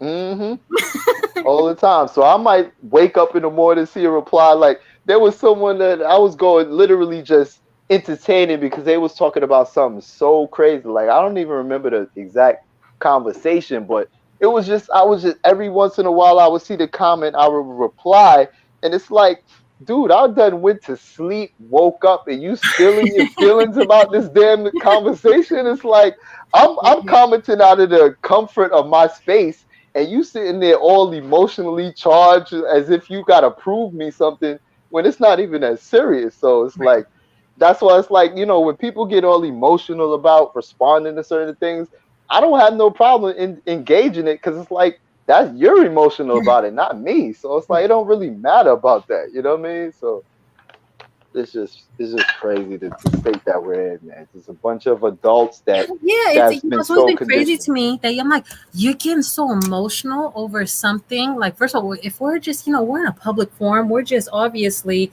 kind of rapping about, a certain subject, but the kind of where my mindset has changed, not even that they're emotional, because most of the time, I don't know, even from my mindset, maybe I'll just speak from my mindset. I'm emotional about things that matter to me. Hmm. What I'm observing is that most of these people are emotionally unstable. Yeah. Any chance, any opportunity for them to be, it's like they're looking to be offended, for them to be Hmm. offended, to be triggered, to feel like a victim, they jump on it, like they can't Right. wait. Because I mean, I could be passionate about a point that I'm making, Absolutely, because but that's because different. I Yeah, because I understand. End of the day, even from when you understand law, it's like you have to be able to state your basis from a position of Oh, fact. and So you it's have to like back it up with confidence. You can't go in there like, this is what I think. exactly, Nah, if they sense that in you, they're gonna trample all over you. You have to stand when they say stand on your square. Truly, you have mm-hmm, to stand on your truth, stand on your conviction, whatever it is. exactly. So I tend to use sometimes for comments and things like that to be able to just sort of teach myself how to sort of better, make my point in the Right. most concise manner without getting too convoluted. So it's like, okay, if you want to play that game, we could do it, but understand that I don't give a damn about the information in the day because I know how the information that I'm talking about, I've been able to apply in real life. A lot of people that tend to argue and debate, they've never been able to really test what they know in a real situation. It's all conjecture because of what they've been taught by Right. someone else. Or not So being it's taught. But that's what I'm saying is they're emotionally unstable, but usually their reasoning is very unstable. They don't have that. uh-huh. So if they don't Right. have any basis for stability anywhere, it shows all the way around. Hmm. Right. And They can't even so think critically or choose for themselves. so I use it as an opportunity to sharpen my skills and being able to articulate a point, Right. get straight to the facts, not apply emotion to be able to respond exactly to the points that's being made. And it's funny because it's like I'm at a point now to where I could actually sort of give an estimate to where if I'm having a dialogue with someone, I could based on my responses, I can be like, you know what, I could tell I have about two more replies until this person tries to make a personal attack against me Right. because they can't actually defend my argument. And Right. they think that making personal attacks against somebody you don't know is supposed to Yeah. make me feel away. It's like you can say whatever you want. You literally don't know me. And on top Right. of the fact that you don't even know the path that I've been on. So it's literally just like I said, conjecture. You're literally just making all these blanket assumptions based around what somebody else told you. It's not even around what you've actually been able to enforce or exercise to be able to stand on confidently. So it's just laughable at the end of the day, you know. Right. Yeah, I get you. Trust me. But Bronze must be sleep. Bronze love to get on here and take his nap. Bronze. hmm All right, it's about that time. he be just usually, letting it roll. usually it's not past 2 a.m. and we'll see him when we see him. Yep. It's Man, just Bronze almost hit his. He was joking one time about a 24-hour, but he almost made it. I don't know why he cut it off. He made it to like 21 to 22 hours. yeah.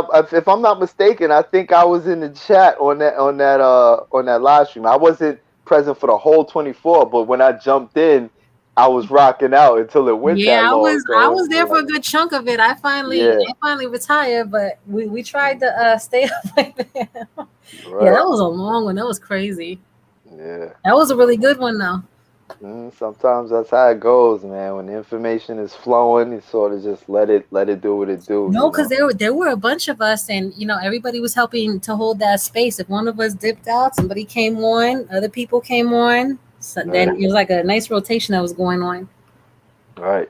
And he had hit me up. I think it was like yesterday or 2 days ago to do the bill, but at literally on the same day, I was actually doing a shoot with a couple of my bros. So I was like, I'll try to jump in after, but it ended up running longer than expected. So he hit me up today, was like, yo, he gonna be doing the bill. So I'm like, all right, cool, I'll be with it. So Right.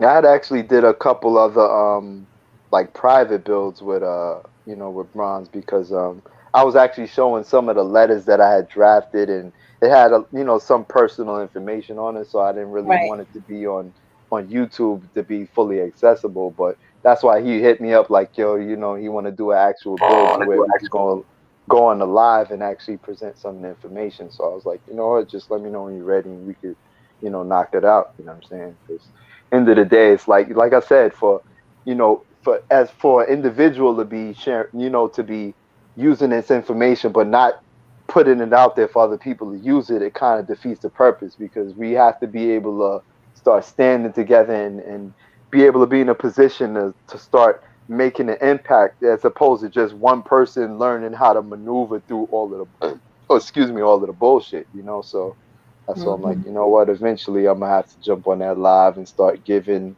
some of my experiences so that way, you know, other people be able to at least research it and, you know, see how they might be able to apply it in their situations, you know. Absolutely. Agreed. But yeah, it's definitely a great build, man, that he put together. I'm getting ready to get off here. YouTube's been doing something too weird to me all night, and it's actually my screen is actually frozen now. Oh So I'm wow. gonna get ready to get off of here. Copy that. I'm All gonna catch right. up with you later. I have your Instagram, by the way. All right, cool. So if anything, I'll be on there. I'll follow you, and we could reconnect on there. Yeah, bronze is in the spirit world, but later bronze, later All everybody. right. All right, cool. Have a good rest.